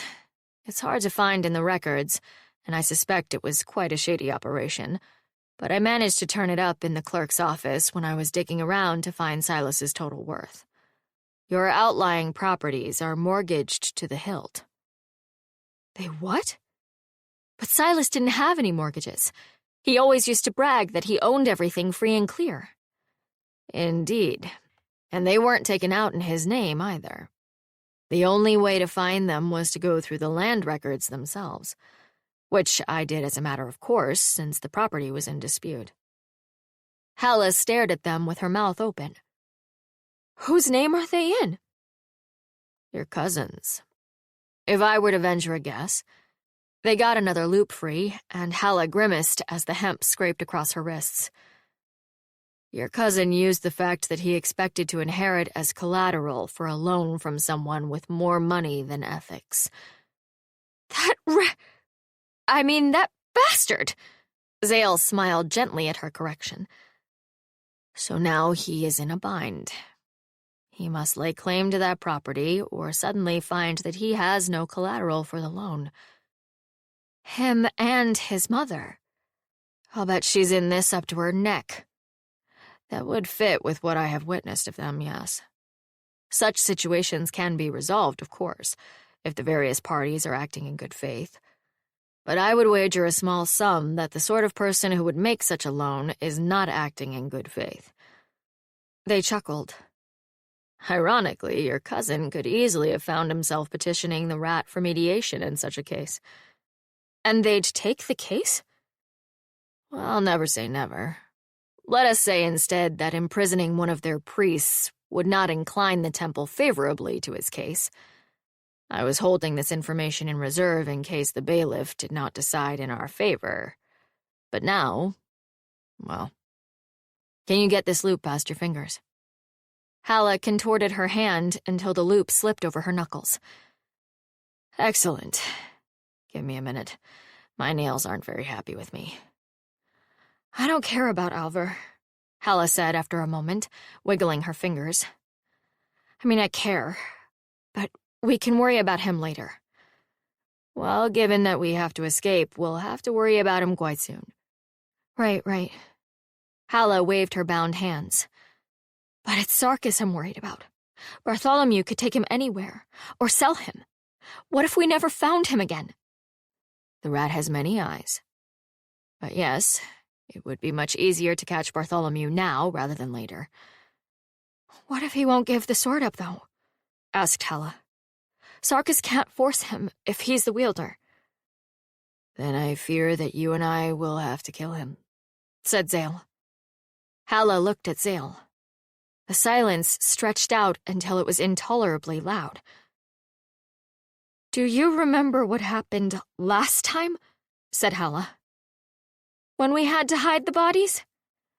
Yes, but we're bound to get better with practice. I've never killed anyone. You've never killed anyone. Sarkis and Brindle did all the killing bits. We stood around and wrung our hands. I'm sure we'll figure something out. People manage to kill each other all the time. How hard can it be? Halla suspected that it would be quite difficult. But then again, Sarkis had killed a half-dozen bandits in less time than it took to cook a chicken. So maybe the priest was right. Anyway, it wasn't the killing part that was hard. It was the dealing with the body afterward. And in this case, they're a kidnapper, so we'll just go straight to the constable and explain the situation. Well, part of the situation. Maybe we can get Brindle to do the actual killing, said Halla. I wouldn't feel right about that. Defending his ox is one thing, but asking a gnoll to kill somebody in somewhat cold blood... Halla sighed. You're probably right. Though I do wish we had a sin-eater. Zale muttered, half to himself. What? One of those people who eats food off the dead? Well, no, not exactly. Zale lifted their bound hands to scratch awkwardly at their neck. They're a religious order my priesthood works with occasionally. For things like this. You know, murders, assassinations, things like that. I mean, we're practical, but we're not criminals. Halla gave them a look. Yes, all right, the law might frown on the hiding bodies part, but the Motherhood started it. They did, Halla agreed. She was mostly just bemused at how Zale had gone from throwing up in the bushes to coolly plotting murder. She was even more bemused that she seemed to be going along with it. It's for Sarkis. You have to get him back. He's been kidnapped. If you've got to kill the kidnapper, that's just how it is. No use dithering. Get to work. If you're still bothered by it, said Zale, bending back over her bonds, I'll take your confession afterwards. Who's going to take your confession? The priest gave her a wry smile. The bishop. And if I did not suspect the bishop would agree with me, we would be having a very different conversation. They slid their fingers under the loops of rope, tugging another one clear of Halla's knuckles. This one went much easier. And if I find she does not agree, they added, then it will all be on my head for leading you astray. As it should be. Chapter 50. Sarkis materialized outside the sword again in a room filled with packing crates. Some kind of storeroom, he thought. Not one he'd seen in Halla's house, certainly. He eyed the men across the room. Bartholomew and Nolan. "Throw down your sword," said Bartholomew.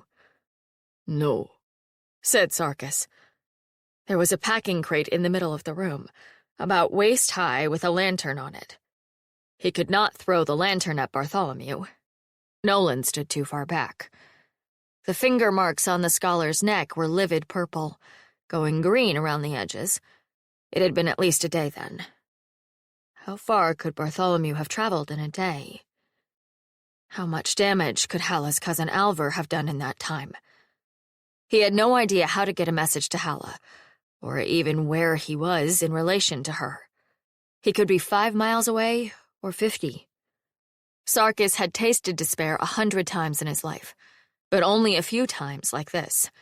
He felt as if he stood on the battlements of the keep again, looking down at his men, outnumbered, outmaneuvered, doomed.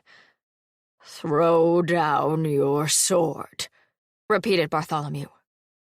"Come and take it," said Sarkis. "Perhaps I shall. You can't very well use it on me." Sarkis curled his lip back. The man was right, loath as he was to admit it. He stood grimly while Bartholomew relieved him of his weapon. Even knowing that Sarkis couldn't attack, the other man inched around him as if he were a wild beast on a chain. "You will behave in a civilized fashion," said his wielder, stepping back. "Or else." Sarkis spat on the floor. "I don't want to have to punish you. Better men than you have tried."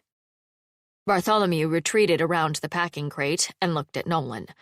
Nolan leaned over and whispered into his ear. "If you do not cooperate," said Bartholomew, sounding strained, "I will cut off your hand." Sarkis slammed his left forearm down on the packing crate. "Do it. Do you think I'm afraid of pain?" "Fine," snapped his wielder. "I'll cut off something you'll miss a lot more." Sarkis didn't even hesitate. He yanked his trousers open and slapped his cock down on the packing crate. "Do your worst. It all grows back." Bartholomew's mouth dropped open. So did Nolan's. Sarkis had seen men who were holding their guts in with both hands who hadn't looked nearly as appalled. Honestly, he was a little surprised himself. Apparently, he was much angrier than he'd realized. The two men retreated to the other side of the room and had an urgent, whispered conference. Sarkis wondered if he should put himself away, or if it was more menacing if he just stood there with his good bits on the packing crate. The relatively cold temperature of the storeroom decided for him. Some gestures lost their effectiveness when your balls were trying to crawl back into your body to keep warm. He tucked himself back into his pants and stood with his arms folded, glaring. It was going to hurt like a bear if they took him up on it, but at least everything grew back. After a moment, Nolan stepped forward, hands raised. Behind him, Bartholomew held the sword in both hands, clearly ready to sheath it at a moment's notice. "Sir Sarkis," said the scholar warily, "I fear we've gotten off on the wrong foot here. I am not your enemy." Sarkis didn't bother to dignify this with a reply. "I don't approve of how this was handled," said Nolan, glancing back over his shoulder. "You have every right to be angry. My order wanted to purchase your sword legitimately. We did not intend for this deception." Bartholomew rolled his eyes. "If my procurer in Arkan's glory hadn't failed so spectacularly to acquire the sword, you would have been able to do so." Arkan's glory. The red-haired man. He figured out what the sword was when we were at his home, Sarkis thought. That's why he agreed to come testify for Halla, when he couldn't steal it away. "If you agree to cooperate," said Nolan, "when we have returned to my order, I will do my best to make certain that your friend Halla is safe and unharmed." Damn. Great God's eyes. It was the one thing that could have swayed him. He had to find a way back to Halla. Bartholomew snorted. "You're assuming that she wants anything to do with a war criminal. She's better off with her cousin." The words slipped between Sarkis's ribs like the blade of a knife. He would almost have preferred to have his hand chopped off. Nolan met Sarkis's eyes, hands still raised before him. "That is, of course, for Mistress Halla to decide for herself. I am certain Sir Sarkis wishes only to be sure that she is well." Sarkis knew he was beaten. If they kept him in the sword, he would have no way at all to get Halla away from her clammy-handed cousin. Assuming she can't get away herself. Assuming that Zale doesn't find a way to help her. He had to believe that the rat priest was too clever to be taken in by Alvar's machinations. Zale knew exactly how Halla felt about her cousin. "Please," said Nolan. "We have a great deal to discuss. There is much my order wishes to learn from you." Sarkis curled his lip and looked away. "Fine," he muttered. "If you give me your oath as a priest, or whatever you are, that you will send word to Halla immediately." "You have it," said Nolan, without hesitation. "Tomorrow morning." Sarkis grunted. After a moment, he said, "What does your order even want with me anyway?" "You're the only person living who met our founder," said the scholar.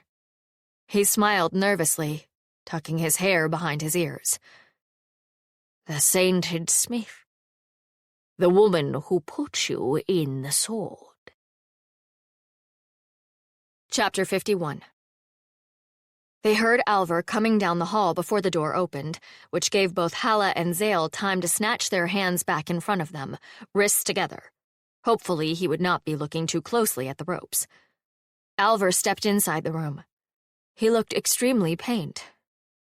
"Let us go, Alvar," said Halla. "You know this is completely ridiculous." "It wasn't my idea," said Alvar. "It was Mother's. I tried to talk her out of it, but... well, you know what she's like when she gets an idea in her teeth." He sat down on the edge of the bed and looked at them both morosely. "You have to let Zale go," she said. They're no part of this, and you can't just kidnap a priest. You'll be in very deep trouble.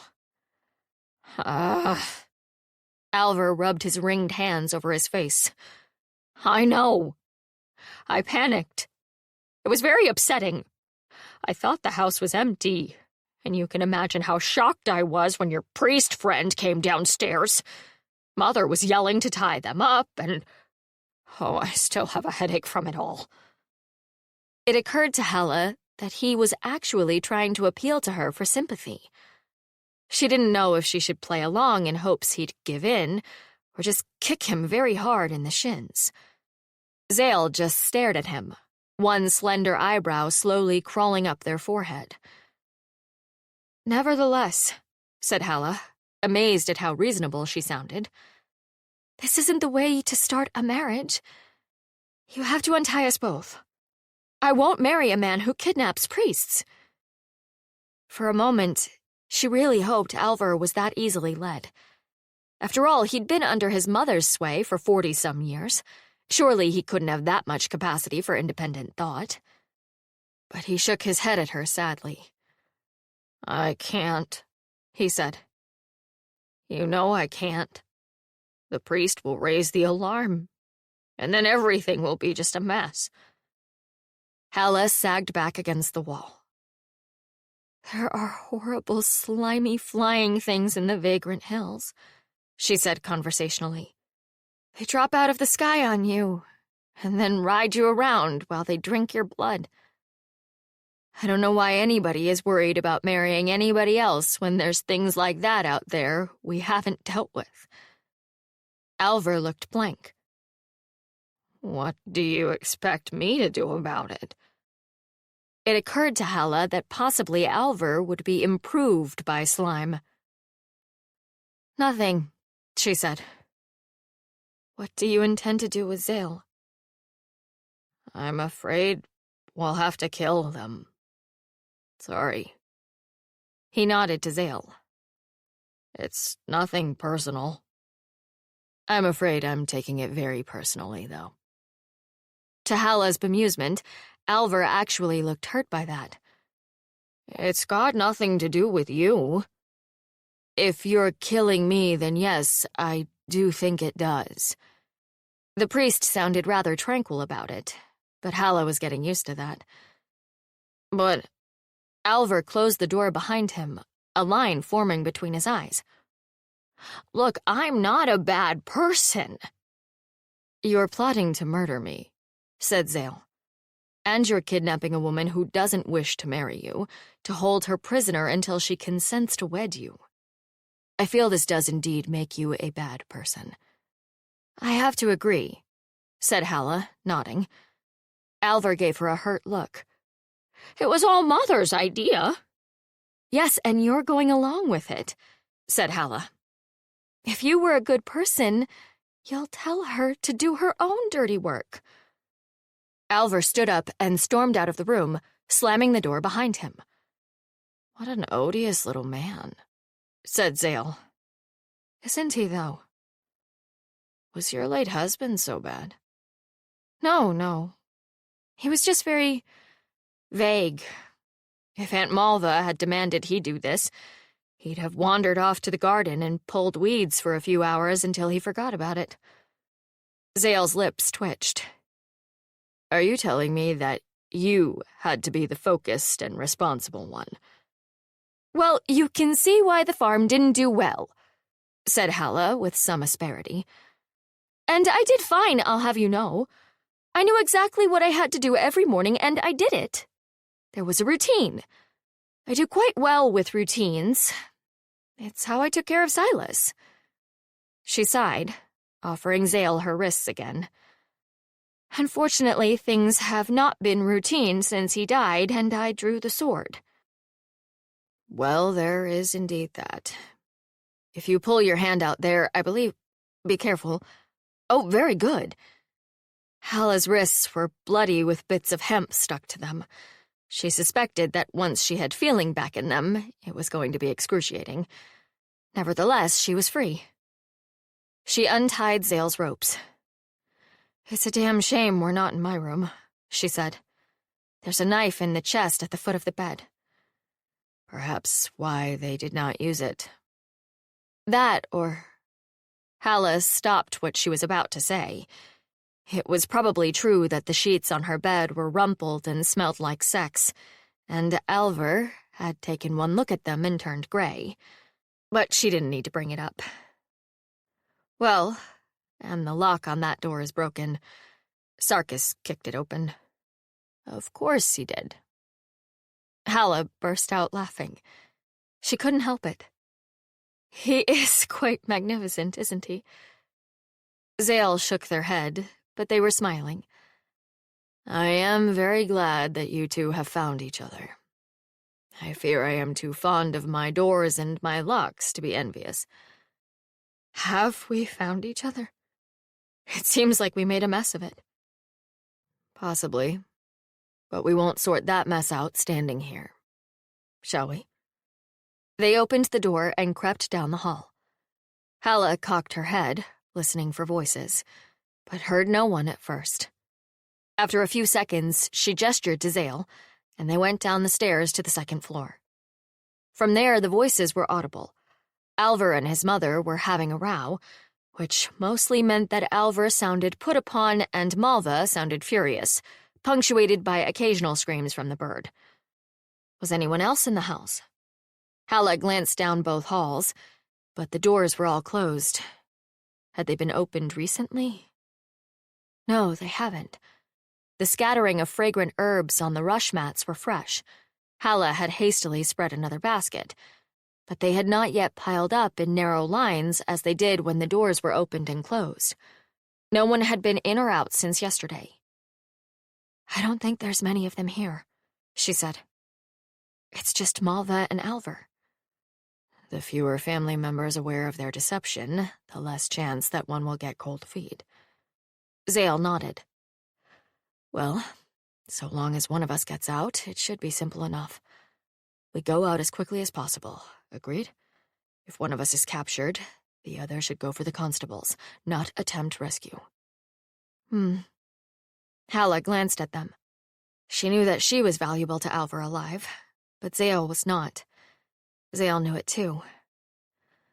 Well, we'll improvise. She was not terribly pleased with the way that her life was coming around full circle. Locked in a bedroom, again. Breaking out of her own home, again. And while I love Zale to pieces, I really would rather have Sarkis here with me again.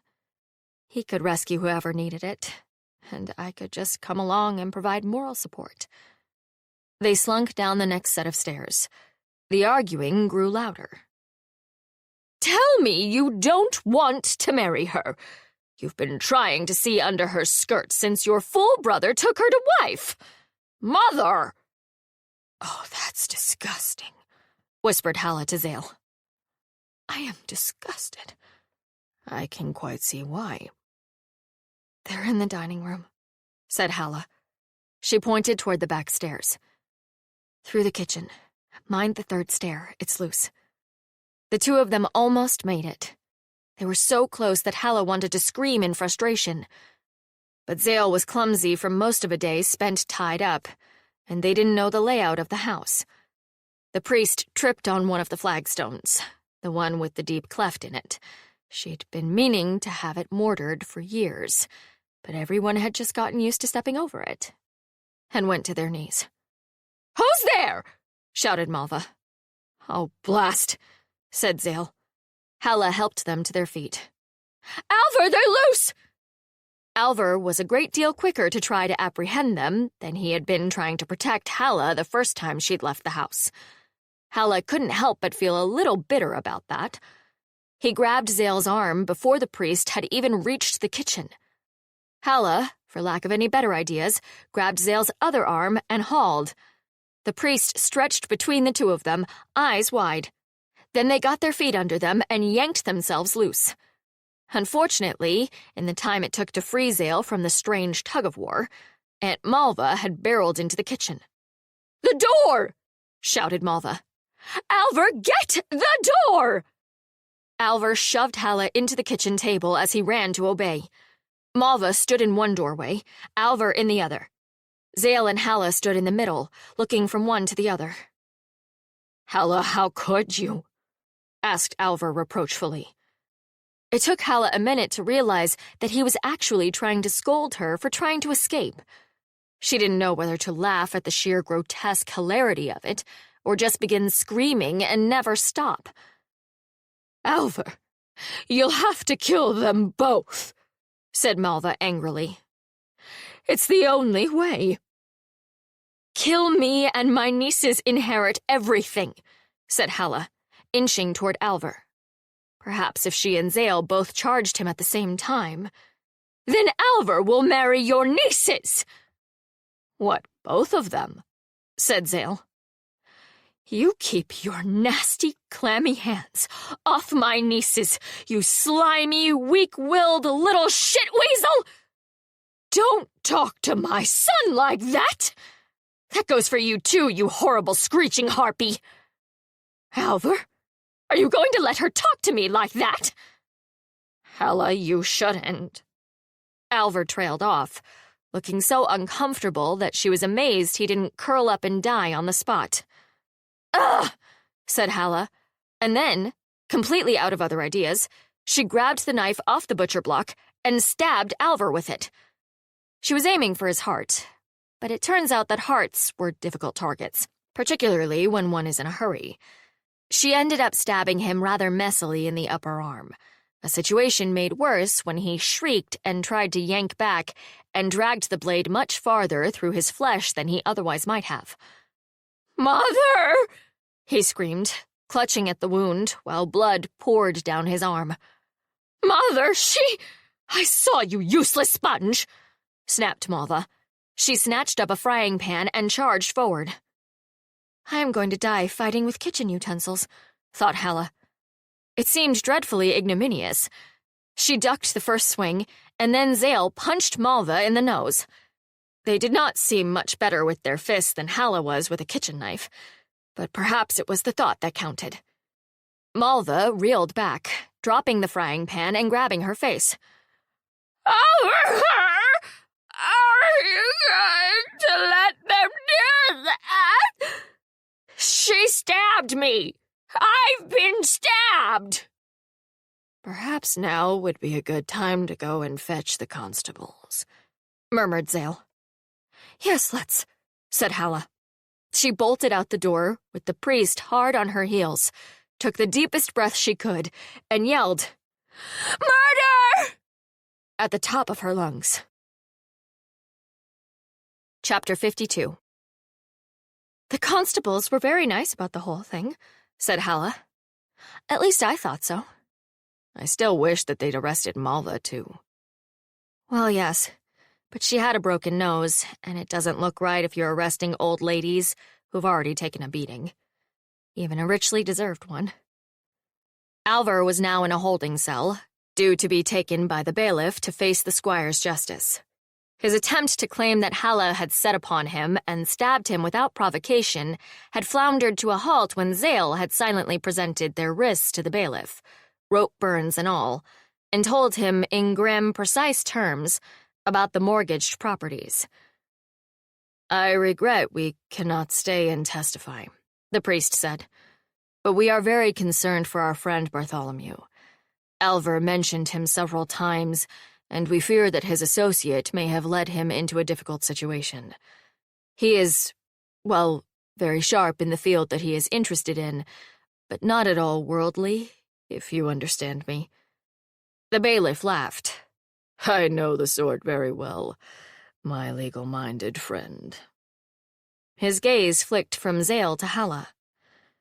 And the large, dour fellow who was with you before? Halla silently cursed the intelligence of the bailiff, but Zale never faltered, accompanying Bartholomew and the associate in question. He is why we are hopeful that no attempt will be made on Bartholomew's life, but we still do not wish to dally.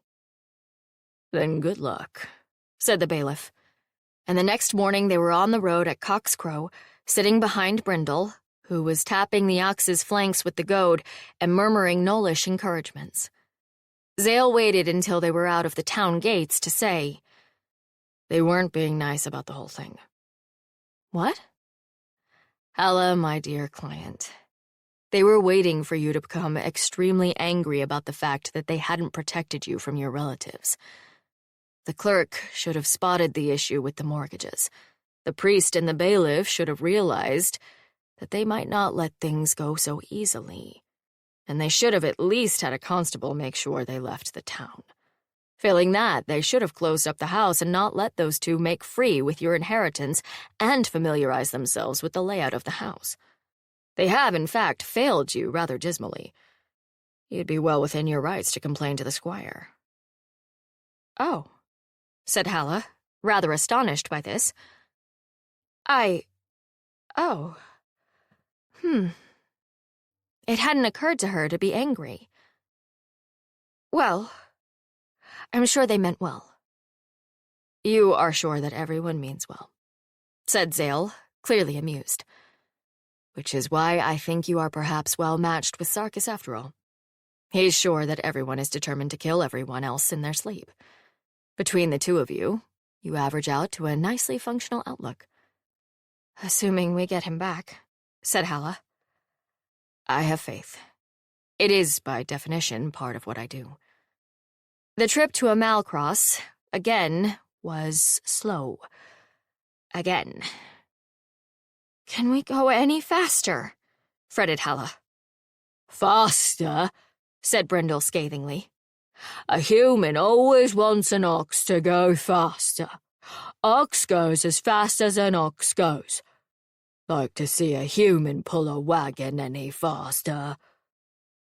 They do not know that they are being pursued, said Zale soothingly. Indeed, they have no reason to believe that you will be capable of pursuit, or even that you might wish to do so. But they've got horses. Horses are not magical, and they cannot run for hours at a stretch, particularly not when ridden by an elderly, sedentary scholar. Halla was forced to acknowledge the truth of this. They had stopped at an inn, asking for information, and found that, while 3 days ahead of them, Bartholomew and Nolan had stopped very early in the day. 3 of 'em, said the innkeeper, when Zale had pressed her. Old fellow and a young guy, and their bodyguard. Face like thunder on that one. But unhurt? Asked Halla. Oh, it's a stupid question. He can't be hurt, at least not for long. The innkeeper cocked an eyebrow at her. Halla could read her thoughts easily enough. Is this woman a jilted lover, come looking for the man who did her wrong? He's an, family friend, said Halla. The older man. We heard he got into some trouble with bandits, you see, and I worried. The woman's face cleared. He looked fine. Young fellow had taken a beating recently. Oh, dear. Halla tried to keep her face composed. She could venture a guess who had administered that beating. So Bartholomew is the wielder, then. Somehow that made her angrier. Bartholomew knew her. He had been Silas's great friend. He'd even helped her. He knew how much she hated Alvar. He knew what Malva was like. And he'd still abandoned her to their mercies without a second thought to get his hands on the sword. She sat on the wagon seat as they drove on, mile by mile, and fumed. Twisting your whiskers, fish lady. What? Brindle gave her the annoyed but patient look that he usually did when a human was failing to understand something obvious. Twisting your whiskers. Hurts and doesn't help. But a Knoll keeps doing it. Oh, Halla sighed. It did feel a bit like that, now that he said something. You're right. I just can't seem to stop. To her surprise, Brindle leaned over and licked her cheek. A human will get her mate back. Be easy. Halla flushed, as much in surprise as embarrassment. He isn't... I don't know if he's... Not that I wouldn't like him to be, but... Brindle rolled his eyes. Humans can't smell. Halla waited politely, But apparently this was a complete thought, and Brindle lapsed back into silence. They stopped that night near the Drunken Boar Inn, far too late to worry about cooking dinner for themselves. Halla looked up at the sign and thought grimly that she had once been so excited to see that sign, several weeks and an eternity ago. Now it seemed like she was cursed to follow this road back and forth until she died. "I'm not dead, am I?" she asked Zale. "This isn't the afterlife, and we're following this road forever, are we?" "I don't think so," said Zale. "I must believe that the rat would intervene. At least on my behalf, and I'd put in a good word for you, too." Halla grunted, then thought, "I sound like Sarkis," and then tried very hard to think of something else. She and Zale went inside to pay the innkeeper for use of his pump and fodder for the ox, and to purchase what was left of the evening meal, potatoes and pork drippings, which were delicious even when lukewarm. "No worries," said the innkeeper. "No runes tonight anyway, thanks to these gents." He nodded across the common room to where 3 gents, one of them a woman, were sitting at a table. They were all tall and well-muscled, and they radiated a sense of purpose and something else. Halla couldn't quite put her finger on it, but she felt like she was standing near a stove. "Oh, paladins," said Zale, sounding affectionate and resigned all at once. One of the gents lifted her tankard. Halla looked more closely and saw the closed-eye symbol on the tabards. Paladins of the Dreaming God. Of course. That would explain why all 3 were rather relentlessly pretty in a chiseled, heroic statue sort of way. The Dreaming God was well known for his taste. Zale approached them as if they were colleagues, which Halla supposed they were. The 3 paladins pushed out a chair for the priest and another for Halla. She took it, feeling a bit embarrassed. Widowed housekeepers from Rutgers Howe did not usually sit down with demon slayers. Zale clearly felt no such compunctions. The priest introduced Halla, my client, and then the 4 launched into a discussion that sounded less theological and more like temple gossip. Halla drank her small beer and ate her food, and did not try to contribute until the talk turned to things she understood. "It's been a mess," said one of the paladins, leaning back in his chair. "Since the Clockwork Boys got turned off, all the demons that were running the damn things jumped, well, you know. 5 years and we're still cleaning up the mess. The last one got into a swine herd, near as we can tell, and then his own pigs killed him. Then it jumped to the biggest sow and went off and had babies.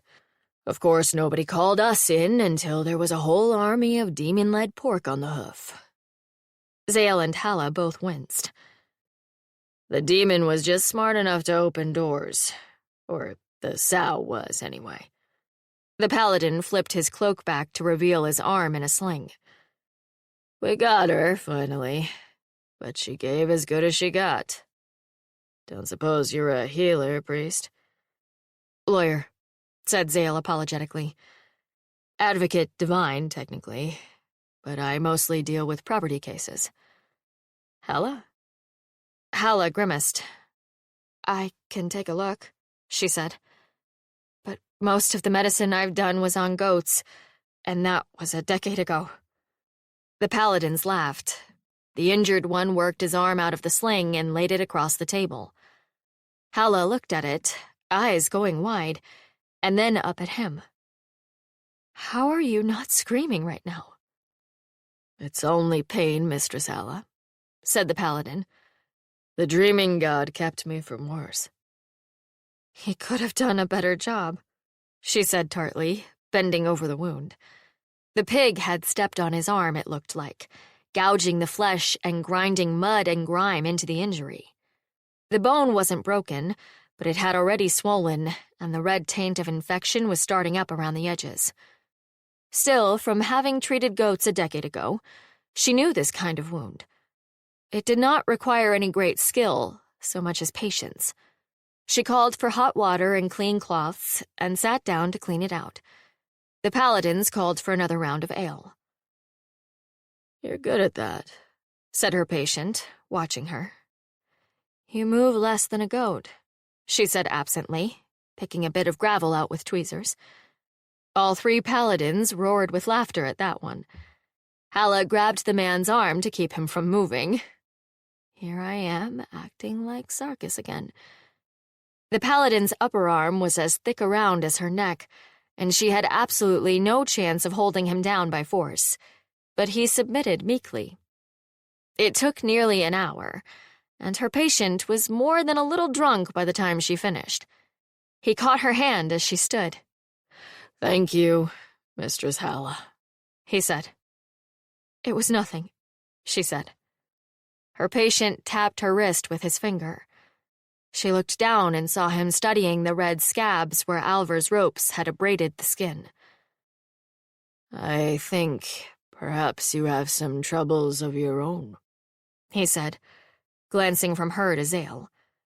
Halla said nothing.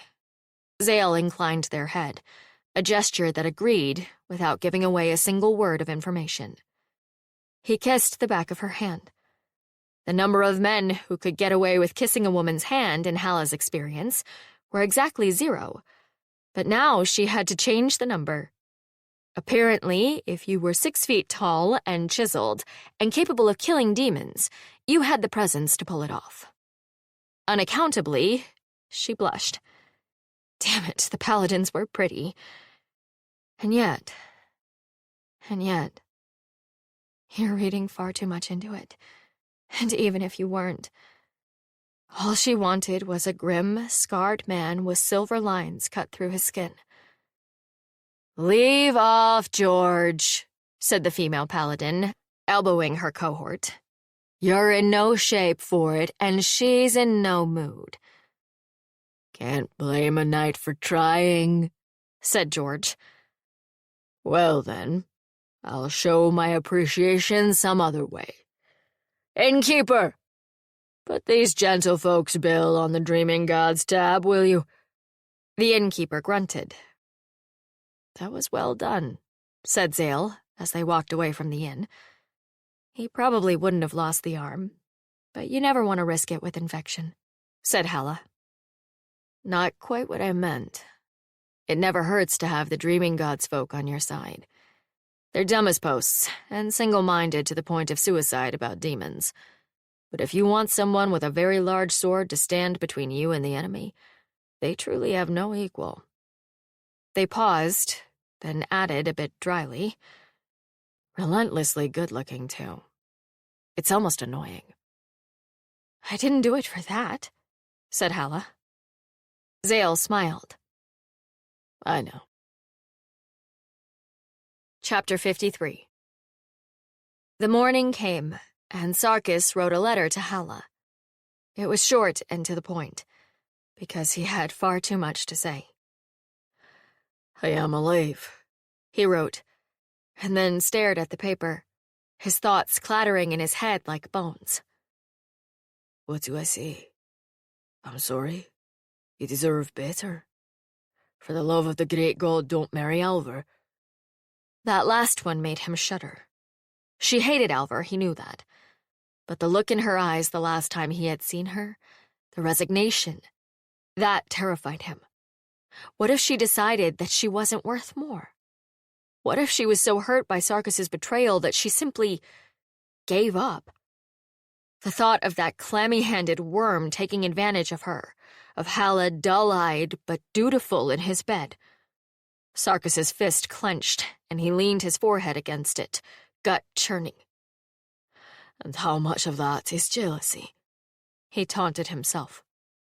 "Even now you're a possessive ass, when you have no right to be. Less than no right. At least he never lied about who he was." He stared at the paper some more.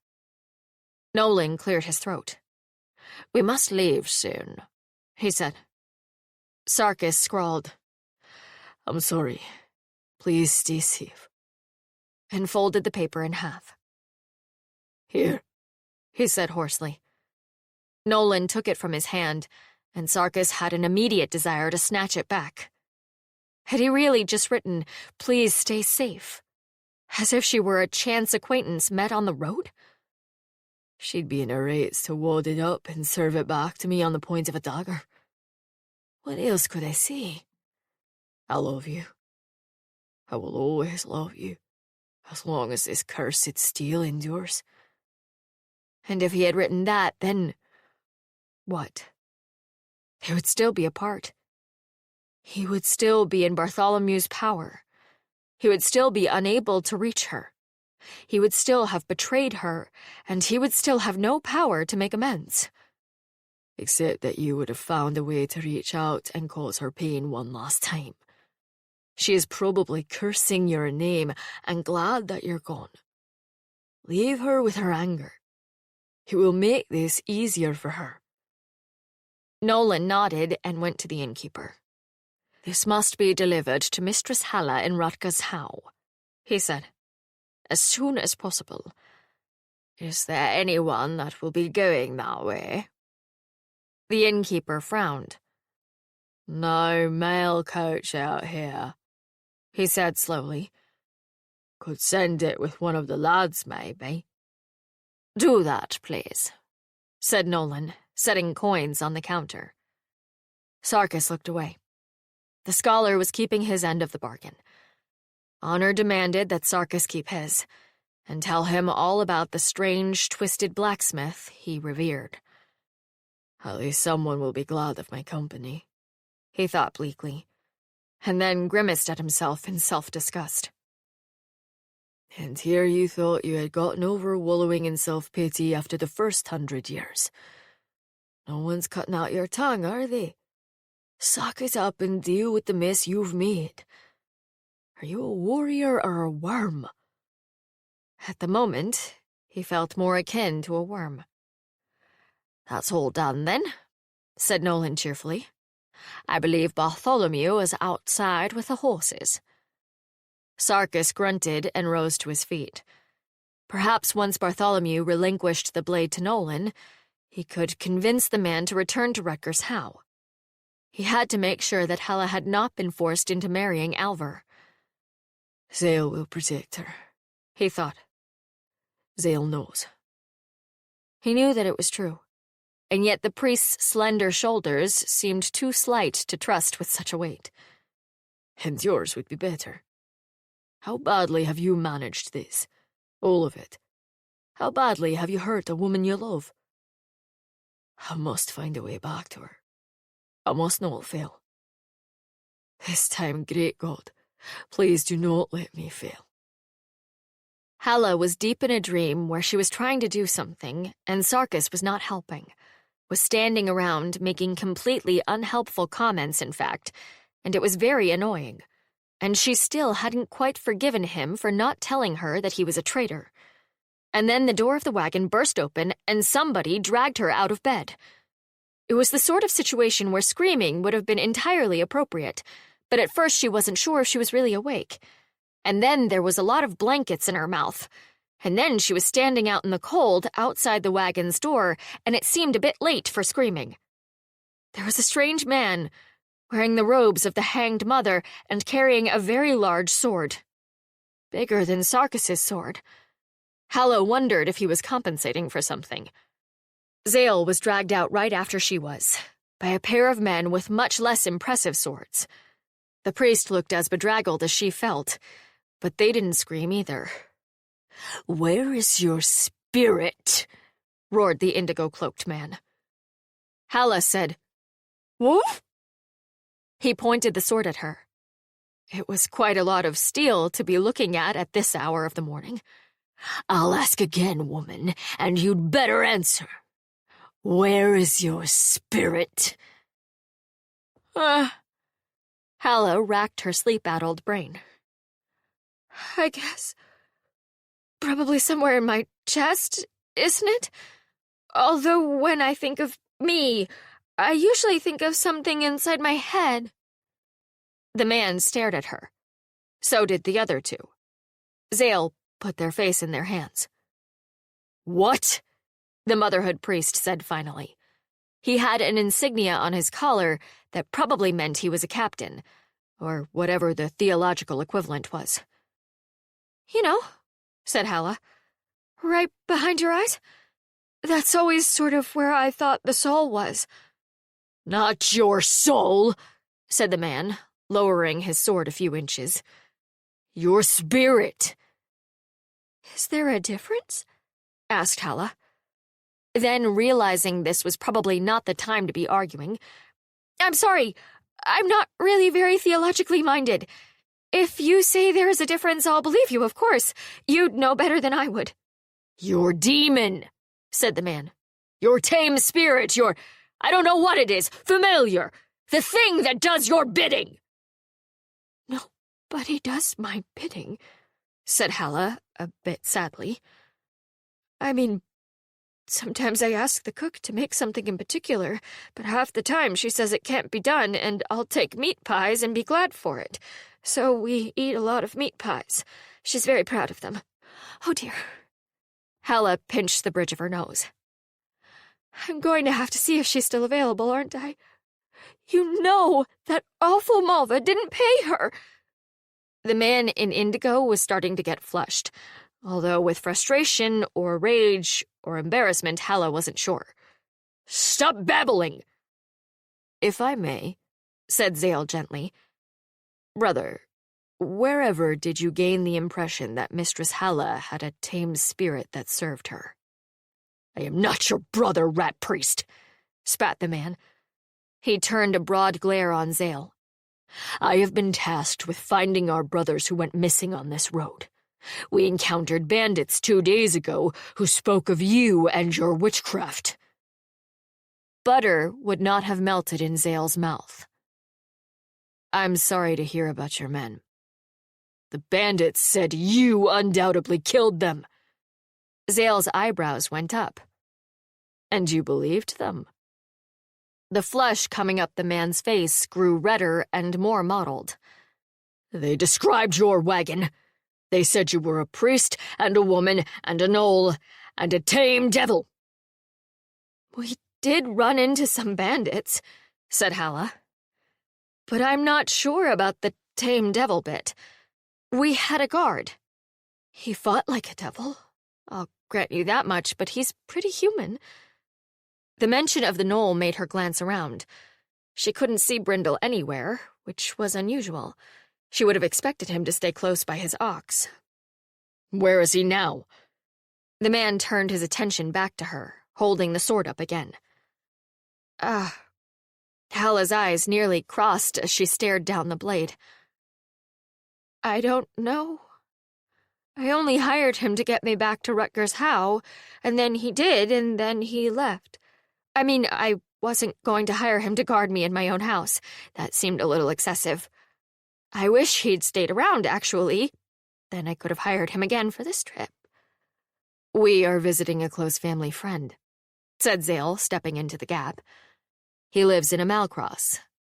He was kind enough to help Mistress Halla with a legal matter, so we were stopping there. His health isn't good, improvised Halla. And he was so helpful. He was one of the witnesses to the will, you know. She beamed at the man in indigo, on the principle that it couldn't hurt. His rage was definitely giving way to bafflement. She just hoped that he wasn't one of those men that became angrier when they got confused. And you know nothing of these missing men? He demanded. If they're the same ones that we saw on the road, we saw them, 8 days ago? 9? Zale looked at Halla. Halla shrugged helplessly. She'd lost any sense at all of how much time had passed.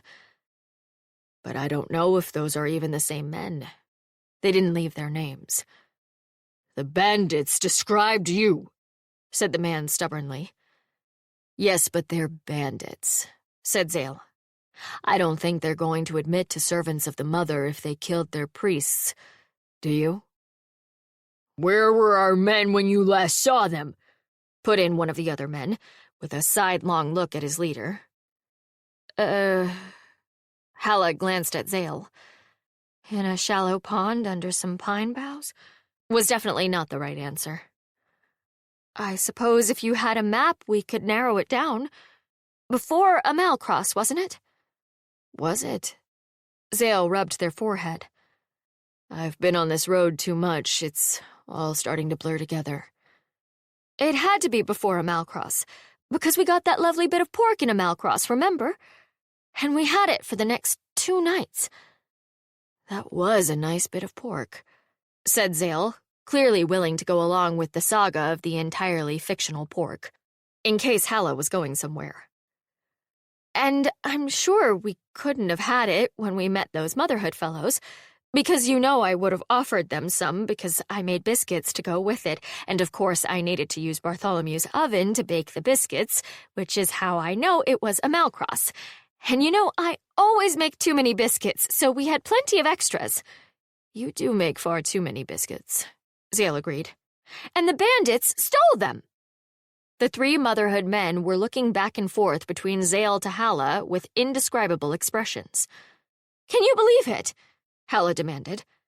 If they'd just asked for biscuits, I would have given them some. It's not like they stay fluffy past the 2nd day.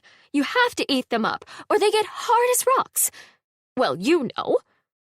Judging by the look on the Motherhood captain's face, he did not know. I don't, he started to say, but Halla had the bit between her teeth now. And it was my grandmother's recipe. My grandmother's. They stole my grandmother's biscuits. Can you imagine? What kind of depraved mind steals a woman's extra biscuits? Truly shocking, murmured Zale, casting a long-suffering look at the Motherhood priests. No, said Halla, waving her hand. No, I know. You've got bigger things to worry about than bandits stealing a respectable widow's baked goods. It's all terrible, the way the rule of law has gone. That's all. I hope you find your missing men. If you do, bring them by, and I'll make you all biscuits. There was a long, teetering moment when Halla thought it might work. She'd stonewalled better men than the Motherhood captain. Such men hated to look foolish, and if you could appear so absurd that bothering you made them look equally absurd— I don't have time for this, snapped the captain. Bind their hands and bring them.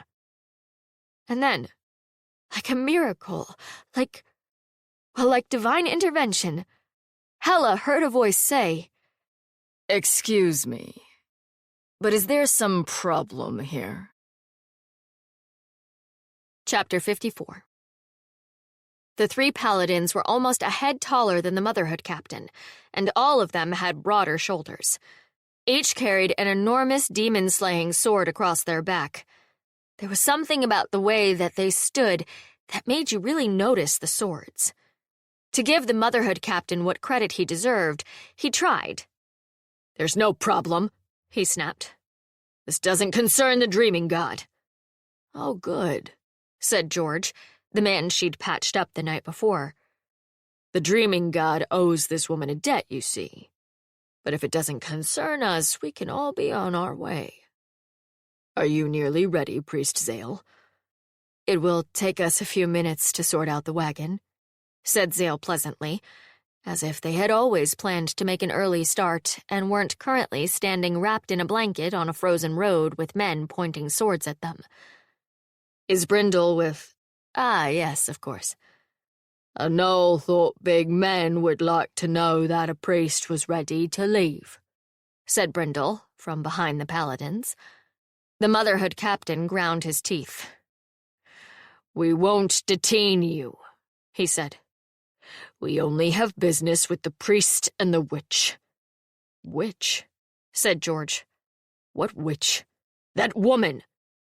The other male paladin burst out laughing. Mistress Halla, are you a witch? I don't think so, said Halla. I'm not actually sure what a witch does, but I assume you don't just fall into it sideways. I'm mostly a housekeeper. And she can patch up injured goats, said the female paladin, sounding very amused. And occasionally injured paladins. The other Motherhood men quietly sheathed their swords and inched away, looking as if they'd rather be somewhere else.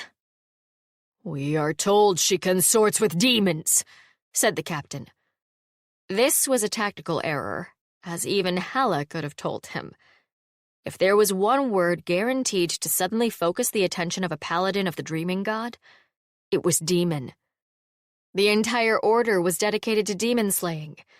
It was all they did, all they wanted to do, and they were very, very good at it. "Are you claiming that Mistress Halla is possessed?" asked George. His voice was almost silky. The Motherhood captain thought about it. Halla could see him thinking about it. "Such a claim would place this entire area under the Dreaming God's jurisdiction," said Zale, examining their nails. "Anyone present could be conscripted to assist in their inquiries. Both the Temple of the Rat and the Hanged Motherhood have agreed to this, as you undoubtedly are aware." "Demons," said the other male paladin, "are everyone's problem." The captain inhaled sharply through his nose. His eyes flicked from George to Zale and back again. Then, "Perhaps my informant was mistaken," he ground out. "You are, of course, the authority on demonkind. If you do not believe that this woman is a threat—" The three of them looked at Halla, then back at the captain.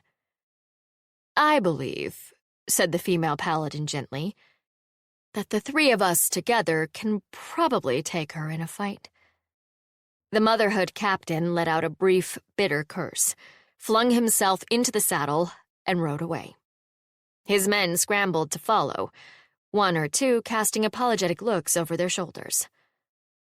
"Well, that was unpleasant," said George, watching the Motherhood men ride away. "How'd you get on their bad side?" "Their Motherhood," said Zale. "They don't have a good side. Their goddess hanged herself with her own hair so that she could punish a murderer who had been declared innocent. And frankly, I'm starting to think that poor soul was innocent, and their whole religion is founded on persecuting unlucky bystanders." They spat in the roadway, which was for Zale as savage a display of temper as Sarkis casually slaughtering a few bandits. "Well, you're not wrong." The female paladin tapped her mailed hand on the pommel of her saddle. "Your Knoll friend came and got us. Good thing, too." "A Knoll knows when a priest is in trouble," said Brindle. "Some of their other priests were pestering us earlier," said Zale. "And apparently they went missing. So now these fellows are convinced we're hurling magic and demons, and probably artifacts of the ancients in the bargain." This was, Halla thought, a remarkably edited view of the last week or two. On the other hand, as pleasant as they seemed, it probably wasn't wise to inform a trio of paladins, protectors of the faith and servants of good, etc., that they'd accidentally murdered 2 men and dumped the bodies. The paladins rode alongside the wagon as they set out. Well, they tried. In actual fact, the ox moved slower than a walking horse, and only marginally faster than a completely stationary horse, so they went back and forth for about 2 hours, and then the woman, Halla had gathered that her name was Mare, and she was nominally in charge, said, "Did you say you had to get somewhere in a hurry?" "We're trying to reach a Malcross," said Zale. "We are merely, hampered by our ox. No offense to the ox." "An ox has other qualities," said Brindle. "An ox went through the vagrant hills and didn't panic once." "Ah." Mare turned back to her comrades and held a brief conference with them out of earshot. "A Malcross, you say?" "That's the plan." "At the current rate, it'll take you, at least 4 days," said Zale. "We know. Believe me, we know," said Halla. "Well," Mare dismounted and walked alongside the wagon. "We too have to be somewhere. but I don't much like leaving you to the Motherhood's tender mercies. If that captain runs across you and we're not here, I don't think he's going to be in a very good mood." Halla and Zale nodded glumly. "So," said Mare, "would you like to get there much faster?" Halla's heart leapt at the prospect, though she wasn't exactly sure what the paladin meant. "We'd love to," she said. "But what did you have in mind?" Mare grinned. "Have you ever ridden a horse?"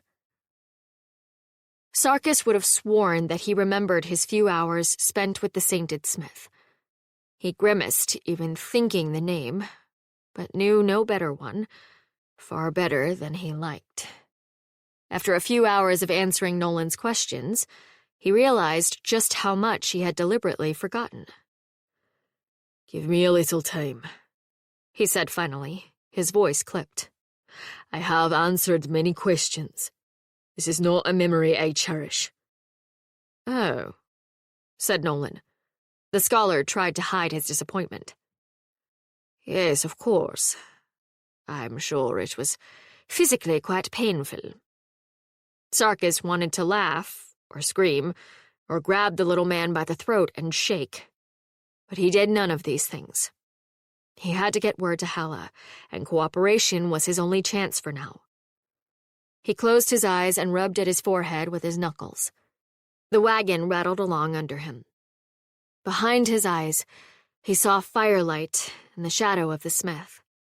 She was perched on the edge of the table, a lanky woman with heavily muscled arms. Her eyes were lit with flame from without, and with a frantic glitter from within. "It will be glorious," she promised him. "I know this is a punishment, but if it works, you will live for all time. You will see kingdoms rise and fall. You will see history." "I've seen enough kingdoms fall," he'd replied, hearing his chains rattle as he moved. "I've helped a few of them along. It's all a lot of blood and screaming." She didn't listen to him. Sarkis got the impression that the smith did not listen to many people. The forge light blazed off to his right, where her apprentices were hammering the steel. 3 swords, 3 smiths, the rhythm just slightly off between them, like a faltering heartbeat. "It will be glorious," she said. "If it works." "What if it doesn't work?" asked the dervish in his light, amused voice. There was a mask of dried blood over his handsome face, but his voice was still the same. "Oh, you'll die," said the smith. "At least I hope you'll die. The alternatives are worse. I'll try to get you out of the sword, of course, if you're trapped in there and can't come out." She chewed on her lower lip. "That happens?" asked the dervish. "Oh, yes." She nodded vigorously. "It's happened to 2 people so far, I'm afraid. But I'm sure I'll be able to get them out. Eventually." "Eventually?" The dervish's voice was no longer quite so amused. "I've been busy," said the smith petulantly. "There's so much to do, and once they've gone mad in the blade, it's not as if they're going to go any madder, are they?" One of the apprentices called to the smith. "Time!" "Right." The smith slid off the table. "You first," she said to Angharad Shieldborn. "You first." Sarkis straightened. The scene was too vivid. He could even smell the stink of burning flesh as the dull red sword sank into his captain's breast. Angharad had grunted, but she had not screamed. The metal had hissed like a serpent, and he knew it should not work. It was too uneven at tempering. There were too many bones. The blade should warp or break. But the smith pulled it free, and it was straight and fine, and charred black with Angharad's blood. He'd shouted until his throat was raw, thrown himself against the chains. But Angharad was dead. body falling to one side, as dead as the rest of his men. All those brave, cranky, valiant souls who had looked to him to save them. He had failed them all, and they hung from the walls of this cursed keep, and now Angharid's lifeblood was burnt into a piece of metal, and the smith was looking at him with her Zeth eyes. Stop. Think of something else. Stop. He tried to drown the memory in something else. Anything else. The way the weeping lands looked in high summer, when the grass had turned golden, and wind rushed over it in glinting waves, and the smell of grass came to him on the wind. The ocean, moving like the grass had, while he stood on the deck and smelled salt and heard the roar of the waves, and also the dervish being violently seasick over the side of the rail.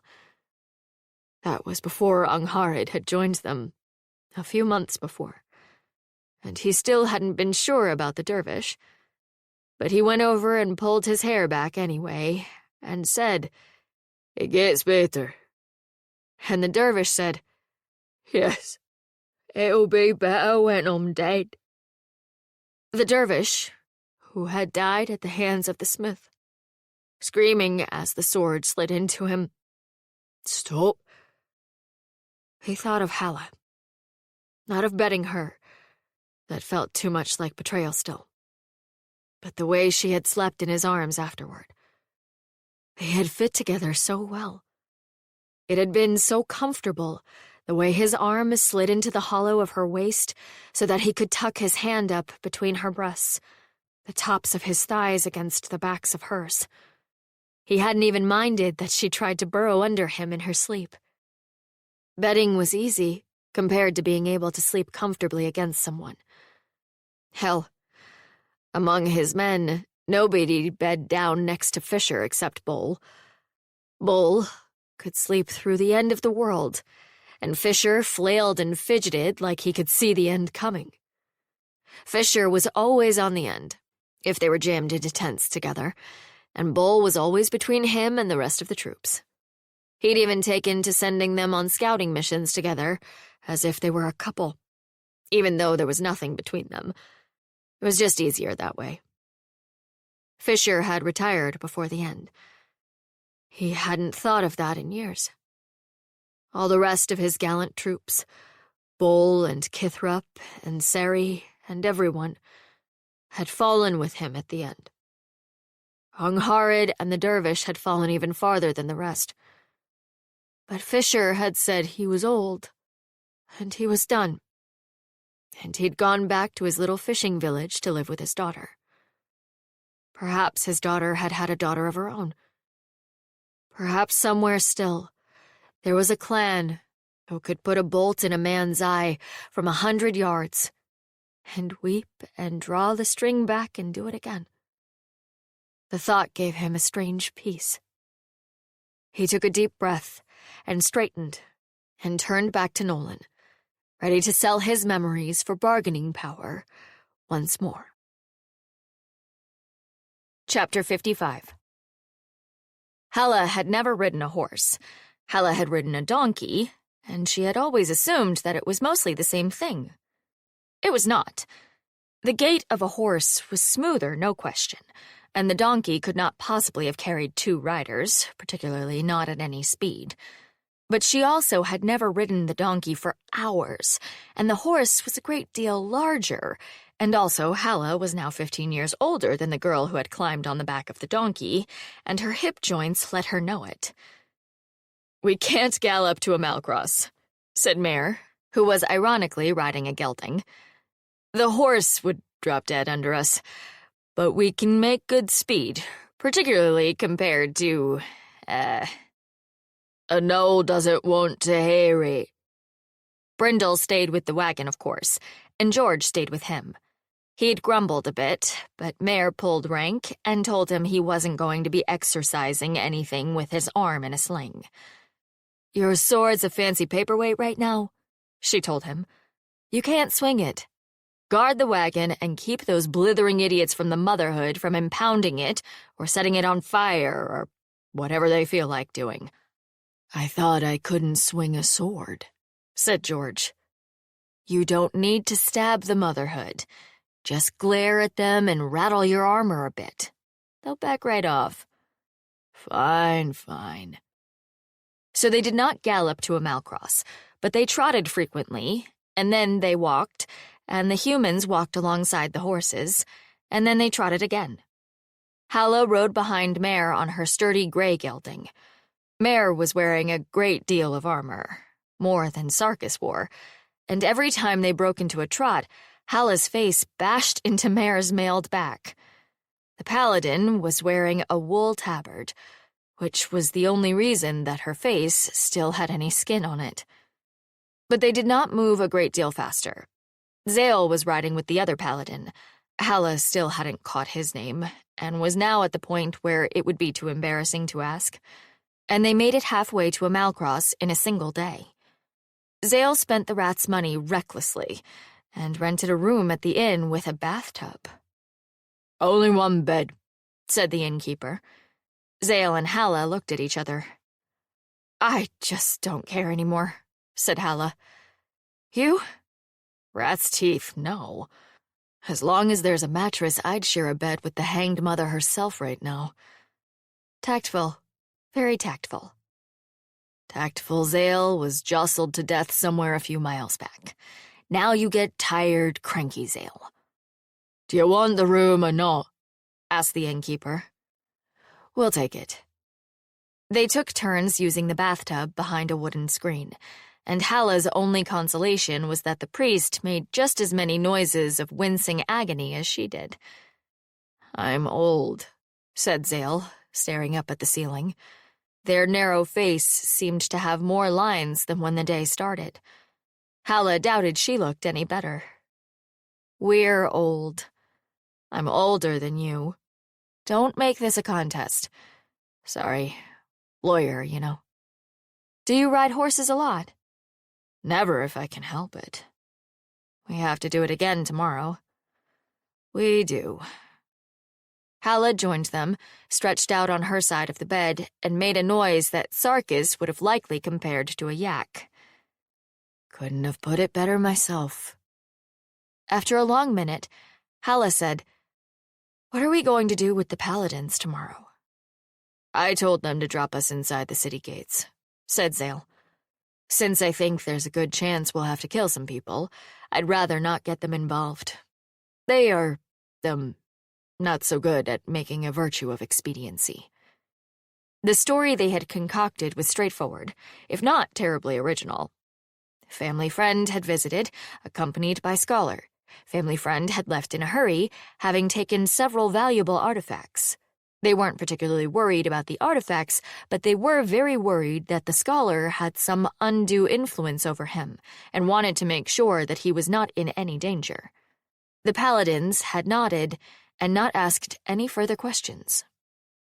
Halla propped herself up on one elbow and looked at their gear. She had a small travel pack with a change of clothes, and Zale had much the same. The crossbow, however, lay atop the two packs, unstrung, but exuding quiet menace. Are you sure we'll even be able to kill them? No. If we're lucky, we won't have to find out. Unfortunately, I don't think this is the sort of case that lends itself well to binding arbitration, so I'd rather be prepared. They rolled partway over, a pained look on their narrow face. Halla, I don't know how to say this. I am not trying to shuffle this off on you, I promise. But all else being equal, it will be easier if you are the one who does the killing, should it come to that. Halla lifted both eyebrows. I am a better witness in your defense than you are in mine, said Zale. Priest and lawyer and all that. Halla nodded. The thought had occurred to her, and she could not suspect Zale of trying to save their own skin, not after they had told her to run, knowing that Alvar was far more likely to kill them than her. I'll do my best, she said, and closed her eyes. The next day was worse. Halla stopped even trying to make conversation, and now clung silently to the paladin's back, hoping that her hip joints did not grind away to powder before they arrived. When Mare halted her horse and said, "We're here," it took Halla several long seconds before the words penetrated her private misery. She had to be helped down out of the saddle, where she stood, legs trembling, while Mare took her pack down from the horse's back and offered it to her. "You don't look so good," the paladin said. "I'm used to riding donkeys," Halla admitted. "Only donkeys. Actually, only one donkey. His name was Sugar." She wasn't sure why she felt the need to offer the donkey's name, but Mare nodded gravely, as if this was indeed vital information. Zale looked better than she did, but not by much. They had their cloak draped over their crossbow, which made it look a great deal more suspicious than if they'd just been carrying it normally. Still, presumably it was the thought that counted. The paladins waved to the guards at the gate, who saluted. Halla abandoned any idea of sneaking into the city unnoticed. "Thank you," she said to Mare, grabbing both of the paladins' hands. She was wearing gauntlets, so this wasn't much fun, but never mind that. "Thank you for getting us here. Maybe now we can get to Bartholomew before this scholar does something, well, regrettable." "Glad to be of service," said Mare, smiling. "And you did us a good turn, too. George would never have agreed to stay out of a fight with demons. The half-day we might have lost bringing you here is more than made up for by not losing George." She waved to her comrade, tossed a casual salute in Zale's direction, and mounted her horse. The last Halla saw of them was glints of light off armor, riding away into danger. Sarkis swam up out of the silver sword dreams and discovered that he was looking at a corpse. More specifically, he was looking at Bartholomew's corpse. There was quite a large knife buried in his back, and he was face down on a cluttered table that Sarkis recognized from their previous visits. "I gather you're the wielder now," he said to Nolan, studying the corpse dispassionately. "I didn't want to do it," said Nolan defensively. "He left me no choice. He kept changing the terms of the bargain." "You'll hear no complaints from me," said Sarkis, shrugging. If anything, the scholar had saved him the trouble. "Refused to sell, did he?" "It's been a nightmare," said Nolan, collapsing on the bench opposite the body. "First he contacted our order, saying he had one of the smith's swords. I nearly killed myself getting here, only to find that his story had changed, and now he just knew where the sword was and expected to have it in his possession. Then your whole entourage showed up, and Bartholomew was all for stealing the sword in the middle of the night, even though I told him that wouldn't work. And anyway, you didn't spend the night, so then we would go to Rutger's How and take it as part of the bargain with Mistress Halla, even though it was blindingly obvious that if you were the sword, she wasn't going to part with it. And I still didn't have any proof that you were the sword." Sarkis nodded, folding his arms. "I suppose he was working with her relatives, then?" "Not at first," said Nolan. "Dreadful woman. I'd have stabbed her if I thought I could get away with it. Once we had proof you really were a servant of the sword, he said it would be the best way to keep Mistress Halla from following after and claiming he'd stolen the blade. But he wasn't supposed to draw it. The bargain was never that he'd be the wielder." Privately, Sarkis suspected that had bought Bartholomew several days more life. Nolan, for all his whining, was clearly not above a little murder to get what he wanted. "So what happens now?" he asked. "We'll be returning to my order's compound," said Nolan. He looked over at Bartholomew's corpse, lip curling. "I've already been away far longer than I intended. Smith's grace, this has been miserable." He sounded so much like an ordinary person complaining about travel delays and unreliable merchants that Sarkis would have felt a pang of sympathy for him, if it wasn't for the dead body. So what are you doing with the corpse? He asked. Why is so much of my life these days related to corpse disposal? It never used to be. I used to just leave them where they dropped. I could really get to hate the South. Nolan smiled. There was a shine in his eyes that reminded Sarkis of something bad. Ah, yes, of course. The Zeth eyes of the sainted smith. There's so much junk in this house, he said, waving a hand casually toward the ceiling and the second floor. I expect it'll go up like a torch and take anything else in the house with it. Sarkis said nothing. The house shared a wall on either side with its neighbors. Presumably, Nolan wasn't concerned, or didn't care that the fire might not limit itself to the contents of Bartholomew's back bedrooms. He wondered how much the sword would let him get away with, in terms of stopping a wielder bent on arson. He did not have to find out. The front door opened.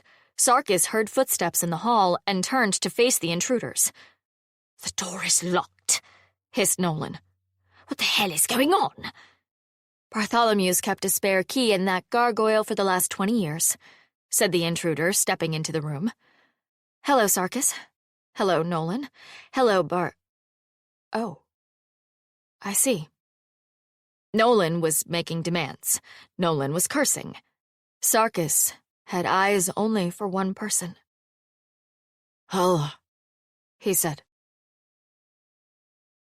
Chapter 56. You, said Nolan. You're here. How the devil are you here? Mostly luck, admitted Halla. Or, since it was paladins, maybe grace.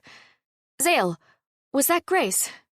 I'm willing to call it grace, said Zale, who was standing behind her in the doorway to the dining room.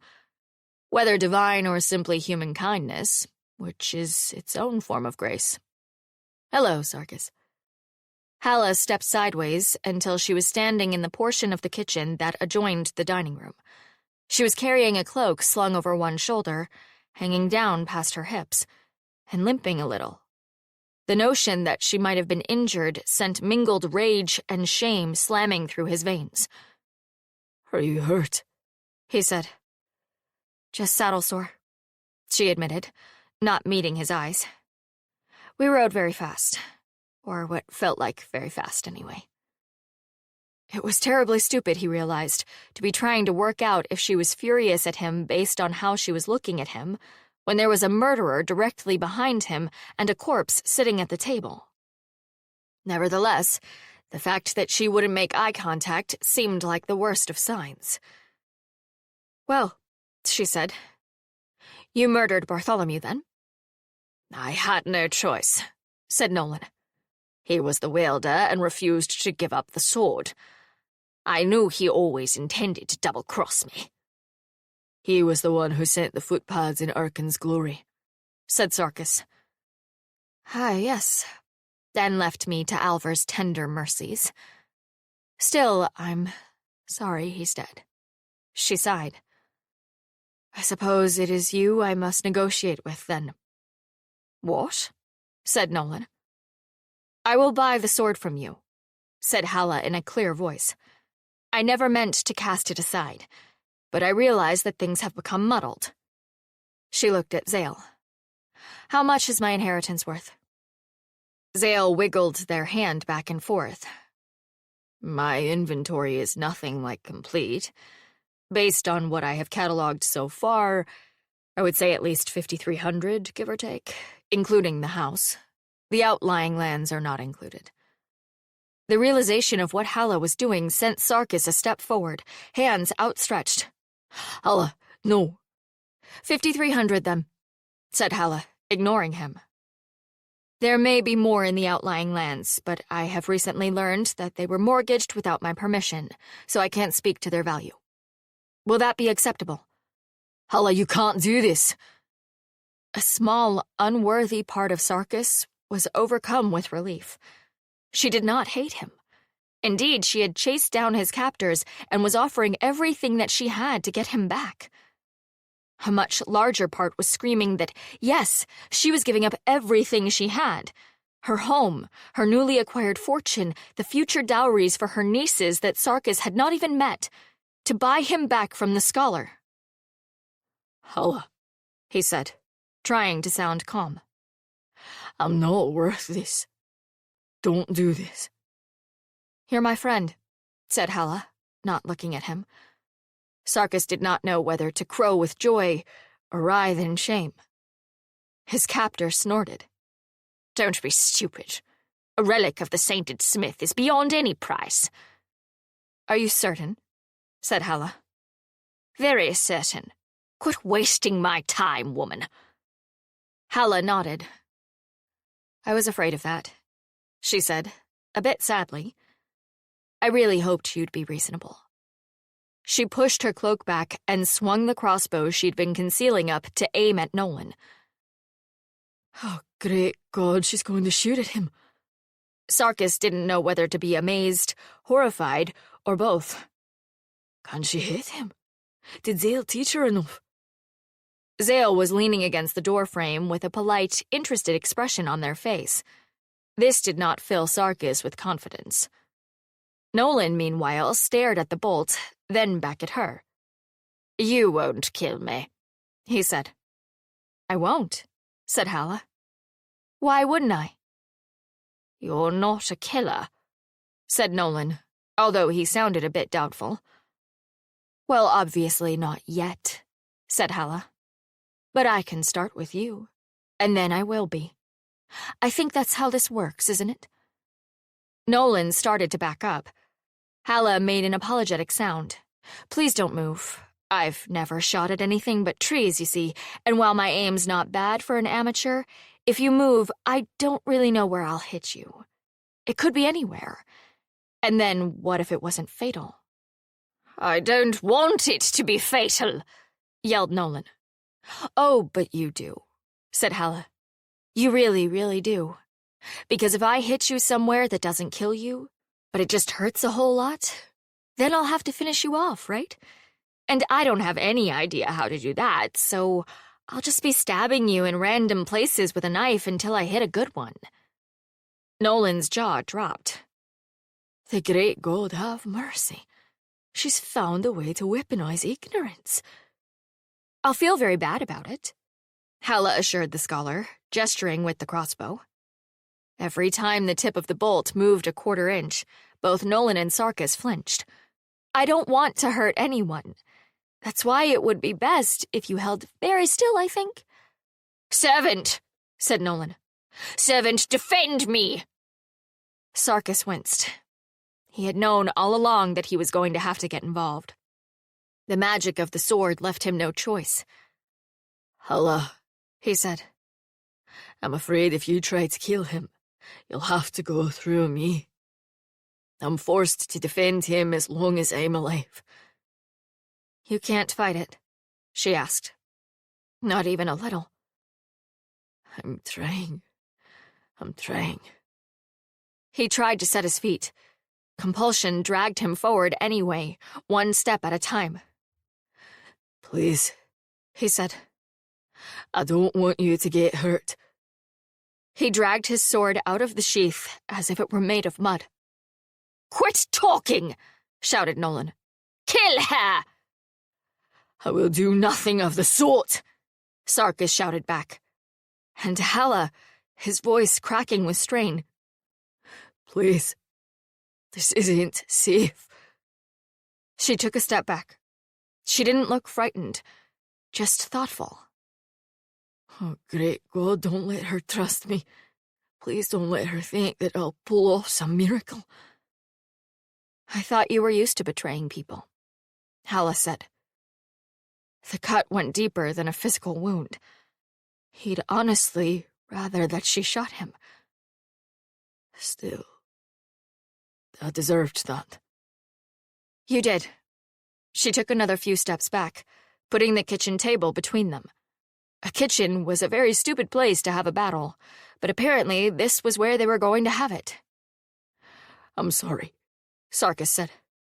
I wanted to tell you sooner, but I kept thinking we had to sort the inheritance first, because if you were angry and wanted nothing to do with me, you'd sheathe the sword and then I couldn't protect you, and then—" He raised his free hand, let it drop. "That doesn't matter now.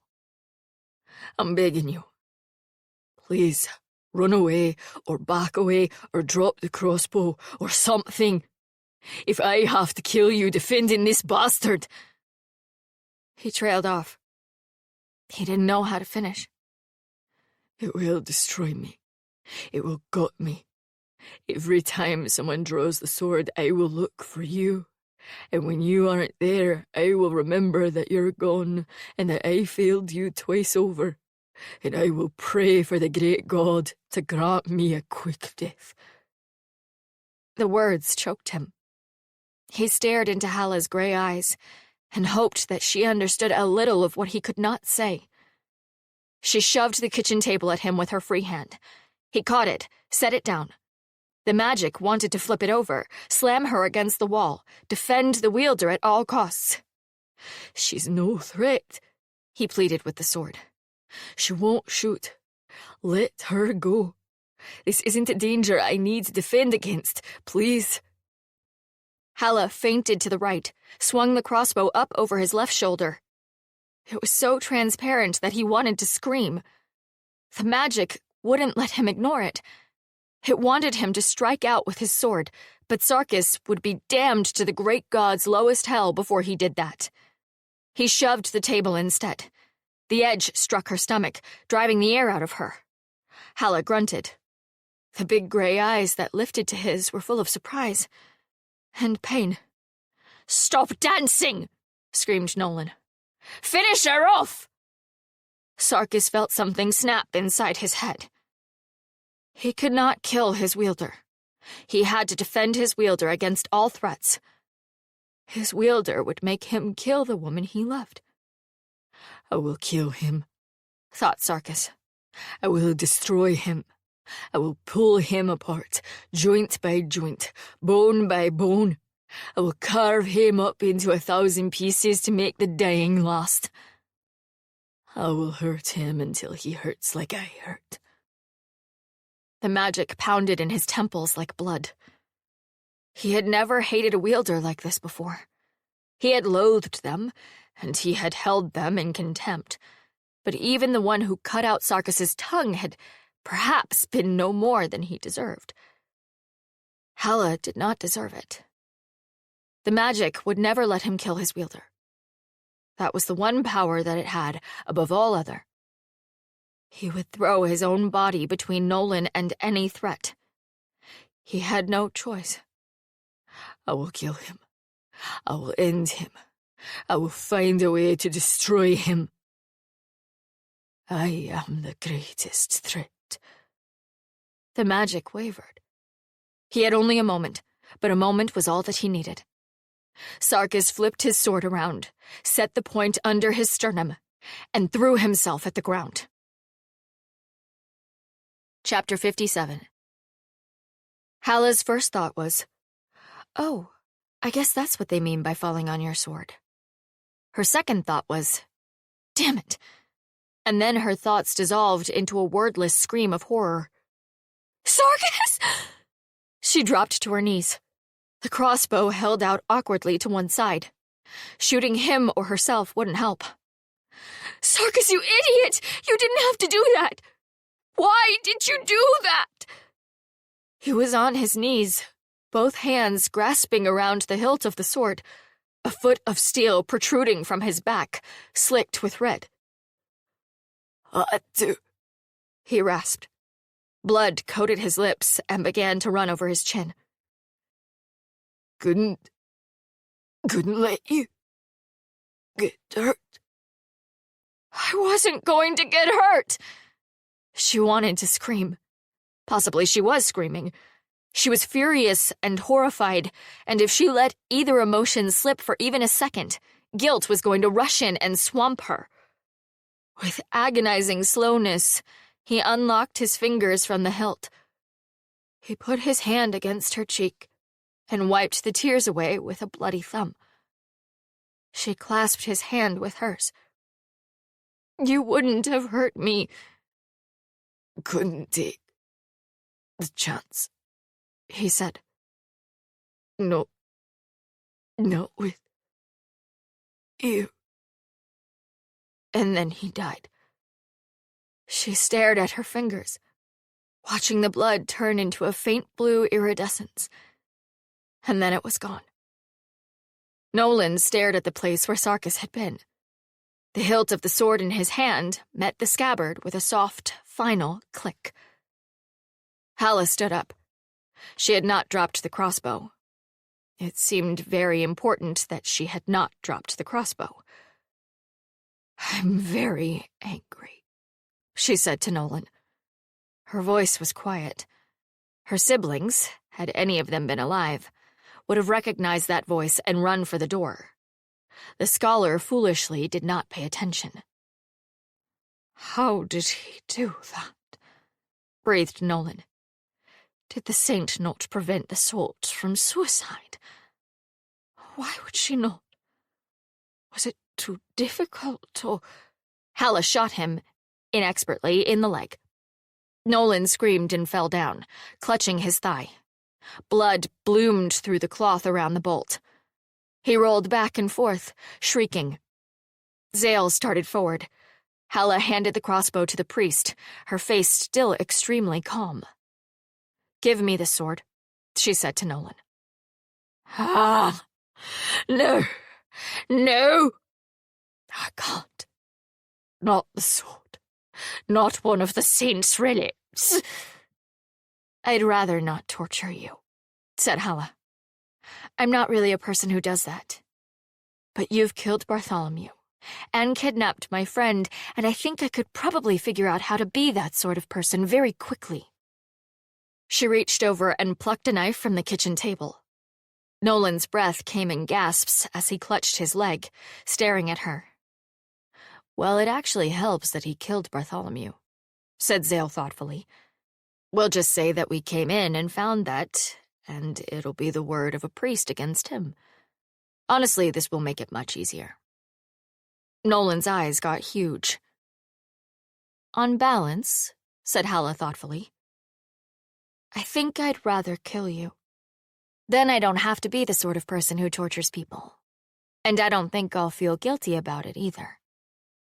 Zale set down the crossbow. "Stop her!" screamed Nolan at the priest. "No," said Zale. "But I'll hold you down for her. I think that will make it easier for everyone, don't you? It'll be over faster that way. I don't think any of us want to draw this out, do we?" "You're both utterly mad." "We are both very practical," said Zale. "It's the world that's gone a bit mad." The priest caught Nolan's shoulders. The scholars searched Halla's face, then Zale's, then Halla's again. Whatever he saw apparently changed his mind because he sagged suddenly. "Take the sword," gasped Nolan. "Take it. Take it." He pried a bloody hand loose from his leg and shoved the scabbard at her. "You release the sword to me. You renounce all ownership." Halla wasn't sure what words he had to say to make it official. "Yes, yes. All of it. It's yours. I release it." "Thank you," said Halla, lowering the knife. "I don't think you have to thank him," said Zale, "since he stole the sword to begin with. Seems rude otherwise. Well, rat forbid we be rude." "On the other hand, he did murder a family friend," said Halla. "Of course, that was after Bartholomew stole the sword, so I don't know. Does that one equal out, do you think?" "I think I'm bleeding to death," screamed Nolan. "And if you'd do it faster, it would solve a great many problems," said Zale. "Ah, well, I suppose we should resign ourselves to him living. You seem to have missed the big artery." "You taught me to shoot at trees. You didn't teach me to hit specific spots on trees." Zale opened the front door. "Excuse me," they called. "You. Yes, with the goat. Excuse me. Will you go to the constabulary and ask them to please come at once? There's been a murder. Halla didn't hear the neighbor's response. She leaned against the kitchen table, watching Nolan. I'm going to lose consciousness, threatened the scholar. Perhaps we'd have some quiet then. Halla's hands were shaking with adrenaline, and she buried them in her skirts. In fact, the scholar did lose consciousness a few minutes later, and then the constables arrived. Halla was not looking forward to explaining things, but Zale immediately took charge. The story they told had nothing to do with any sword being missing, but a great deal to do with an elderly friend of the family, a bit befuddled, being taken in by a smooth-talking scholar who planned to kill him and steal the most valuable parts of his collection. It was a greatly embellished version of what they had told the paladins. In this version, after Bartholomew had come to Rutger's Howe to aid Halla, both priest and widow had been suspicious of the way that Nolan had treated the old man, and had followed them back to try and put a stop to it. They were aided by the fact that one of the constables had seen them on the way into the city accompanied by paladins, and that Bartholomew was already cold. The word of a rat priest carried a great deal of weight as well. By the time that a healer was sent for to bandage Nolan's leg and remove the bolt, the man was already being treated as a criminal. If he lives, he'll likely hang, said the Amalcross constable. Pretty clear what he intended. I'm sorry you didn't get here sooner.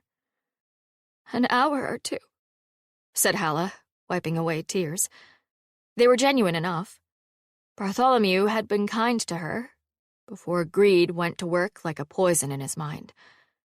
It was easier to think of him as two people, and to mourn the kind one, even as she had hated the greedy one. If we'd only been a little quicker on the road. No. He patted her shoulder. Wasn't meant to be unkind. You stopped him from robbing the next old man. Sorry you had to shoot him, mistress. Hard thing to have to do. I hardly knew what I was doing, she murmured, falling instinctively back into her protective shell of foolishness. I saw that Bartholomew was dead, and all I could think to do was grab Zale's crossbow. Oh dear, I hope I didn't kill him. He'll be dead either way, said the constable. You did a fine job, and don't you feel guilty for doing what had to be done. He gave Zale what he probably thought was a subtle look over Halla's shoulder. Zale nodded to him, face grave, and then when the man turned away, the priest rolled their eyes at Halla. And then there was only the sword. Chapter 58.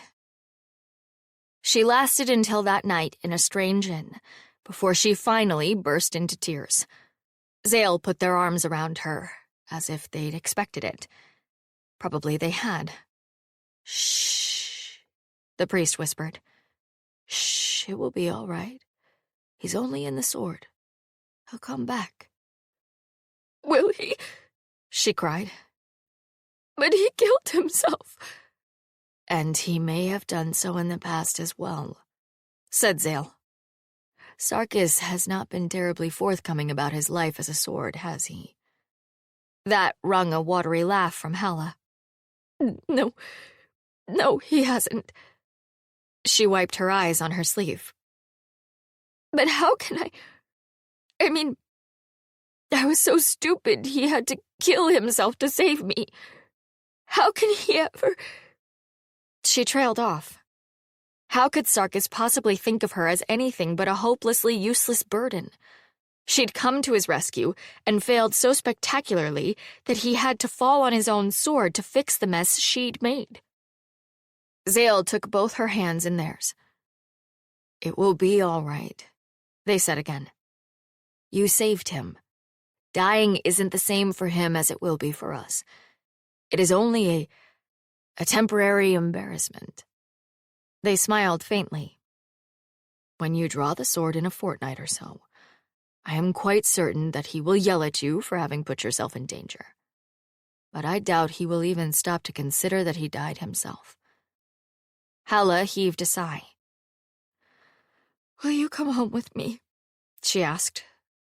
Back to Rutgers Howe again. I know you have duties, and I've kept you from them so long, but... Zale smiled. I fear you're stuck with Brindle and I until we sort out exactly how much your inheritance is worth. And then you will probably be stuck with us even longer, albeit at a remove. What? Their smile grew, although the edges of it twisted. Bartholomew left everything to Silas and never updated his will. They haven't read it officially, but the clerk here took me aside and told me. So I fear you've inherited his estate, too. I assume you'll want me to sort that out as well. Halla put her face in her hands and began to laugh. And if it turned into tears and back again, the rat priest was kind enough not to mention it. It was not the longest fortnight of Halla's life, but it was close. The only thing she could compare to it was the grim fever season when her twin sisters had died. There was nothing to do but wait and see if tragedy would strike or not. Tragedy already struck, she thought wearily. He gutted himself to save you. What more do you want? In the songs, men always say they'd die for you. I suppose there's something to be said for the fact that you found one who actually did. Surely he'll come back. Surely it's just another mortal wound, and after a few weeks in the sword, he'll come out again. She wished that she was certain of that. It seemed like death by one's own hand should make a difference somehow. As if the magic should cease to work once it had been so used. They spent 3 days in an inn in Amalcross, until Brindle and Prettyfoot the ox arrived. George the paladin was extremely glad to finally hand them off. It's not Brindle, he said. A fine fellow, that, Noel. I feel we really got to know each other. But I don't think I've ever moved so slowly in my life. Don't insult an ox god, man, said Brindle, and then grinned at George, who grinned back. They made the long trek back to Rutgers Howe, blessedly untroubled by either bandits or the hanged motherhood. Halla saw the sign for the drunken boar yet again and stared at it. I don't know if I should simply rent a room permanently or burn this place to the ground, she said. No would object to burning. A priest would, too. Zale patted her shoulder. I'll go in. We'll stay somewhere else. They camped in the wagon at a wide spot in the road. Halla ate the meat pies from the drunken boar. The meat had the thin dampness of rabbit this time, but that was the only difference. I don't know, after this is over, if I never want to leave the house again, or if I will itch to be on the road within a week, she said. Zale snorted. First one, then the other. You will want to be home, but then you may find that your home is no longer quite large enough to hold you. They shrugged. You could hold off selling Bartholomew's house, see if a larger town suits you. Halla shuddered. The flagstone floor had soaked up Nolan's blood. It could be cleaned, certainly, but she'd always know that the spot was there. And yet perhaps Zale was right. Silas's house did seem smaller than it should have. She had been thinking, in the back of her mind, that she would sell the house, buy a small cottage that one woman could keep easily. But she found herself pacing restlessly through the house, wanting to walk and keep walking. Not to leave, she thought. Not to get away from the house, but to get away from myself. In the open air, her mind did not seem so cluttered. Here, it felt as if her own thoughts echoed off the walls and jangled in her brain like keys. She took to walking down the lich road, but it was so cold that her nose was frozen by the time she got back. Probably the priest thought she was a bit daft. Then again, he was a priest, and he knew how people acted when they were mourning and troubled and nervous. But somehow the days passed, one by one, and then it was nearly a fortnight gone, And then the day was upon her when at last she could draw the sword. It was a cold night.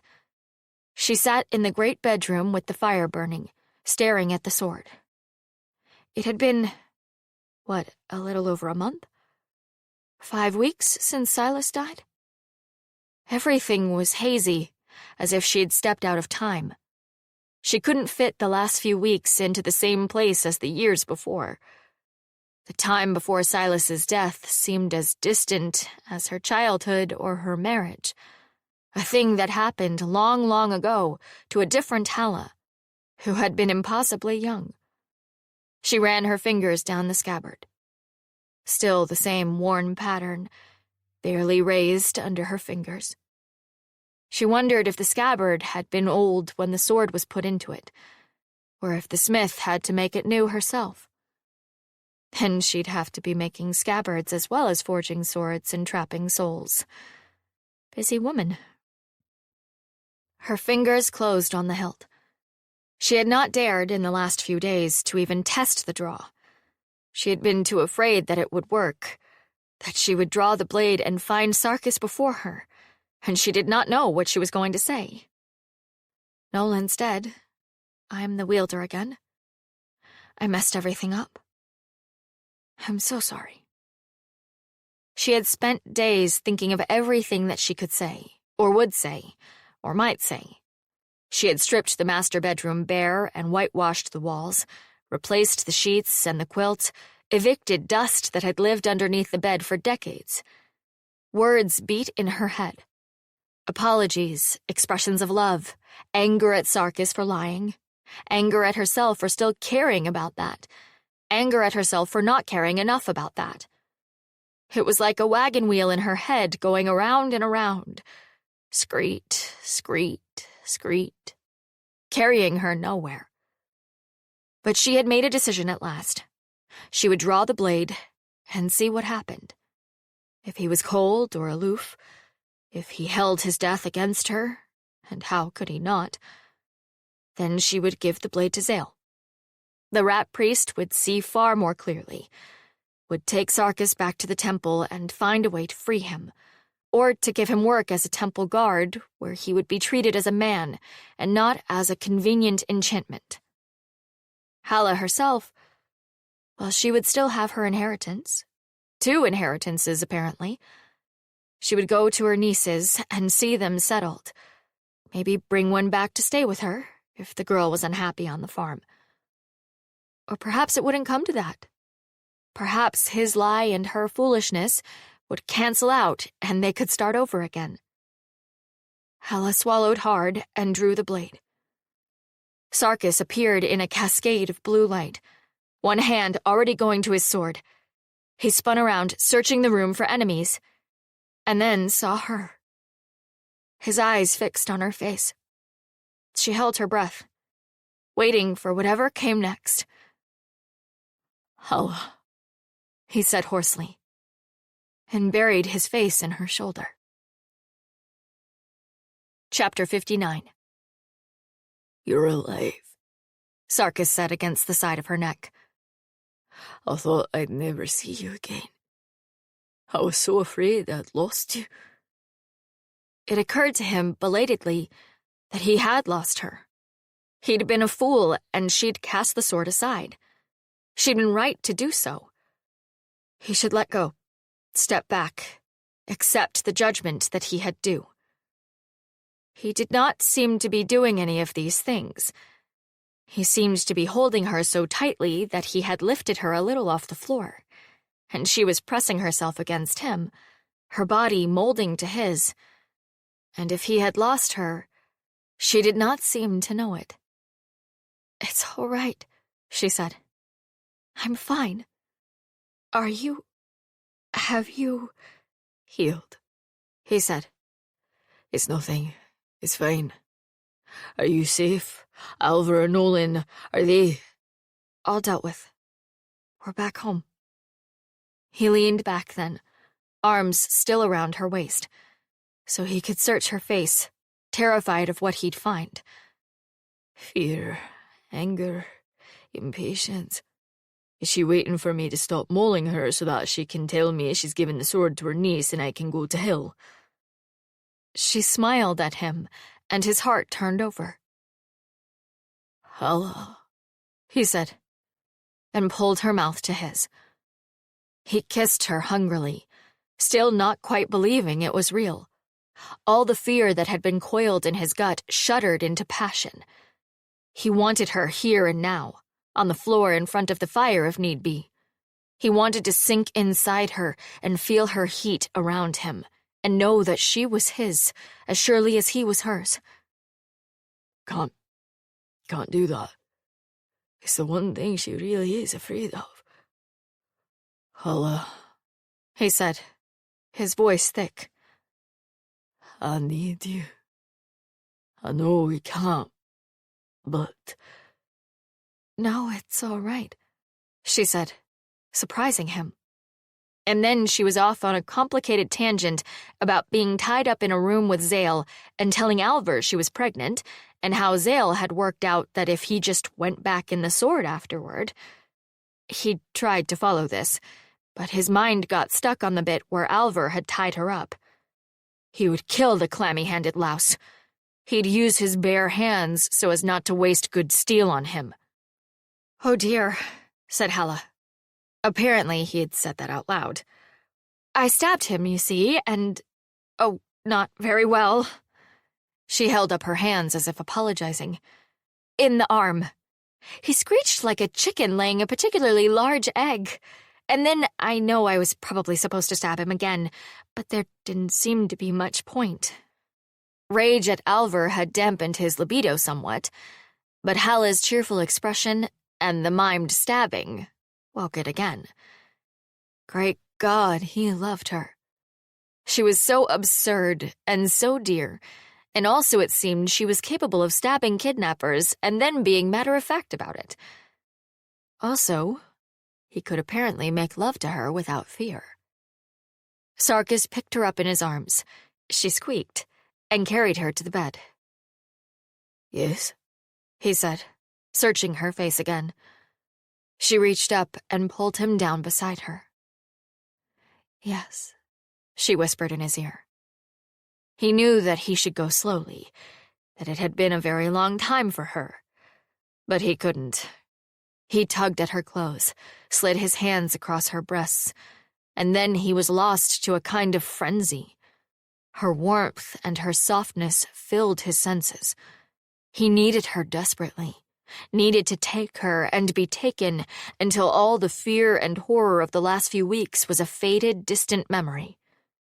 It was not until he had entered her on one hard thrust that he fought clear of the haze. Halla. He pressed his forehead against hers. Am I hurting you?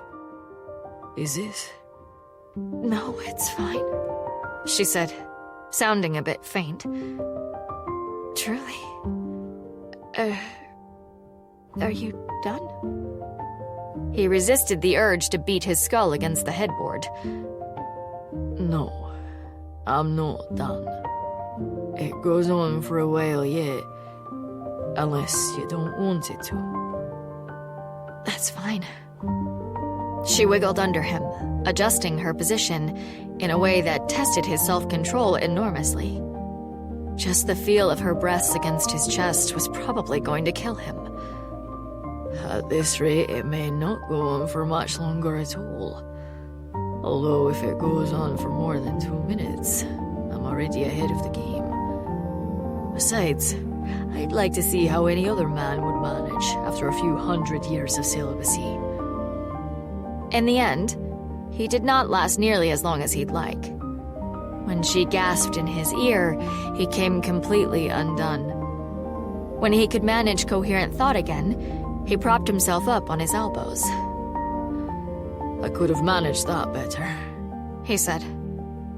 I'm just glad you're here, she said. So am I. But it was not my intent to, manhandle you. As long as you don't intend to throw me into a ditch. She chuckled. which did interesting things to various muscles and focused Sarkis's attention immediately. No ditches, he said. He slid his hand down between their bodies and began to touch her in ways that did even more interesting things. But it would be unforgivably rude to take without giving back. If you say so. The last word came out as a squeak, and Sarkis set out to make sure that both of them were well pleased. It was the middle of the night. The fire had burned down, and the bird had woken in its sleep to shout loudly about death and the worm, then gone back to sleep. Halla was half asleep against his chest, and Sarkis stared down at the fine lines etched across her eyelids and the corners of her eyes. Great God, he'd almost lost her. No, he had lost her. It was by Halla and Zale's doing, not his, that she was here in his arms. He had failed her. How could he keep from doing so again? She opened her eyes and frowned. You're upset. How can you tell? You're scowling. The sad scowl, not one of the others. He filed the notion that he had different types of scowl away for later. Forgive me, he said. He freed one hand and brushed the hair out of her eyes. I've failed you. I didn't protect you, and I didn't tell you all the truth. I don't deserve this. I don't deserve you. You didn't deserve to be stuck in a sword for 500 years either, she said tartly. Well, perhaps not. He flopped back down on his back, staring at the ceiling. So, now what? Halla considered this. Well, I suppose you are stuck with me, now that I'm the wielder again. He smiled up at the ceiling. So I am. And as I am now a wealthy enough widow to be automatically respectable, I do not need to worry about having a very handsome lover lurking around the house. I'll kill him, said Sarkis. I meant you, wretch. I am not very handsome. I am scarred and irritable, and, unfortunately, immortal. Yes, but you carry it well. She propped herself up on one elbow. I mean it, though. The neighbors will gossip, but... Well, it's not fair, but there you are. I will be eccentric instead of a pariah. He scowled at her, clearly deep in thought, then said, Marry me. Halla blinked at him, not sure if she'd heard correctly. If you marry me, you won't be eccentric. No, damn it, this is coming out wrong. Marry me to marry me, not because of your neighbors. I'll kill your neighbors. I'd rather you didn't, said Halla, focusing on the one bit that she could make sense of. I like most of them. Fine, then I will glare at them. But you should still marry me anyway. I mean, you shouldn't, really. You can do better. Although, given what I've seen of the men in your land... He trailed off, muttering something under his breath in which Halla caught only the words decadent and torch. Are you asking me to marry you? He gave her an exasperated look. Yes, of course. Because... Oh, great God's balls, I don't even know how to marry you in this country. Halla felt her lips twitching. He sounded so distraught. She didn't want to laugh at him. Well, we go before a priest. Zale would probably be happy to perform it. And say vows, and then... Sarkis shook his head. But you have no family to set your price. And even if you did, I could not pay it. Price? The marriage price. What your husband pays your household to make up for your loss. Halla raised her eyebrows. We do it the other way around. The woman provides a dowry so that the husband will take her. The resulting mutter was louder and sounded a bit like Silas's bird. How barbaric. Well, I haven't got a family, and you haven't got any money, so can't we just ignore that? He bristled. I will not steal you. But I'm agreeing to it? Halla did not know whether to laugh or cry. Sarkis, I've chased you from pillar to post, and then you had to fall on your sword and can't this all just cancel out? She could tell by his scowl that it did not, in fact, cancel out. He got to his feet and stomped around the bedroom, dragging his hands through his hair. This is just my luck. I worry that he'll hate me, but instead he wants to marry me, except that he can't because... All right, she said, tucking her feet up under her on the bed. Explain this to me so I understand. It was, she had to admit, rather fascinating. It made sense in a land where you lived and died by social standing. Not like this one, Halla thought wryly, where if you have no standing, you go work as someone's housekeeper, and if there's a hint of scandal, he turns you out and you end up scrubbing floors in a nunnery. Yes, wildly different those. Hell, maybe Sarkis's people have the right idea. Put a material price on people so everybody knows what they're worth. Why does somebody need a high price? Aren't you just bankrupting your husband before you marry him? No. A high marriage price means higher standing for both husband and wife. The wife because her family values her highly, the husband because he can afford to meet it. Most of the goods will go with the couple. If land is offered, they may live on it, or it will be held in trust for their children. He shook his head. If it isn't, well, we have fought clan wars over this. Halla rubbed her forehead. What if her husband can't meet her price? Then they do not wed. What? Seriously? He looked uncomfortable. Well, she can agree to be raided away. It causes a great deal of upheaval. But if two people are obviously in love, sometimes their families will turn a blind eye, or pursuit will be symbolic. But she still has her price, you understand. Everyone knows her status. That is not lost. And her children cannot then inherit her husband's wealth because she is still a member of her parents' household in absentia. Her children are fatherless to all intents and purposes, though they may know their father's will. Halla rubbed her temples. What if 2 men or 2 women wed? Whichever one is being taken from their household must be paid for. If they are both leaving a house, then they will each set a price and their families will negotiate. Between 2 women of high standing, for example, particularly if one or more has proven that they can bear children, negotiations can stretch on for months.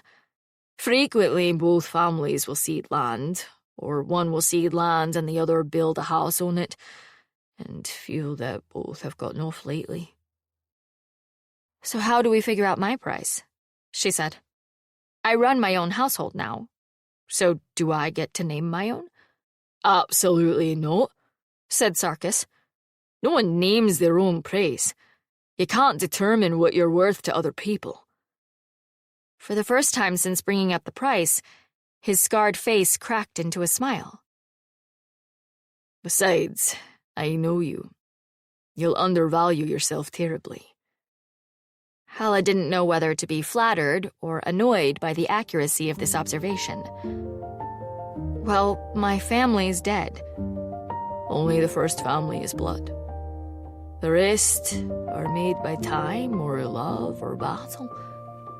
He frowned, tapping a nail against his teeth. Zale. Do you value Zale? I'd jump in front of a charging horse for them, admitted Halla. Then they will set your price. He nodded firmly. They are a crafty negotiator. They will drive a hard bargain. But you said you can't pay it.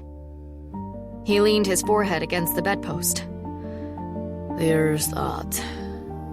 Perhaps I could work as a mercenary for a time, or... Oh, no! Halla glared at him. I just got you back. I'm not losing you again. And anyway, maybe you don't age, but I don't want to waste any more of the years I've got left. Sarkis sat down on the bed and wrapped his arms around her. Are you certain you wish to marry me at all? You'll grow old and I will not. Will you hate me in time? She gave a very loud and unladylike snort. I spent the last decade tending an old man, she said. The fact I won't have to do that again is not a hardship. She tilted her chin up to look at him. Will it be too hard for you, watching me age? It will gut me, he said calmly. But everyone watches the one they love age. At least I can know that you will not be alone. And I would rather be here, for as long as you live, than out in the world worrying about you. He smiled abruptly. Besides, I know you. You'll still need someone to pull you out of trouble when you're 90.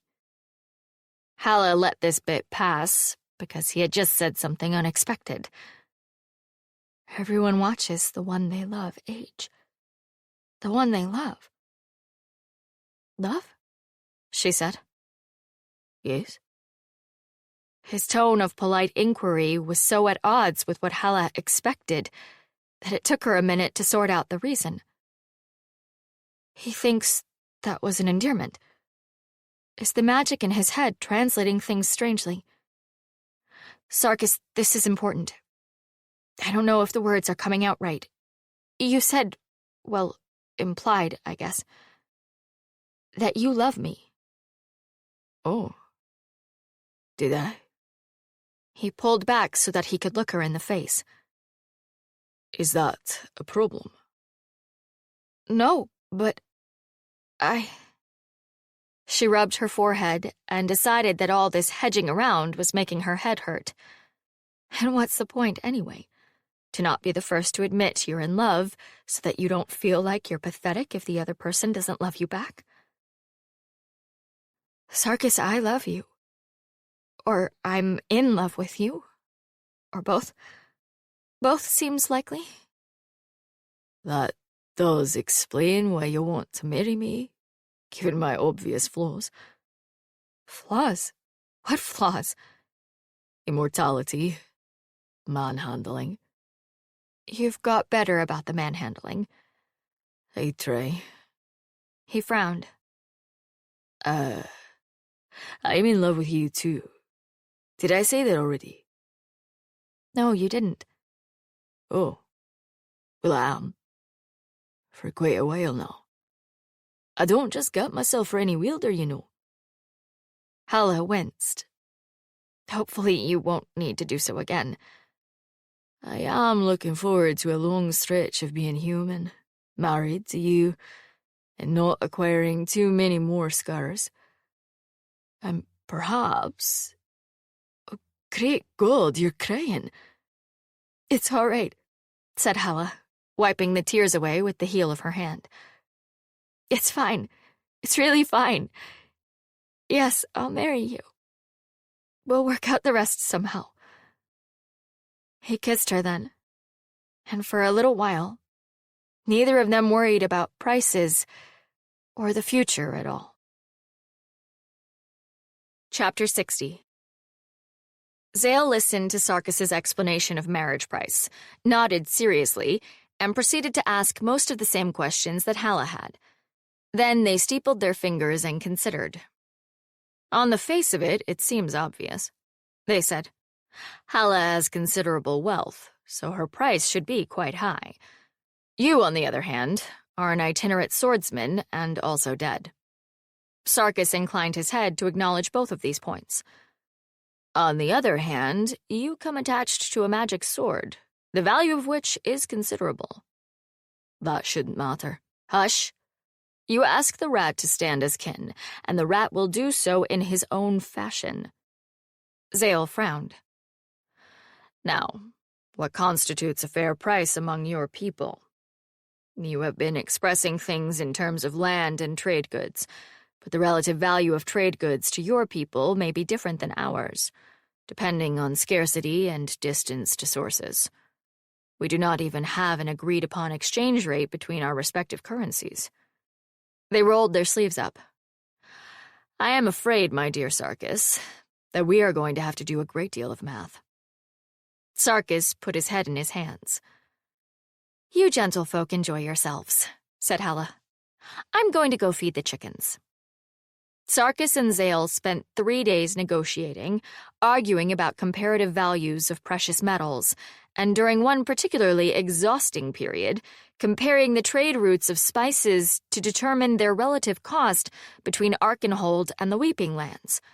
Since Halla also had Sarkis carrying heavy furniture and beating rugs, this meant that much of the negotiation was shouted across the house. "Clove oil is not that expensive," shouted Zale from the front room, where they were working on the catalog. "It's worth its weight in gold," Sarkis shouted back, dragging a particularly hideous nightstand out of the bedroom. "Not here, it isn't. We've got a direct trade route with the Devil's Spine Islands. In your day, it had to go overland through about 8 kingdoms and was marked up accordingly. Decadent southern trade routes. Behold the worm that chews upon the throne of the gods." Halla put her face in her hands and wondered if she actually did want to marry Sarkis that badly after all. I must, to be putting up with all this. On the 4th day, he stomped into the kitchen, slammed a small, clinking bag down on the table, and said, "There." "There what?" said Halla. "The marriage price. Zale negotiates like each coin is a childhood friend, but we've agreed." "All right," said Halla, gazing dubiously at the coins. "What do we do with it?" "If you accept it, then we can wed." "You know I don't need this," she said. "I need this," he said. "because otherwise I will never feel that I have done enough to deserve you." He scowled. "I'm still not sure." "A good marriage is one where both parties feel that they got the better deal," said Zale from the doorway. A thought struck Halla. "Wait, where did you get the money?" "Courtesy of the rat," said Sarkis. He scowled. "I've agreed to talk to some of their scholars." Zale coughed. "And to a dedicate of the many-armed god." "Gods," said Halla. "You'll have earned it, talking to one of them. Obnoxious people." She prodded the bag with one finger. It clinked. So now what? Sarkis took both her hands in his. "Will you accept me as a husband now?" "Yes," said Halla. And then, realizing it sounded like a question, "I mean, yes. Definitely, yes." "Then we'll be wed." The priest of the four-faced god performed the ceremony in the end, because Zale said that they could stand for the bride's family and the groom's family, but not if they were also expected to lead the vows. "You should ride to the priest on one of my horses," said Sarkis as they approached the church. "You haven't got any horses," said Halla practically. He considered this. "Perhaps we still have time for me to steal one." Halla laughed and took his arm. "And afterwards you can put the countryside to the torch." "Naturally." Zale, walking behind the couple, rolled their eyes. The ceremony was short, simple, and dignified. The priest beamed at both of them as he tied the red cord around their forearms, binding them together. In theory, a representative of each of their families was then to take one end of the cord and unwrap it at the same time, but since Zale was standing for both, they had to take an end in each hand and loosen the cord rather awkwardly. "It's a good thing I have a lot of experience with being tied up recently," they muttered. The priest of the four-faced god looked worried. Halla laughed. Sarkis scowled, but in a genial fashion. Brindle was pressed into service as a witness, which he bore with aplomb. and signed his name to the parchment by dipping 2 claws in ink and swiping them across the page. As soon as they left the church, the widow Davy rushed up and soaked Halla's collar with happy tears. "Oh, my dear, you'll be so very happy together." Halla patted the woman's shoulder and gave Sarkis a helpless look. The priest of the 4-faced god moved in and gently detached her. "She cornered me in the kitchen during the wedding supper," said Halla that evening. "And she tried to give me motherly advice about the wedding night." Sarkis, who was lying on his back next to Halla, enjoying the warm afterglow of his wedding night, choked and had to sit up and grab for the mug of water on the table beside the bed. He nearly knocked it over, and Halla pounded his back enthusiastically while he wheezed. "She what?" he gasped. I know. Halla shook her head. "I kept telling her I'd been married before, but she was determined to have her say. You'll be happy to know that while it may be uncomfortable at first, you want to please me, and it's just a matter of nudging you in the right direction." "I'm going to put my pants on and go stab her." "That's your solution to everything." "It's worked for 500 years. "Well, you'll have to come up with a different one. I thought maybe we could give her Silas's bird." Sarkis laughed. "Diabolical," he said. He pulled his wife's head down against his chest. "The great god has clearly sent me to keep your wickedness in check." "Oh dear. And here I thought I was so very respectable." "It is a very respectable wickedness." She chuckled. He kissed her forehead. "I much prefer you sleeping here," she said, instead of in front of the door. "It was not a hardship. I've slept on stone with snow coming in the window. Yes, I know." She poked him in the ribs. He laughed again. He seemed to be doing a lot of that lately. He would not be Sarkis if he wasn't scowling at everything.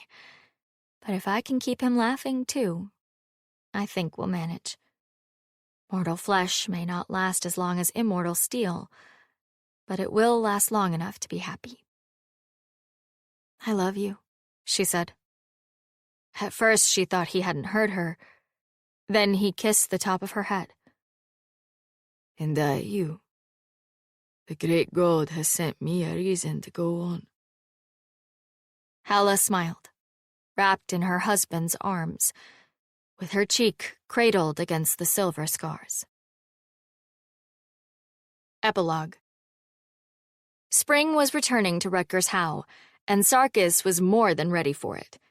He could smell the thaw in the air, and it made him feel itchy and skittish, like a horse too long in the stable. Halla was already talking about visiting her nieces once the roads were clear. Oddly, though, he felt a pang at the thought of leaving Rutger's How, even for a few weeks. The great god help him, he had come to like a number of the neighbors. They had no idea what to do with him, but he had married their Halla, and that made him theirs. He suspected that Halla had vastly underestimated how much the townsfolk liked her. It was also possible that having a large, angry man with a sword glowering at them made them realize just how much they liked her. This was fine with Sarkis. Still, it was only a few weeks. Then they'd be returning home. Home. The Weeping Lands would always be his homeland. But for a time, at least, he had a home. Even if it came with a strange bird that screamed evil prophecy. The widow Davy had declined the gift. And a cook that quit twice a week and then showed up again the next day with meat pies. They didn't actually need a cook, but the cook needed employment, and Halla had a keen sympathy for her situation. And a house where, despite having sold off a number of the stranger antiquities, one might at any moment open a little used closet and have a manticore skull fall on one's head. The front door opened and Halla came in, looking puzzled. She had a piece of paper in her hand with a broken wax seal. "This was sent to us in care of the clerk," she said. "It's from Zale." "Zale? Sarkis, who had been sharpening the kitchen knives, straightened in his chair. Who are they? They're well, said Halla, but that's not why they wrote. They went back to Amalcross, to deal with Bartholomew's estate, and, well, Sarkis had been married long enough to recognize the world of concern contained in that, What is it? They went to see Nolan in prison, and he said something odd. She read aloud from the letter. Odd enough, my friends, that I felt I should inform you. When I asked if his order had sent anyone to defend him, he said that it was not their way, and it does not matter that I have failed. They will have the second sword soon enough. When I pressed him, he refused to answer any more. He died in prison 2 nights later. I have informed the temple, and they are looking into it, but I wished to see that you knew as well. She folded down the page. The second sword, said Sarkis slowly. The second one she made. I don't know who that would be. Or the second one they found. Again, that could be anyone. Halla shrugged helplessly. I don't think we know enough. And I wouldn't necessarily count on him telling the truth, either. True, said Sarkis. He set down the whetstone and wiped off his hands. He had a sudden urge to hold his wife and feel real and solid, and not like a ghost of a sword. True. The Temple of the Rat will tell us when they know more, said Halla. She put her arms around him. And for a long time, Sarkis could not have said which of them was offering the other more comfort. This concludes Swordheart by T.Kingfisher, narrated by Jesse Valinsky. Copyright 2018 by T.Kingfisher. This unabridged audiobook is published by arrangement with T.Kingfisher, care of Cornerstone Literary Incorporated, and was produced in the year 2021 by Tantor Media Incorporated, a division of Recorded Books, which holds the copyright thereto. Please visit tantor.com for more information on our growing library of unabridged audiobooks.